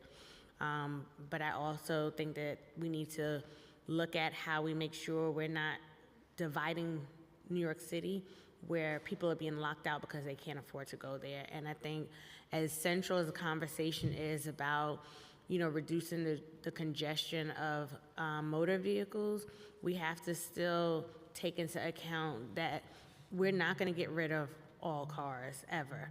And how do we ensure that we are sharing the space? And I think that that's a lens that we have to look through in terms of whether you're a cyclist, a pedestrian. Like, I met people who don't do cars, public transportation, anything. They rather walk, right? There are New Yorkers that just want to walk everywhere too. So how are we sharing that space? How are we making sure that you can go into any community and get to the economic centers, the cultural centers of New York City? Because I think that that often gets left out. And unfortunately, the conversation over the years have become so polarized that we can't just have natural discourse and converse about different ideas. I always feel like iron sharpens iron. Like, I want to learn new things, but I want to also share the learned and lived experiences of myself and my community as well. Agreed. Thank you. Good afternoon, Madam Chair Brooks Powers and members of the Committee on Transportation and Infrastructure. My name is Phil Wang, the President of Chinese American Citizens Alliance, Greater New York. Thank you for giving me the opportunity to speak today. Before I continue my script, I just want to share my experience this morning when I walked down Broadway from Canal Street all the way down to City Hall, and I counted the number of vacant stores there. There are over 3 dozen stores that are vacant, and they remain vacant since the COVID recovery, since we walked out of the COVID lockdown. And that is reflective of what's really happening in South Manhattan and many parts of New York City, as the tenants are still battling over the rent that they do to the landlord. They cannot open, they cannot reopen unless that whatever they owe is clear up. And it was this city council very recently spoke about many measures about stimulating New York's economy, bring back tourism, bring back businesses, and now we're talking about congestion pricing, and that's something that is incompatible with the COVID recovery. And I actually request that members of this committee walk down Broadway themselves and see for themselves how many stores are still closed. And this is what we're dealing with, and now we're talking about congestion pricing. And I'm here today to talk. I speak on behalf of my organization to oppose the congestion pricing plan, which would halt Manhattan Chinatown's economic recovery from COVID, as well as the recoveries of the tightly coupled small businesses economies of Brooklyn, Sunset Park Chinatown, and Queens Chinatown around Main Street. I guess my time is due, but I respectfully request the City Council to pass a resolution to exempt commercial traffic in and out of Manhattan's Chinatown and exempt weekend and late night traffics for deliveries into downtown Manhattan. Thank you. Thank you. Thank you. Our next panel will be Raul Rivera and Christopher Johnson.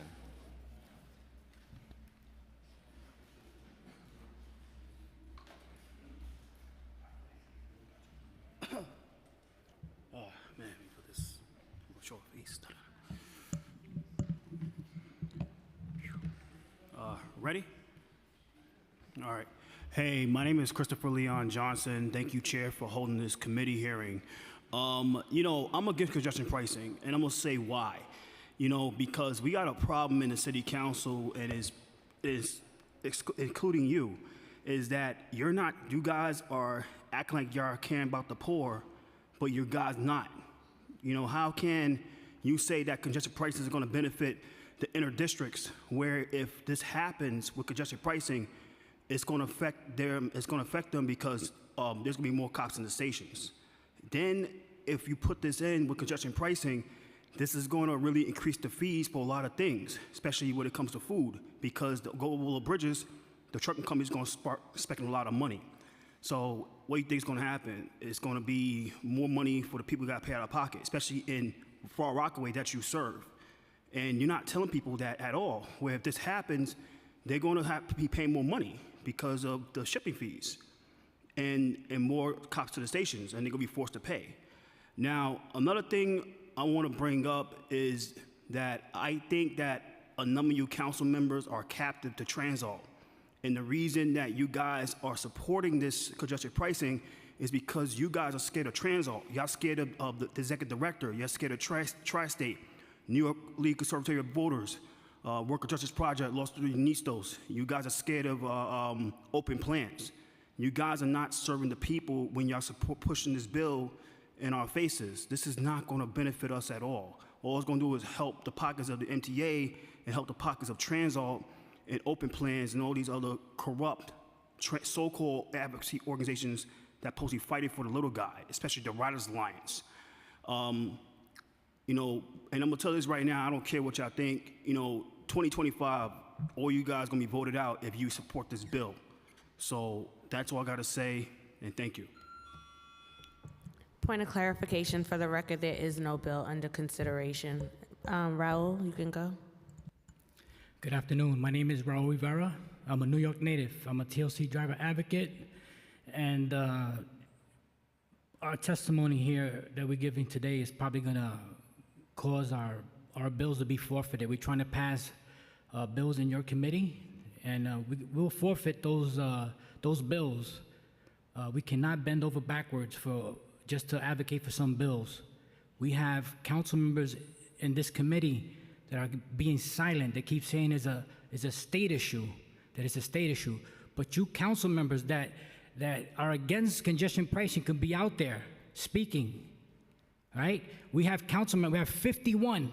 You can hold a press conference and stand out there and say you're for it or you're against it. I approach council members and they don't even want to give me an answer.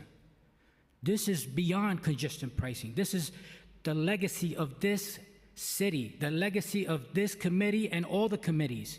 If you're a council member, you have to say that you're for it or against it. If you're for it, you cannot advocate for people of color. You say that you advocate for people of color, transportation deserts, and the poor. But you're being silent when it comes to congestion pricing. You can unite, you can be out there and fight for the New Yorker. You don't have a voice for the New Yorker. You're not speaking for us. We have to come here and speak. We have to testify. We got to do it in 2 minutes.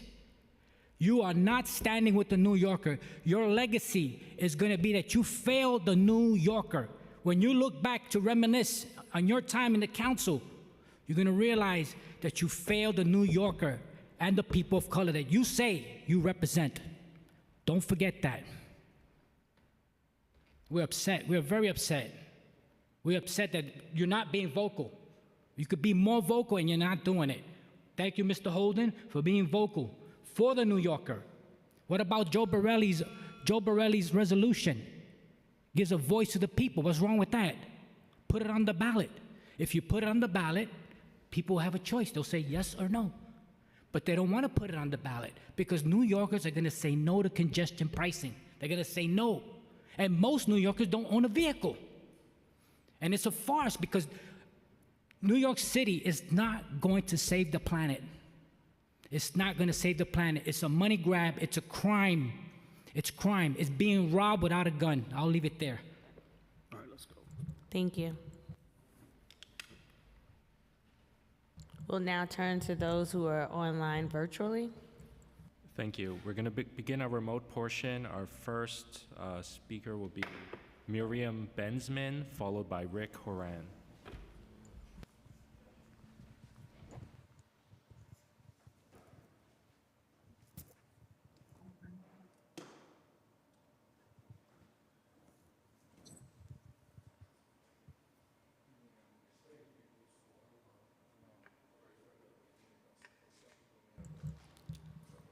Miriam, can you hear us?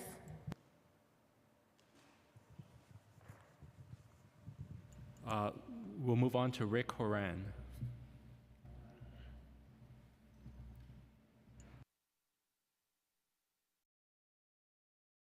I'm sorry, there appears to be some sort of technical hear me? difficulties. Can we hear you? Terrific. Thank you, Madam Chair. I'm Rick Horan, Executive Director of QueensLink. My written and verbal testimony today is in support of Resolution 390 that asks for an EIS for QueensLink, a new subway connection that will improve access to education, jobs, healthcare, and recreation for 47,000 daily riders, according to the MTA. The stated justification for congestion pricing is that it will fund new public transit capital projects that will reduce New Yorkers' reliance on the automobile. Sadly, that's not the way things are shaping up. Take, for instance, the QueensLink Rails and Trails proposal, which would reuse the only north-south rail corridor in Queens, whose 2.3 million residents suffer the longest commutes in the nation. For reasons unknown, reactivation of this rail line has not been promoted by the MTA. First, their feasibility study was sandbagged for over a year, and then they inflated the cost of the project by billions of dollars. Similarly, without any community input, the mayor decided that the city-owned land should not be used to relieve decades of transit inequities, but instead used for a new skinny park. Meanwhile, New York taxpayers are spending $1 billion to widen the Van Wyck Expressway. This will likely lead to just more congestion. Buses are not the answer either. Even SBS buses on dedicated bus lanes, such as on Woodhaven Boulevard, struggle to reach 12 miles an hour average speed. Ironically, QueensLink is located right in the middle of these two ever-congested north-south corridors. Sometimes the answer is right in front of us. We call on the mayor and the city council. Thank you. Time expired. You could finish your statement. Yep. Do I have a couple of more seconds? Couple more seconds. Okay. We call on the mayor and the city council to put the brakes on the Queensway Park project until we have time, we as a city have time to study the use of this right-of-way for transit. And we call upon the MTA to conduct an objective 20-year needs assessment that we can use to objectively determine whether QueensLink is the best use of this property. Thank you.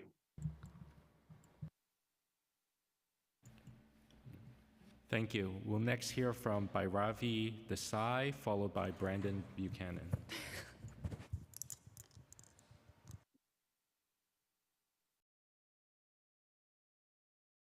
Hi, good afternoon. Can you hear me? Loud and clear. Okay, thank you. Hi, good afternoon. My name is Bhairavi Desai. I'm the Executive Director of the New York Taxi Workers Alliance. Thank you so much, Madam Chair, for this public hearing and for your words of solidarity with the drivers of our city. The Taxi Workers Alliance has over 27,000 members, and our members drive across this city. Both our Yellow Cab members and our Uber and Lyft members, livery green cab drivers, are all looking to be held harmless against congestion pricing. Let's start with the yellow cab industry. There is no sector that more desperately needs this exemption. Since COVID, I mean, we can talk about the history that preceded COVID, but since COVID alone, 40% of the medallions are on a shelf. They don't even have a vehicle attached to them. Yellow cabs right now are only 1% of the total traffic in the central business district. Even though 33% of the cabs are not active since COVID, like they might be out of storage, but they're not even active on the streets. So there's 33% less cabs that are working today than before COVID, yet each individual driver that's working has 25% less fares today than they did even before COVID. Overall, the yellow cab industry has lost 50% of its ridership.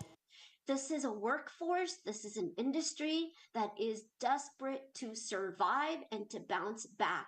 A third surcharge would not only be deeply unfair when this is the sector that's been paying a surcharge since 2009 and on every single trip long before anybody else was subsidizing the MTA, the yellow cab industry stepped up and played that role. Back then, liveries were exempt with the wish from the state legislature. Your time has expired. That they would be given time to grow. Well, today, the yellow cab industry is asking for simple survival. We know Uber and Lyft already support a per trip fee, and we're pleased to see that as a way to make sure that our Uber and Lyft drivers are also held harmless from this. Thank you, and thank you for the extra time. Thank you. Brandon Buchanan, followed by Eric McClure. Your time has begun. Good afternoon. My name is Brandon Buchanan. I'm with the American Bus Association. And for more than 100 or nearly 100 years, we have represented the private motor coach industry, as well as the destinations that motor coaches go to, as well as the manufacturers and those who plan trips as part of the tourism programs. First of all, we definitely want to say that we are not against congestion pricing, but we do see that motor coaches, as has been stated before by other people giving testimony, that motor coaches are a congestion solution. And so there is precedent in federal law for motor coaches to at least be treated the same as transit when it comes to tolling solutions. There are a number of locations, not just in the state of New York, including in New Jersey, including the Garden State Parkway, the New York State Thruway, of I-495, I-66, et cetera, where motor coaches are treated the same as transits. In many cases, we act in concert with transit in many service applications, not only bringing commuters downtown from outlying suburbs, including some of the suburbs in Pennsylvania, Massachusetts, New Hampshire, and in some cases, Connecticut, as well as the Hudson Valley that were not part or treated as stakeholders during the environmental assessment process.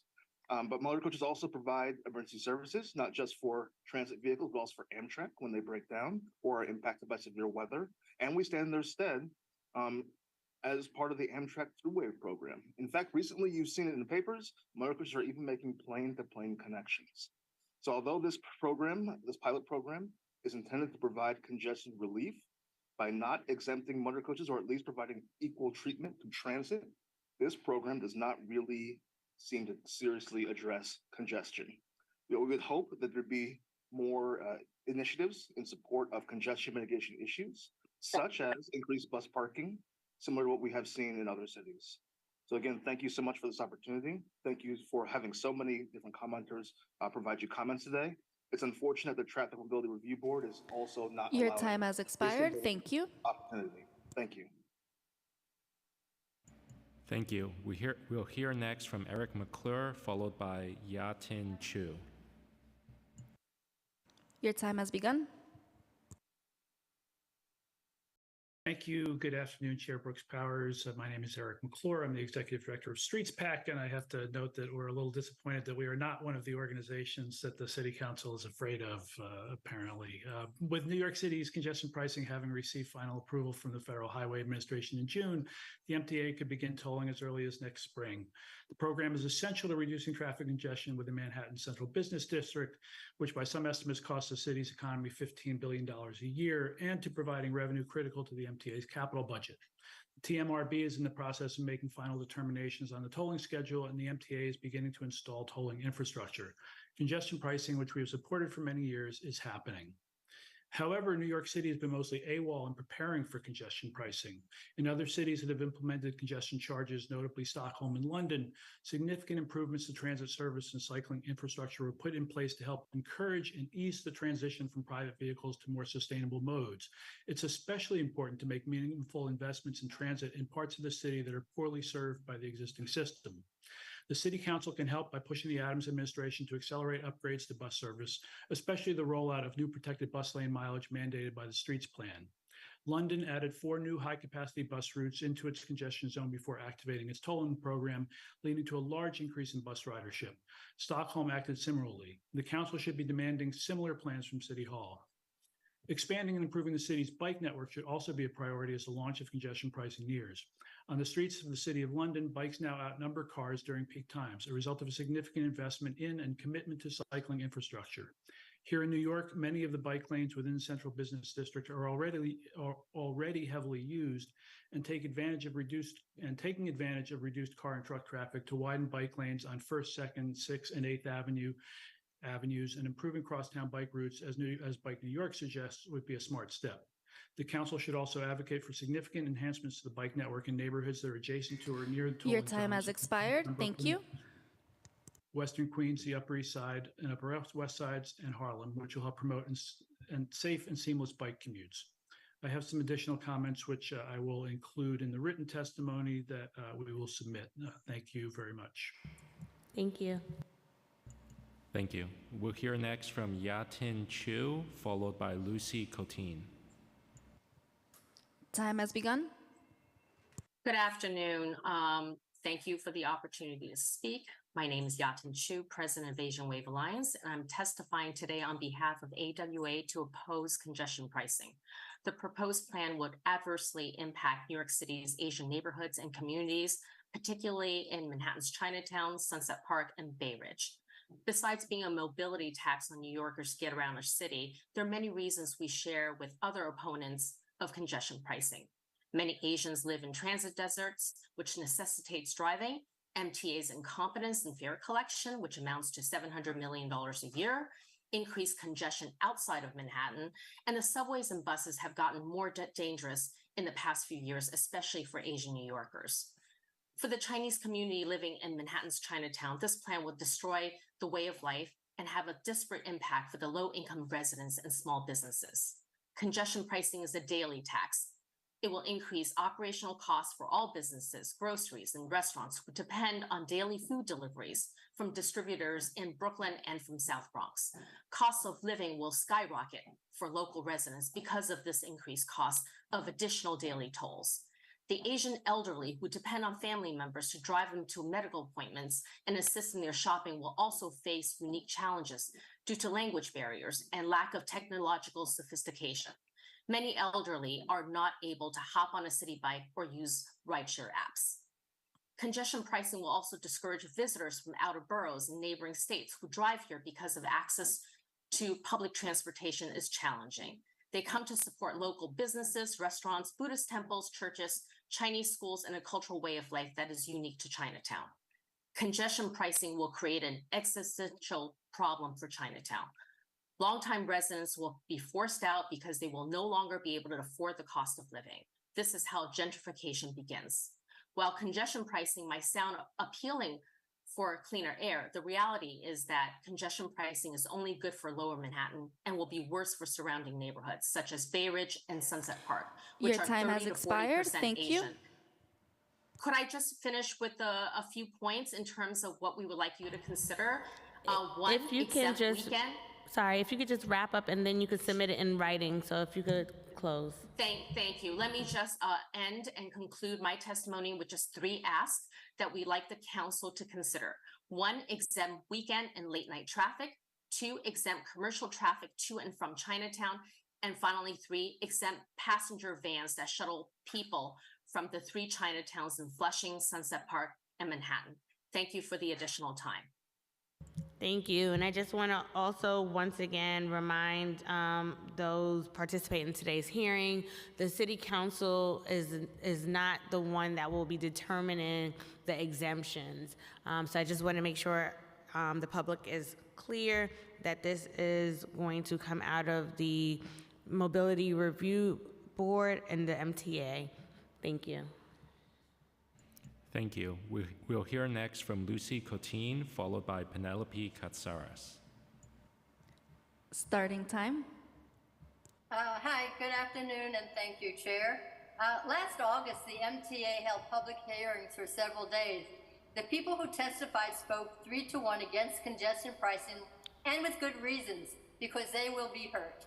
Did any of the MTA listen to the people? I did, and I took notes, extensive notes, and I will send them to you.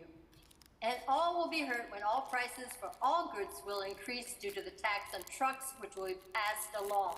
There's no doubt about that. There are over 100,000 app cars circulating in the city. DOT has removed streets from circulation. Thousands of parking places have been taken away throughout the city, creating more cars circling the streets. All areas outside of the zone will see an increase in cars. Many people have called for a forensic audit of the MTA to see where they can cut costs and increase efficiency, including looking at the fact that many executive salaries are well over $300,000. A few points. The people who will be hurt the most are the working class people who have no choice but to take a car into the area. Many are the workers who have to carry tools and equipment to do their jobs, and essential workers, including city workers who work at odd hours. It creates the idea that one part of the city is more precious than other parts of the city, and that we have to pay extra to enter there with a car, but not in other areas.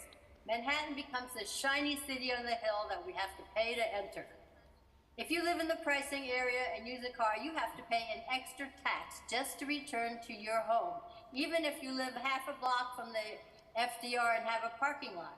You can't leave your home without paying to get back in. There are equitable ways to raise money, such as by taxing the wealthy, such as an increase in capital gains, an increase of money on capital gains made in the stock market, which is not earned money, and dedicated to the MTA. Your time has expired. Thank you. So I will submit the rest. Sorry. I have much more to say. Thank you. We'll hear next from Penelope Katsaras, followed by Peter Patino. Starting time. Hi, can you hear me? Loud and clear. Hello, hi. Okay, I live in East Elmhurst, which is a transportation desert. And one reason that I don't trust the MTA to fix the problems is because they just put a bus lane 2 blocks from my house on Northern Boulevard. I have been advocating for years to get a bus from East Elmhurst to Manhattan. Guess who they forgot? There's not one stop for us, for our community, and we are a transportation desert. Now, that is not the main reason I've been on this call for hours. The reason I'm on this call for hours is for my mother, who lives in New Jersey, who lives in rural New Jersey, that I cannot get to on public transportation. And, okay, I wrote something. My mother lives in rural New Jersey. She is 80 years old on a fixed income. She isn't wealthy. I live in East Elmhurst, Queens, and I drive a 16-year-old car. There are 3 ways to get to New Jersey from Queens. 1 is the Holland Tunnel, 2 is the Lincoln Tunnel, and 3 is the George Washington Bridge. If the city puts the first 2 out of commission due to price, that's exactly what you're doing, by the way. Everyone will take the George Washington Bridge. This will increase traffic and gridlock in the Bronx and Fort Lee. My mother said she will drive to the Tappan Zee to avoid the traffic, but that's an extra hour in the car for her, and she's 80 years old. Congestion pricing will hurt families who want to visit each other. My choice will also be to either sit in heavy George Washington Bridge traffic or drive up an hour out of my way to the Tappan Zee. When my cousin in New Jersey had cancer, I drove her to chemotherapy. The doctor, I drove her to the doctor. I drove her to church. My Easy Pass bill was high. There was no way to get a person with a brain tumor around on a city bus in New Jersey. There was no way for me to get to her without a car. Your time has expired. Thank you. She didn't live near a bus stop. Think about the hardships congestion pricing is causing families. I know several people who live in Queens and travel to New Jersey for work. I know a small business owner who travels to Union City from Queens. The direct way from Queens is to take the Lincoln Tunnel to Union City. Why does he now have to travel an extra hour at least? Why must we be forced to travel way out of our way? My friend can't take public transportation due to the nature of the business. Thank you. Thank you. And please submit your testimony in writing when you have a moment. Okay, I will. Thank you. We'll hear next from Peter Patino, followed by Jean Han. Starting time. Hello? Hello? We can hear you. We hear you.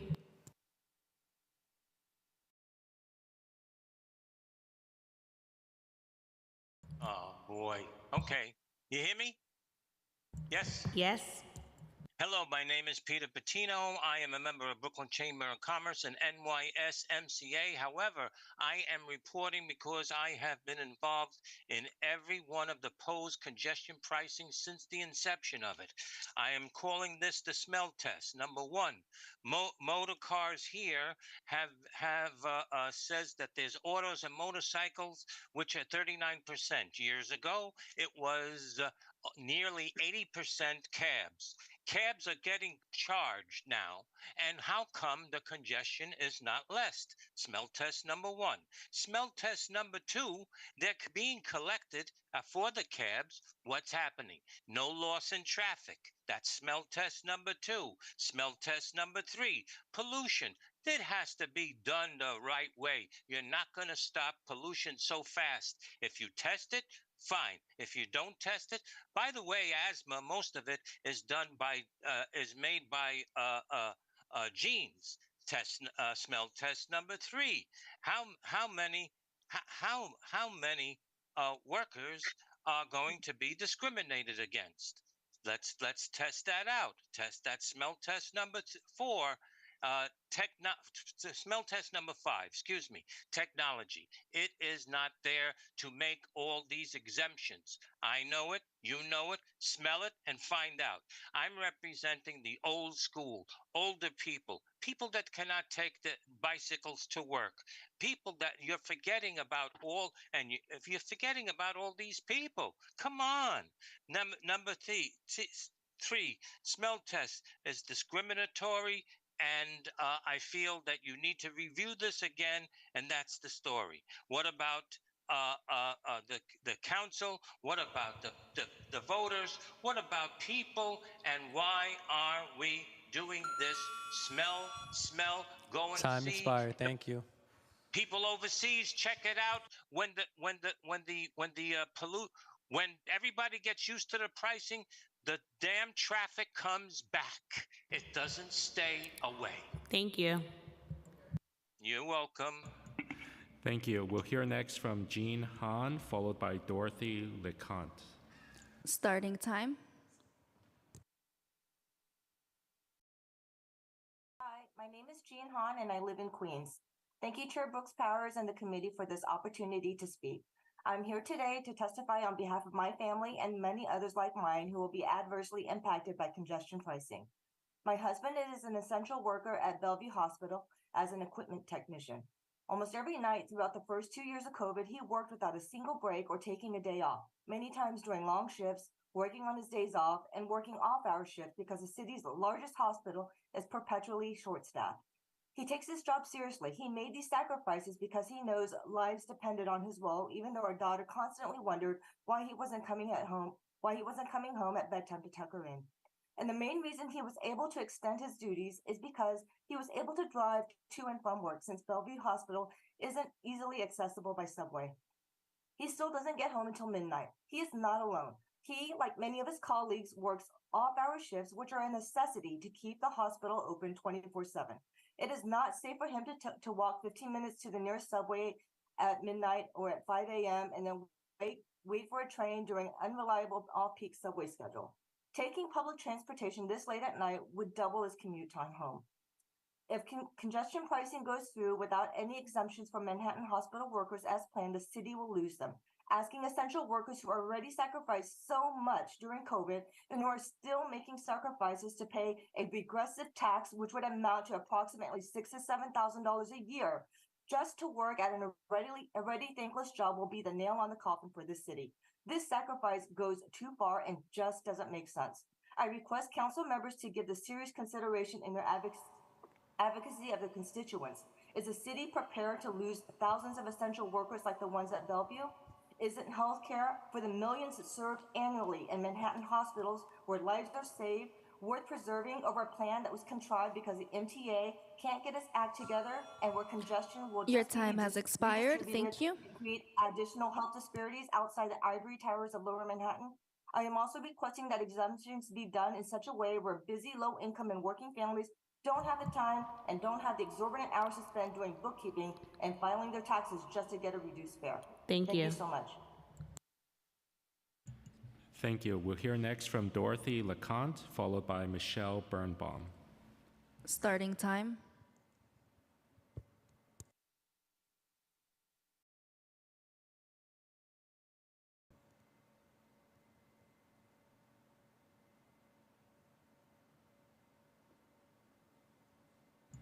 We'll hear now from Michelle Birnbaum, and then followed by Jeff Rose. Starting time.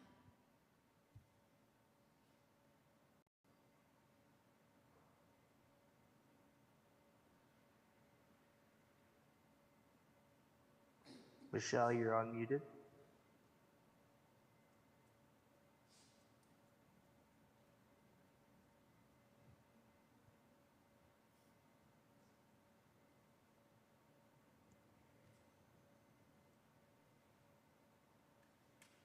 Okay, we'll move on to Jeff Rose, followed by Jane Locke. Starting time. Am I up? Loud and clear. All right, thank you. Thank you, Madam Chair, for the opportunity to speak. My name is Jeff Rose. I am the owner of Attitude New York Chauffeur Transportation and the president of the Limo Association of New York, representing operators in the New York City TLC luxury limousine category. Thank you very much for the opportunity to be heard. There's been much discussion regarding how impending congestion pricing should be structured regarding for-hire vehicles, or FHVs. In the simplest terms, we strongly urge the parties to heed the call of the Regional Planning Association, headed by the estimable Ray McGuire. And I would like to make some correction to the remarks that Tiffany Ann Taylor, the VP for Transportation of the RP, made. Their current recommendation is not to impose the standard $20 fare that's been proposed. Their suggestion is, and I'm quoting from the RPA, exempt taxis and other for-hire vehicles from the congestion charge, but keep the current surcharge on fares within the congestion zone. FHVs are already paying a fee of $2.75, and the RPA suggests keeping that. Per their report, they urge that the new plan exempt us from these charges, but keep the current surcharge. This would occur within the this would concur with the 25 state and local legislators who strenuously argued in a letter to the Traffic Mobility Review Board that instead passengers of FHV services should pay a small extra surcharge for each ride in the congestion pricing zone below 60th Street in Manhattan. Per the RPA, and I'm quoting again, the current surcharge for trips taken in these vehicles is a more effective method for both managing congestion and reaching the revenue target. Regardless of the congestion charge for hire driver vehicles must enter the zone to work, but the per trip charge gives passengers an incentive to walk, bike, or take transit. The per trip charge also raises an estimated $400 Your time has expired. Thank you. Which would be lost. We need to move away from the current structure because if you charge FHVs to go in and out of the zone, They will have very little incentive to leave the zone in between jobs, and this will actually further exacerbate the problem. A robust, affordable FHV market will be critical to encouraging visitors and workers to leave their cars at home. The RPA is saying if it ain't broke, don't fix it. We strongly urge the decision makers to heed the advice of the RPA rather than make this situation worse by forcing FHV workers to stay and congregate in the congestion zone. Thank you. Thank you. We'll hear next from Jane Locke, followed by Glenn Bolofsky. Starting time. Hi, can you hear me? Hello? Yeah, yes, we can hear you. Okay. Hi. I live and work literally 2 blocks north of the Manhattan Bridge, and I look and walk outside the Bowery and surrounding streets. And aside from maybe 3 or 4 hours a day, the streets do not experience congestion at all. In fact, the streets of Chinatown are pretty dead after 7 o'clock, so it seems utterly disingenuous to charge a punitive $20 plus congestion pricing during the vast majority of the day when there's no congestion whatsoever. For reference, Singapore, the godfather of congestion pricing and heralded as possibly the most successful example, charges 50 cents to $4 for only the 2 to 3 high congestion hours in the morning and evening. There's no toll on Sundays or holidays at all. But that is not what we have suggested here. Why not? Because plainly, our so-called congestion pricing is not actually about congestion or clean air or all the things that they claim. The way the MTA is now, I do not want people like my parents to use public transportation. In my trips, I've dealt with sweltering heat, flooded stairs and platforms, trip hazards, icy, slippery, dirty floors, angry, aggressive riders. My mother has had spinal surgery twice, and my father has very high blood pressure. Both are older Asians, one of the most targeted and vulnerable demographics in the past several years. I appreciate that the MTA is looking to address many of the issues. Frankly, they're longstanding issues they've not fixed yet. I don't believe it's fair to punish vulnerable populations for using the transportation that is safer and better for them. In the meantime, in order to force them to use transportation that is problematic for them. And I expect that their situation is very similar to many in our community. I surveyed over 50 members of the Chinatown community who live and work in the CBD. Some eye-opening stats. 62% responded that they or their family visit or leave CBD 4 or more times a week. 93% said they use cars to travel to and from the CBD. Among the reasons they said they use cars, 71% said they need to carry or transport a lot of goods or people. 70% said other methods of transportation are not available or would take significantly more time. 42% said I or other passengers I travel with have physical limitations that will make other methods difficult or dangerous sometimes or all of the time.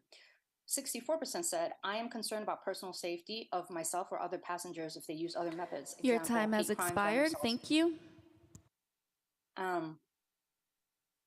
Okay. I will submit the rest in testimony. Thank you. We'll hear next from Glenn Bolofsky, followed by Maria Denzillo. Starting time.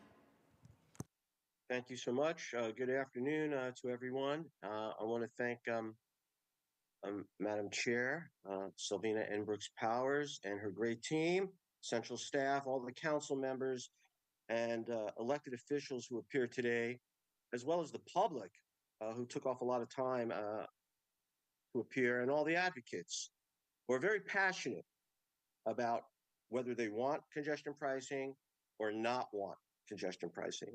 There's advantages and disadvantages to everything. MTA needs funding. We need funding. Should it be all on the backs of drivers? They give you like a minute and 30 seconds after you wait 5 hours.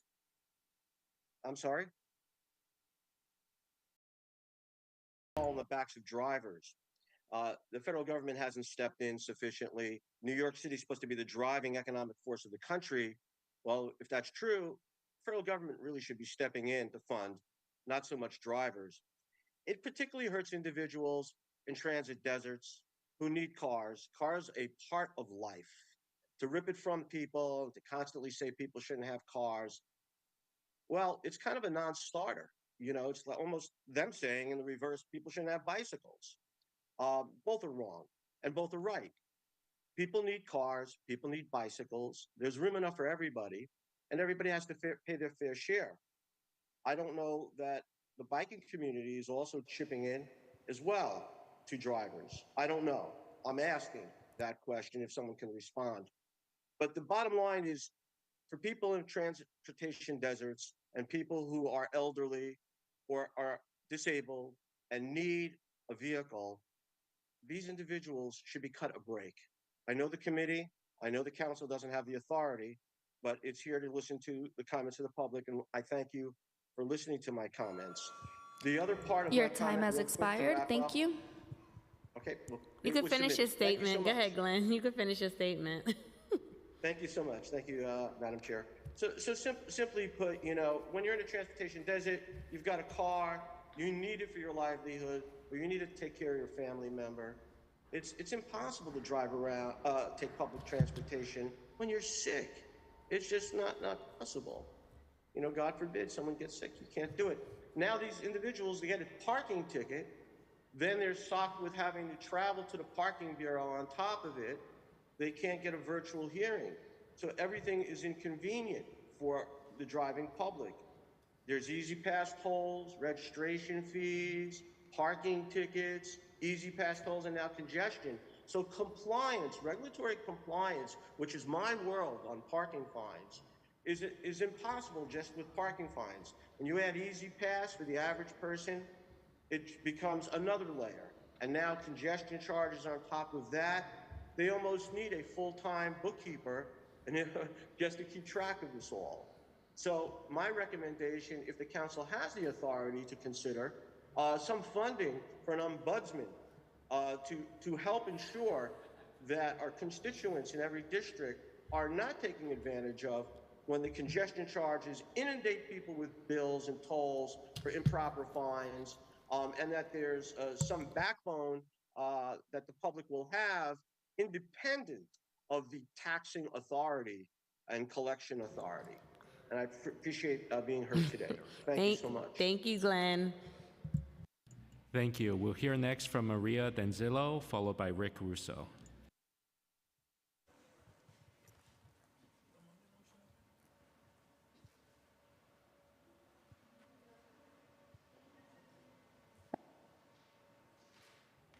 You may Hello? begin. Yes, good. Okay, my name is Maria Danzelo. I'm Executive Director of the Advocacy and Watchdog Group One City Rising. I want to thank Chairperson Brooks Powers and members of the committee, and I'm stating for the record that MTA is not present for this public testimony. We are a grassroots advocacy group representing everyday New Yorkers who are probably too busy working today to stay on a 5-hour Zoom, but they're nevertheless going to be very negatively impacted by this regressive, outdated, and hurtful tax. We care about what is best for the city as a whole, and it is clear from so many people who testified that the city as a whole is going to be very harmed by this tax. Residents, working and middle class, commuters, small businesses. This is going to feed inflation and cost of living and hurt quality of life in so many communities. And it's being implemented without real transparency and without taking into account many of the real and serious concerns that have been raised by so many people at so many hearings. Hundreds and hundreds of people have testified against this tax. And unfortunately, our concerns and issues are just not being heard. However, I am encouraged by the chairperson's questions today and many of the council members who are speaking out against the congestion tax and what appears to be genuine concern about many of these issues. And I really hope that this oversight continues. And I thank you very much for that. Just a couple of quick points. Not enough resources are being put on improving public safety on public transit, including working cameras in every car and station to protect riders and workers. That just hasn't come up today, and we really need to make sure adequate funds are allocated to that.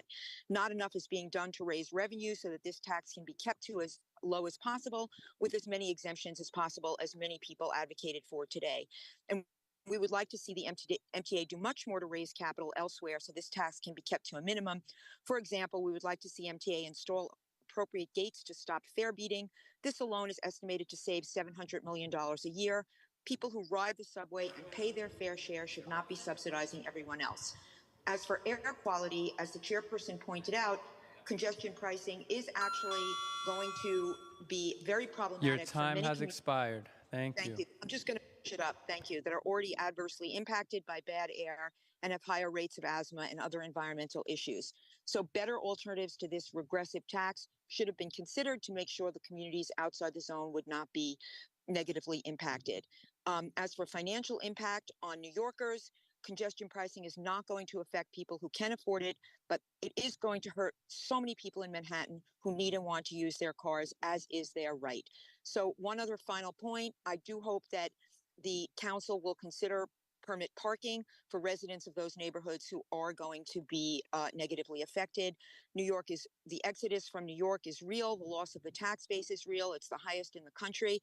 I'm sorry, just one other point. Outreach, posting a few flyers at bus stops is not the kind of outreach that should have been used to alert the public about this regressive and harmful tax. We need much more outreach if we're going to have this tax impact people in such a negative way. Thank you so much for the time and for your extra time. Thank you. Good day. Thank you. We're going to hear next from Rick Russo, followed by Tom Lowe. Starting time. Thank you, Chair Brooks Hopkins, Chair Brooks Powers, and members of the Transportation Infrastructure Committee. This is Rick Russo, Chief Operating Officer at the Brooklyn Chamber of Commerce, and I'm delivering testimony on behalf of the Chamber, a borough-wide membership and economic development organization. The Brooklyn Chamber conducted a survey of our members regarding congestion pricing. The respondents represent a cross-section of small businesses across the borough. Survey results include the following. 59% of participants do not support congestion pricing.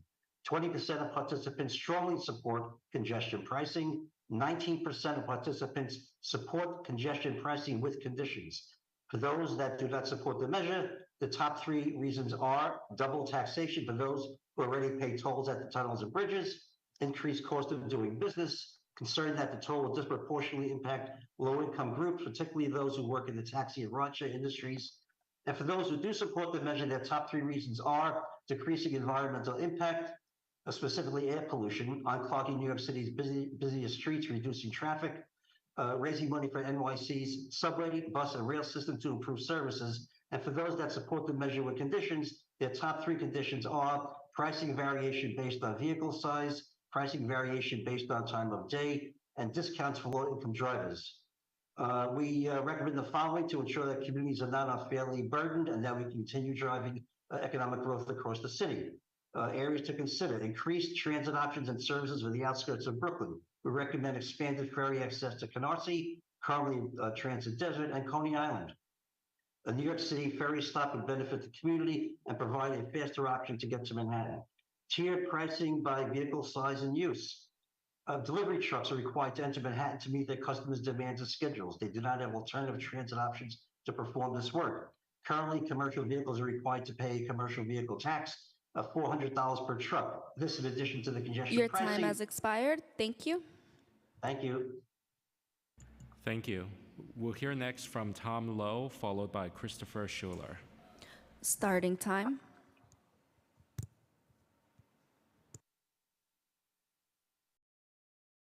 Oh. We could hear you. Hi, good afternoon, Madam Chair. Thank you for allowing me the opportunity to speak today. My name is Thomas Lowe, a small business owner in Chinatown. My testimony today is against congestion pricing. Chinatown has been through a lot over the past several decades, none of which has been more devastating than 9/11. People are still getting sick from the fallout, and many have died from the different illnesses associated with 9/11.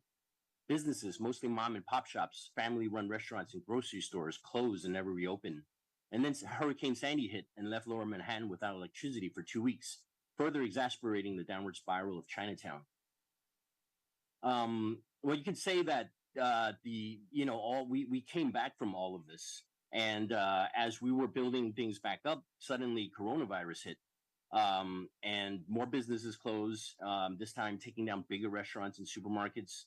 A lot of people were left without work, and the racism and discrimination against Asians were on a rise. Asian hate crimes became a thing, most of which happened in Chinatown. And now with the implementation of the congestion tax, it could very well be the nail in the coffin for Chinatown. It will kill what's left of this historic community. It's going to reduce Chinatown to a 3-4 block radius and displace everyone else that is not really catering to the tourists. The economy of Chinatown relies heavily on outside visitors, many which rely on driving. It will deter everyone but the rich from driving into Chinatown, as many other speakers have already said.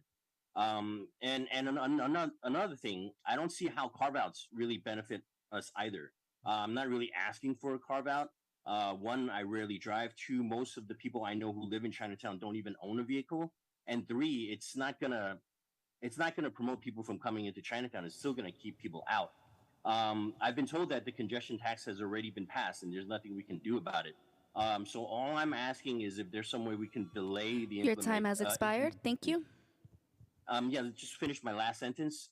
I just want a chance for us to be able to get back on our feet, and to, and to give us a fair fight, because this is just going to kill our economy.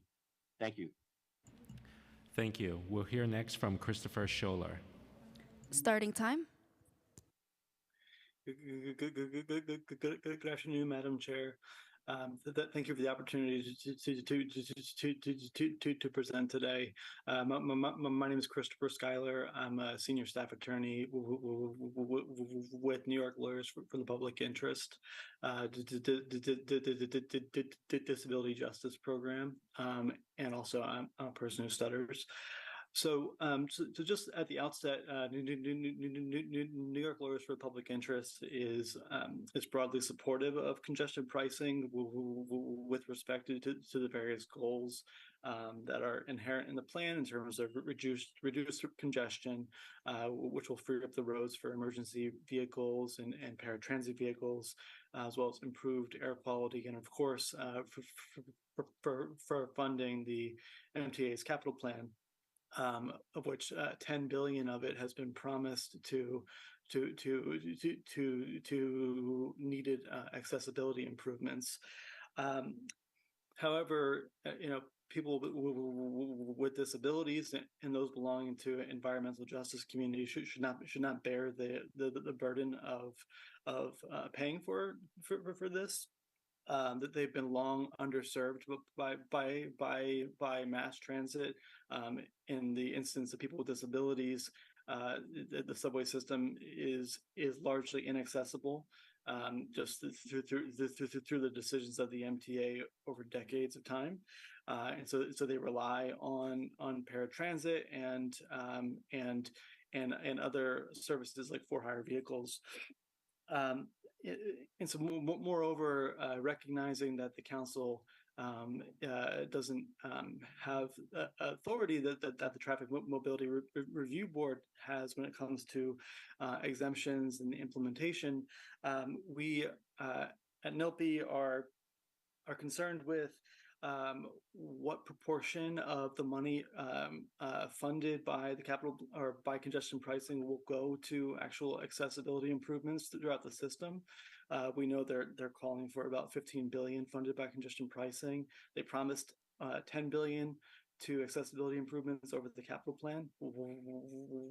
What proportion of that is going to accessibility?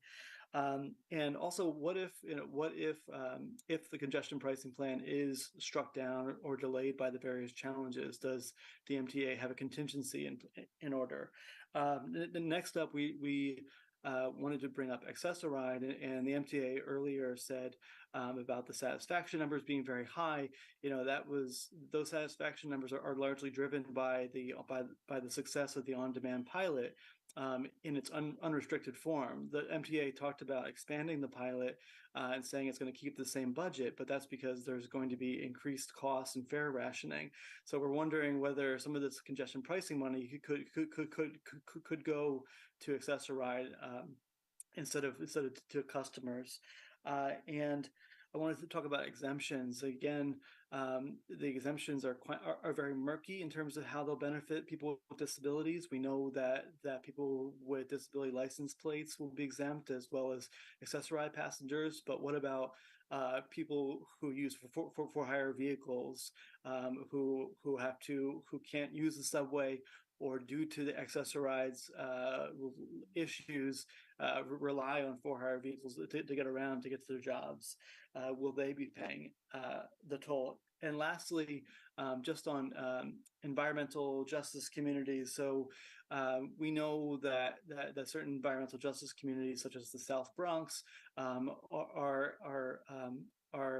have increased risks of air pollution, and that the MTA is promising certain mitigation measures. But we're wondering whether there's data available to support whether the mitigation measures will actually be effective in reducing the risks. And lastly, those people who live in environmental justice communities often live in transit deserts as well, and so we think that that they should be either exempt or have cost saving plans. Thank you. I'll submit my testimony in written form in more detail as well. Thank you. If any of the following people are available on Zoom, please raise your hand and you'll be called in the order that you do. Thomas Grech, Lawrence Zogby, John Banzer, Axel Carrion, Wilma Cordero, Gus Lampropoulos, Mei Zhang, Abram Morris, Elizabeth Adams, Miriam Benzman, Dorothy LeConte, Michelle Birnbaum, Mullen Mehta, Zoe Liu, Kathy Chan, Ishtiaq Ahmed, Anna Champagny, Carrie Crystal, Urshad Karim, and Eric Shapiro Renfro.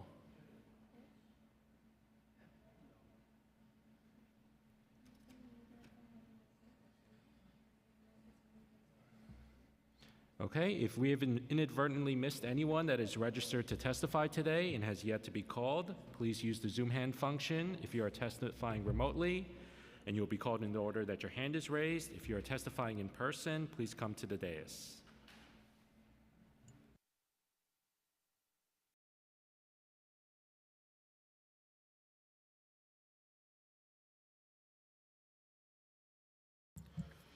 Thank you for all of those that took part in today's Committee on Transportation and Infrastructure hearing and shared your thoughts around the congestion pricing program that is imminent. We look forward to working closely with the Department of Transportation, the TLC, as well as the MTA as the implementation continues to roll out. With that, this committee meeting is now adjourned.